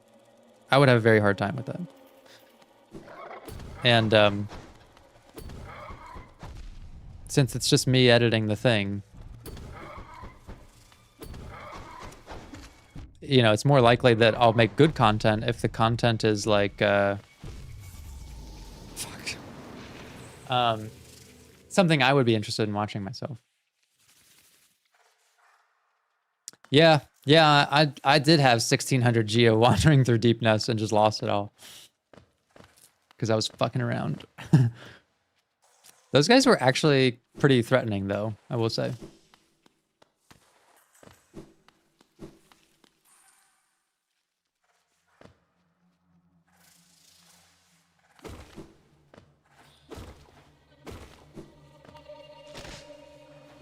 Yeah, I mean, you guys know I'm not really that great or good at or care about multitasking that much in general.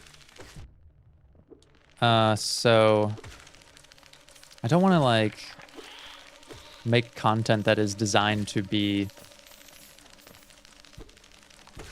second viewing, but is also like stimulating from 3 angles. That just seems like a lot. Are these just like infinite geo husks?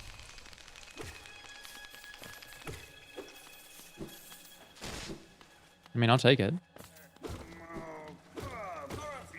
Oh, look who it is.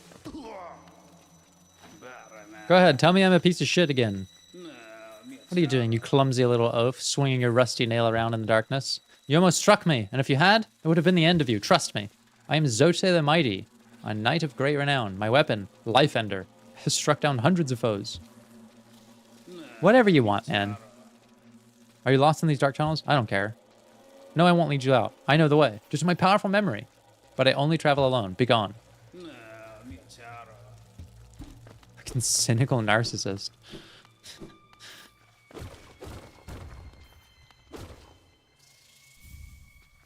King's Idol. What is that? A white idol depicting the king of Hallownest. The elusive king was worshipped through these idols.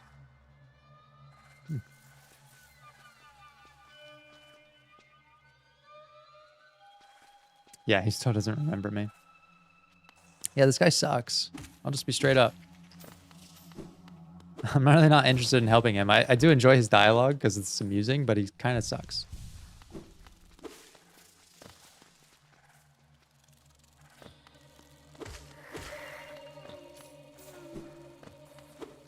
Oh, there's a baby.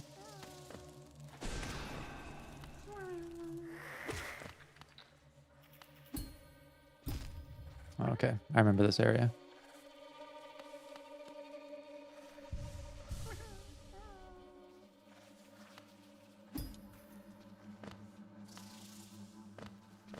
I don't think I could get that baby just yet.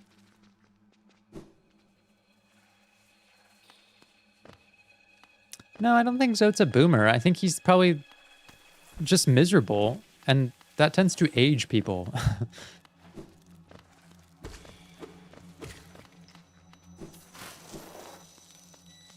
Needlessly miserable as well. To me, that seems like the kind of misery that's like purely a choice.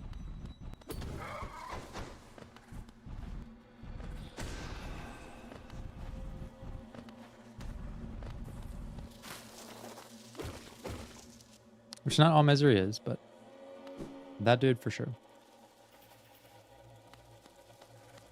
Is there a starting point? No, just like anytime that you remember or find a clippable discussion or fun moment even, you know, even just a rough timestamp, because I'll be able to go into the video and figure out how to clip the relevant beginning and end to it.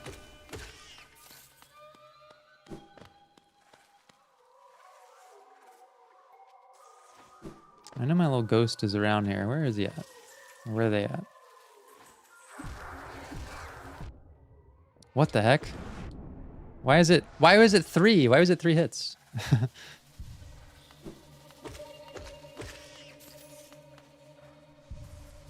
Is it like, do I get stronger and then the little ghost gets stronger?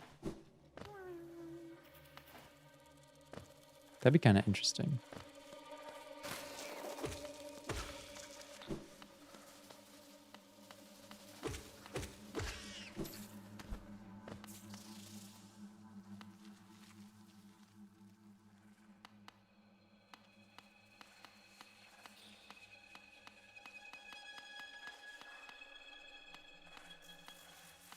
Just a window inside of the window. Yeah, that was a great moment. Probably not the first, definitely not the first, probably not the last multi-window Jahari moment.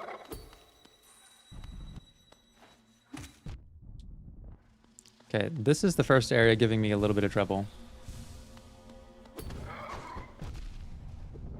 It's just brutal, the amount of damage.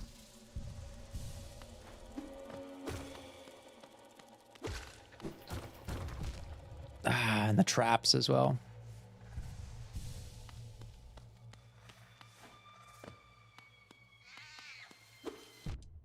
Ooh, I don't like how they come in from the background. I mean, it's very cool, but it's creepy. So I just have to pay more attention, though. I don't find that the game design is unfair. Like, I find it just rewards paying attention.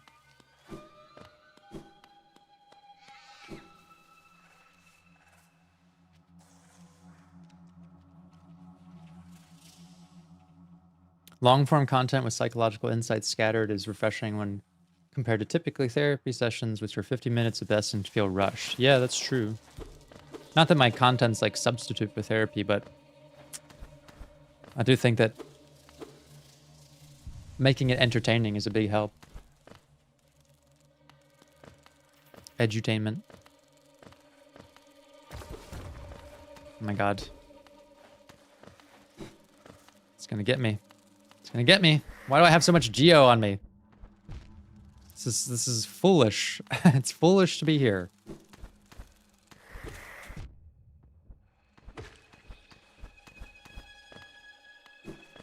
And I just keep going deeper.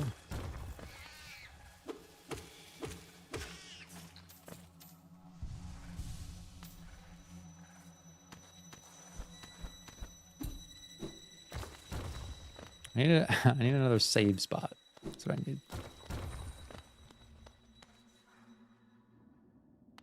Oh, stag. Stag station.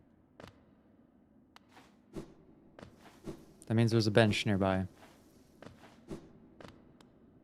I should probably go to the bank or something. I'll come back for that.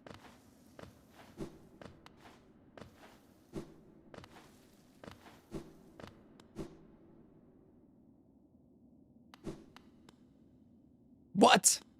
Broken bench.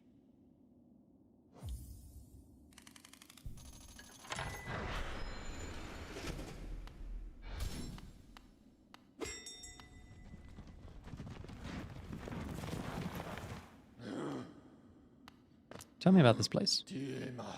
That pass you hold. Is it not for that ghastly machine, the tram? I hope you're not thinking of riding on that grotesque contraption. The thought a mere machine could attempt what we stags do. Foolish, very foolish. That's reasonable. A reasonable fear. Trains are going to take your job. I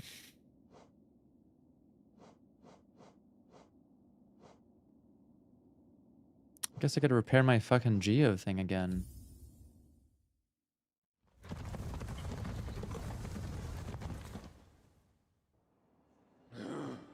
Oh, he has more to say about that place? Okay. I'll ask him when I get back there.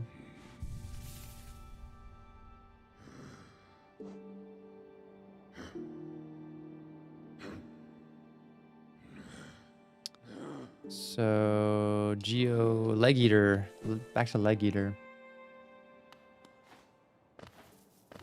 This is still my favorite area, the green path. It's so calming.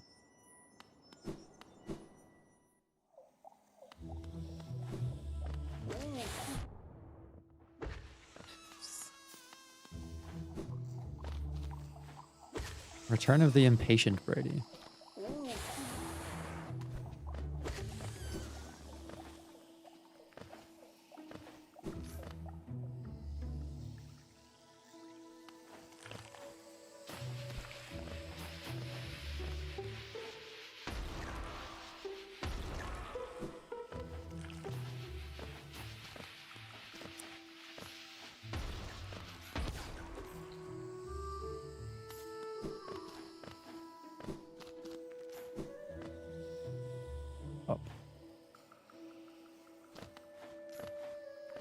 Yes, we have been live for like almost 5 hours or...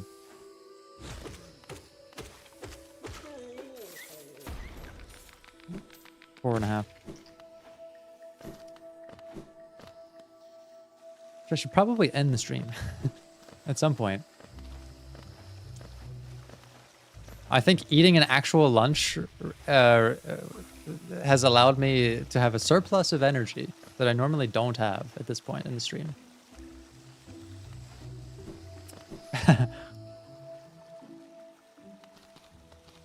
For someone with so much patience for people, emotions, and general life, you're such an impatient gamer. I know, it's quite the dichotomy, isn't it? I'm a very impatient gamer.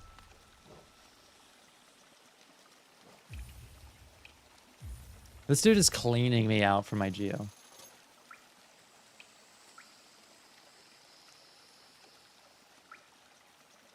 Love from South America. Thank you, Arrow23. Love to South America. From North America.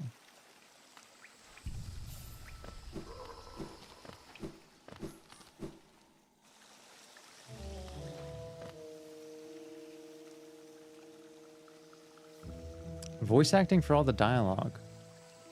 I don't know if I would like that, actually. I don't know if I would like voice acting in my Hollow Knight.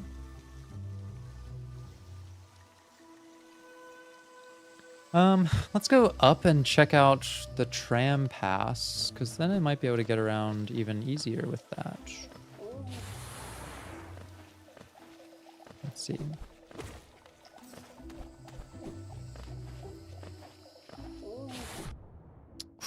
Just jumping right into it. Just try jumping right into danger. I once again forgot to equip it, though.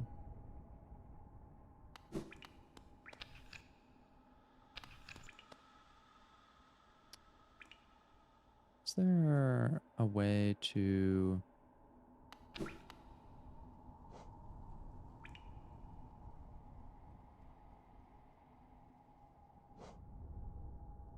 want to leave a marker here to remember to come back for this thing.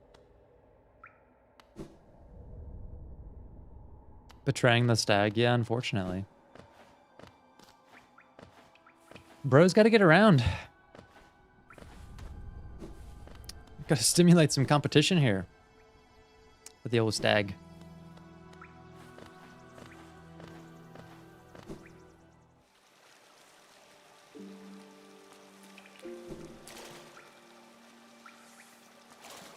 Oh. Can fill up even more. He's the last stag, let him retire. Absolutely, I agree. Let that dude rest.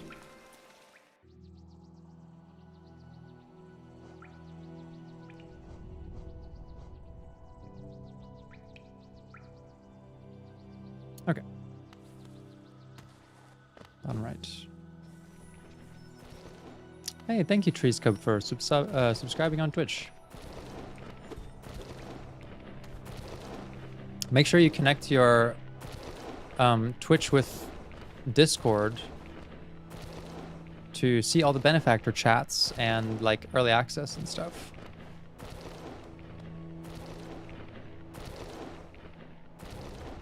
Did I already go through this?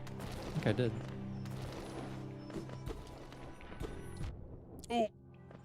Oh, I guess I didn't. What? I completely missed that. Yeah, if you connect to your Discord, you get all the same benefits as a Patreon or channel member with a Twitch sub.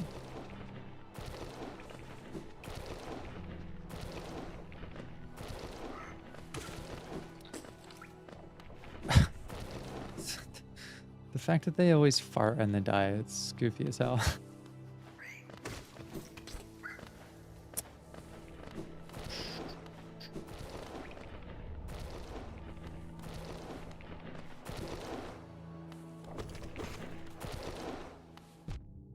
Ah, shit. Reckless, Brady! What are you doing?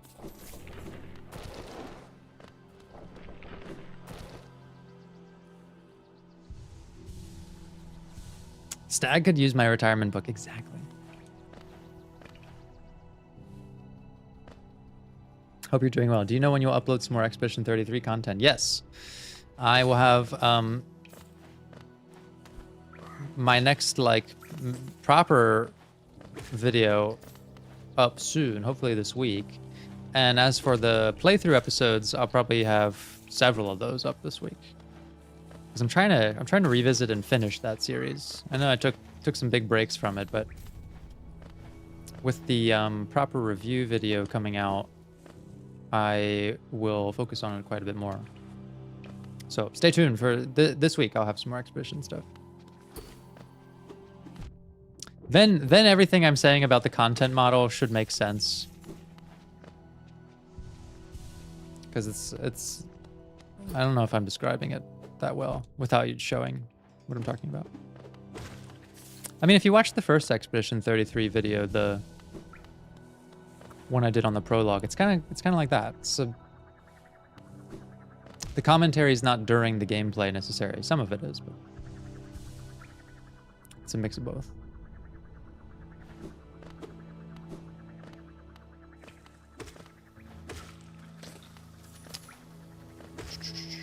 And ultimately, at the end of the day, yeah, it's about like releasing stuff that I have fun making. And the more creative I can be, the more fun I have with like editing and things like that. And I just find that I'm running up against some limits with the creative editing expression in a Let's Play. Sometimes a game will serve up a perfect opportunity for it, like Beginner's Guide, but they won't all. Tram slot, tram pass. Let's check it out.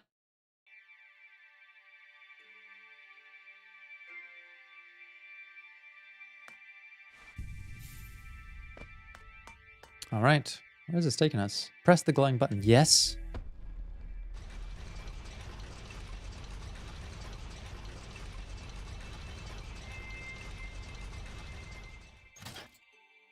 Next Amorio episode when? Probably,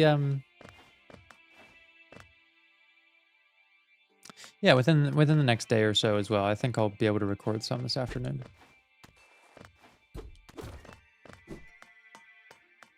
I'll have to go out here.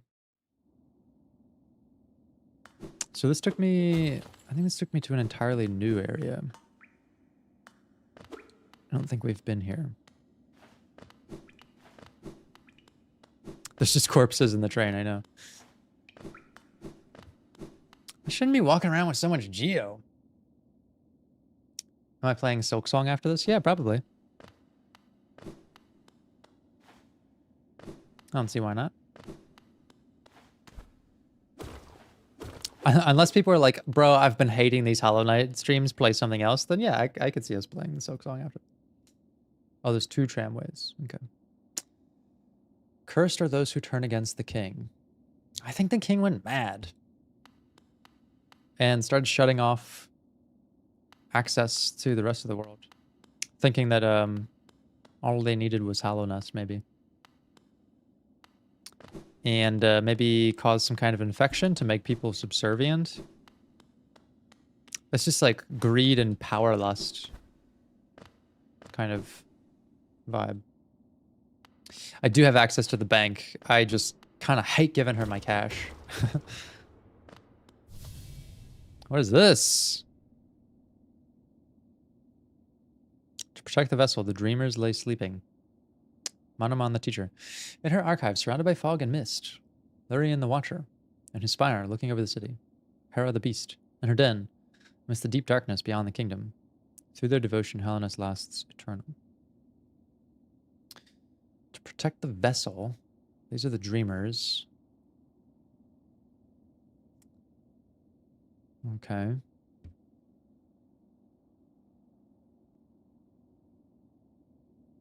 Oh. Go no further, little shadow. What compels its climb out of the darkness? What compels its return to the sacred kingdom? I hope I don't have to fight something. I got a lot of geo on me. Call from beyond the seals, by the vessel or by that captive light. When the seals break, they cannot be done. But the vessel weakens. That plague springs anew. It must be undone. Yet still our seals remain. Our duty holds. It must be cast away. Our duty holds. It shall be done.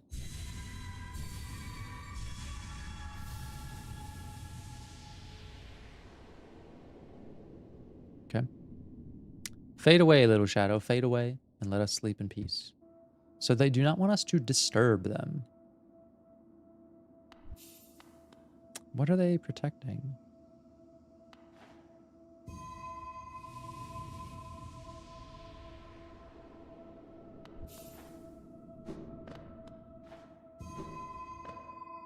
Oh.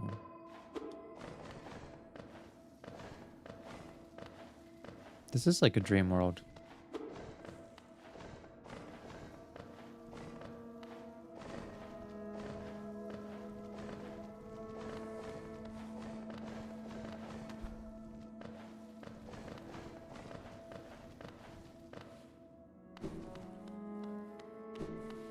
Kind of curious.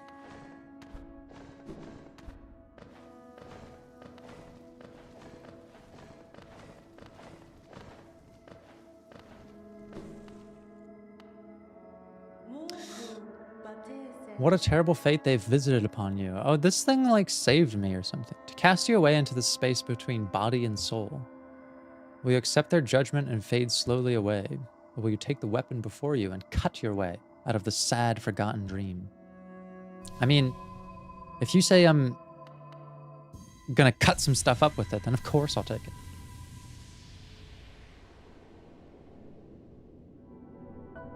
The Dream Nail. Hold Y to charge and slash with the nail. Cut through the veil between dreams and waking.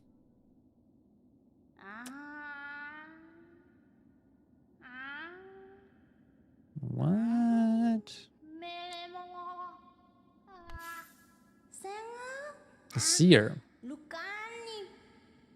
Ah, you've returned. Welcome back to the waking world. Those figures, those dreamers. They reached out with what little power they still have and dragged you into that hidden place. But that talisman you now wield, the Dream Nail, it can cut through the veil that separates the waking world from our dreams. Even the dreamers themselves cannot hide from such a weapon. I must admit, that sacred blade has dulled over time. Together, perhaps we can restore its power. You only have to bring me essence. Essence. The precious fragments of light that dreams are made of. Collect it wherever you find it, and bring it to me. Once we have enough, we can work wonders together. Go out into the world, wielder. Hunt down the essence that lingers there. Collect 100 essence and return to me. I will teach you more. You're still unpracticed in the way of dreams. Collect 100 essence with the Dream Nail. It can be found wherever dreams take root. Those whispering plants that grow all over this old kingdom. I believe there is one just outside. Why not strike it with your Dream Nail and see what happens? Okay.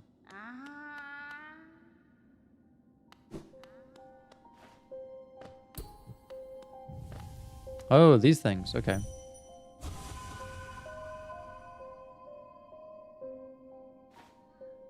Oh, the essence.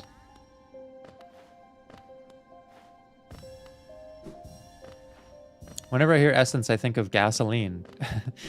In French, l'essence is gas.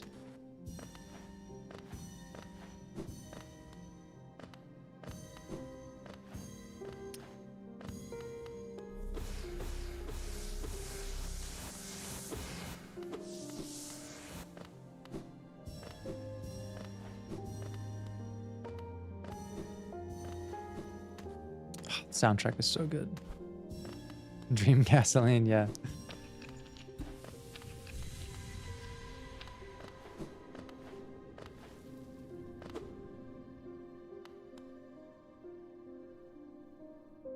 I've recently finished Brady's Disco Elysium playthrough at 2 times speed.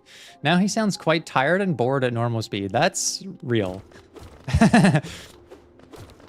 Well, I've also been streaming for almost 5 hours, so if I'm feeling a little tired, that may be why. To protect the vessel, the dreamers lay sleeping. Okay. I guess I should go back and talk to the Seer after picking up the gasoline. Oh, I can use it on all the NPCs? That I did not know.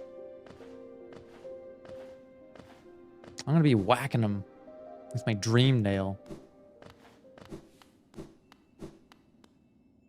What is this? Dream shield.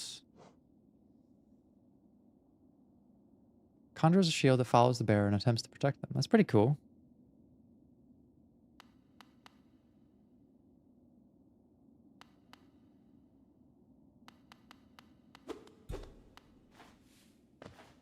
Have I been using the follow-up system in Amori? Yeah, sort of.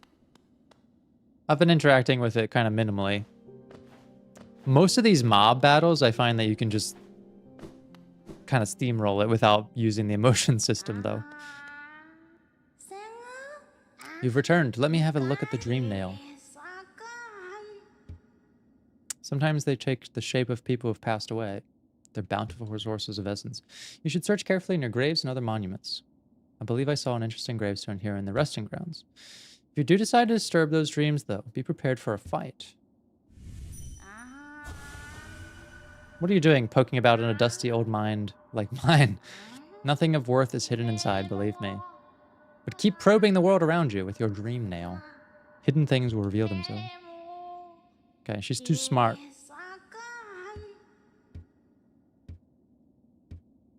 Okay. Can't peel back the layers of the Seer.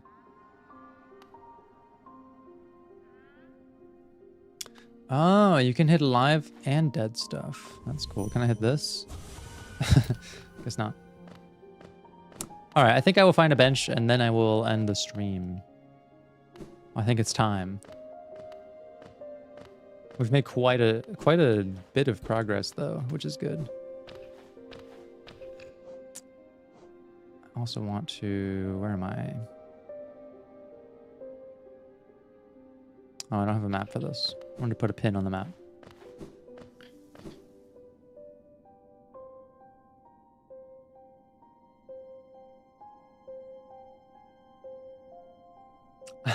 I made it to the end. Hell yeah. It's insane to anyone who's been here for 5 hours. You're as crazy as I am.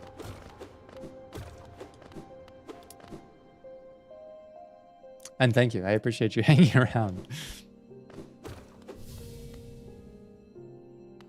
That's a fight, right?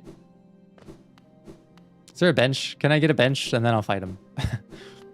No, Brady. You need to bank your geo. Be safe with your geo. Don't take risks. Bench. Okay. We'll go to the bank and be safe with our geo.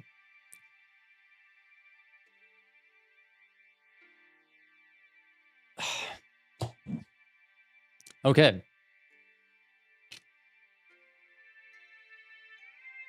That's the stream, everyone.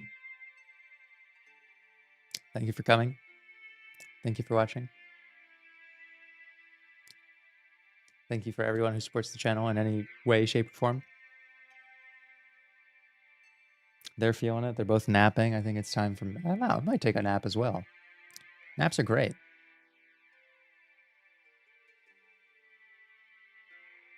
I'll lay down with my kitties and take a cat nap. Will the streams be... yeah, the streams will be at the time they started today, which is like 10 a.m. my time. I had them starting an hour earlier, but I find that I have some things I need to do usually in the morning before that, so.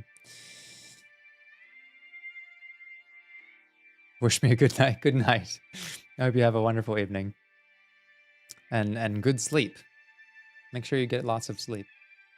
And good quality sleep as well.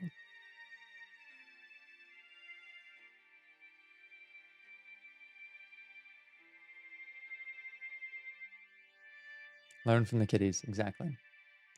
Okay, everyone. Thank you for coming. I'll see you again next time. Expedition 33 stuff coming up this week. Some Amori stuff, and I've got secret projects in the works. So stay tuned. See you all again very soon.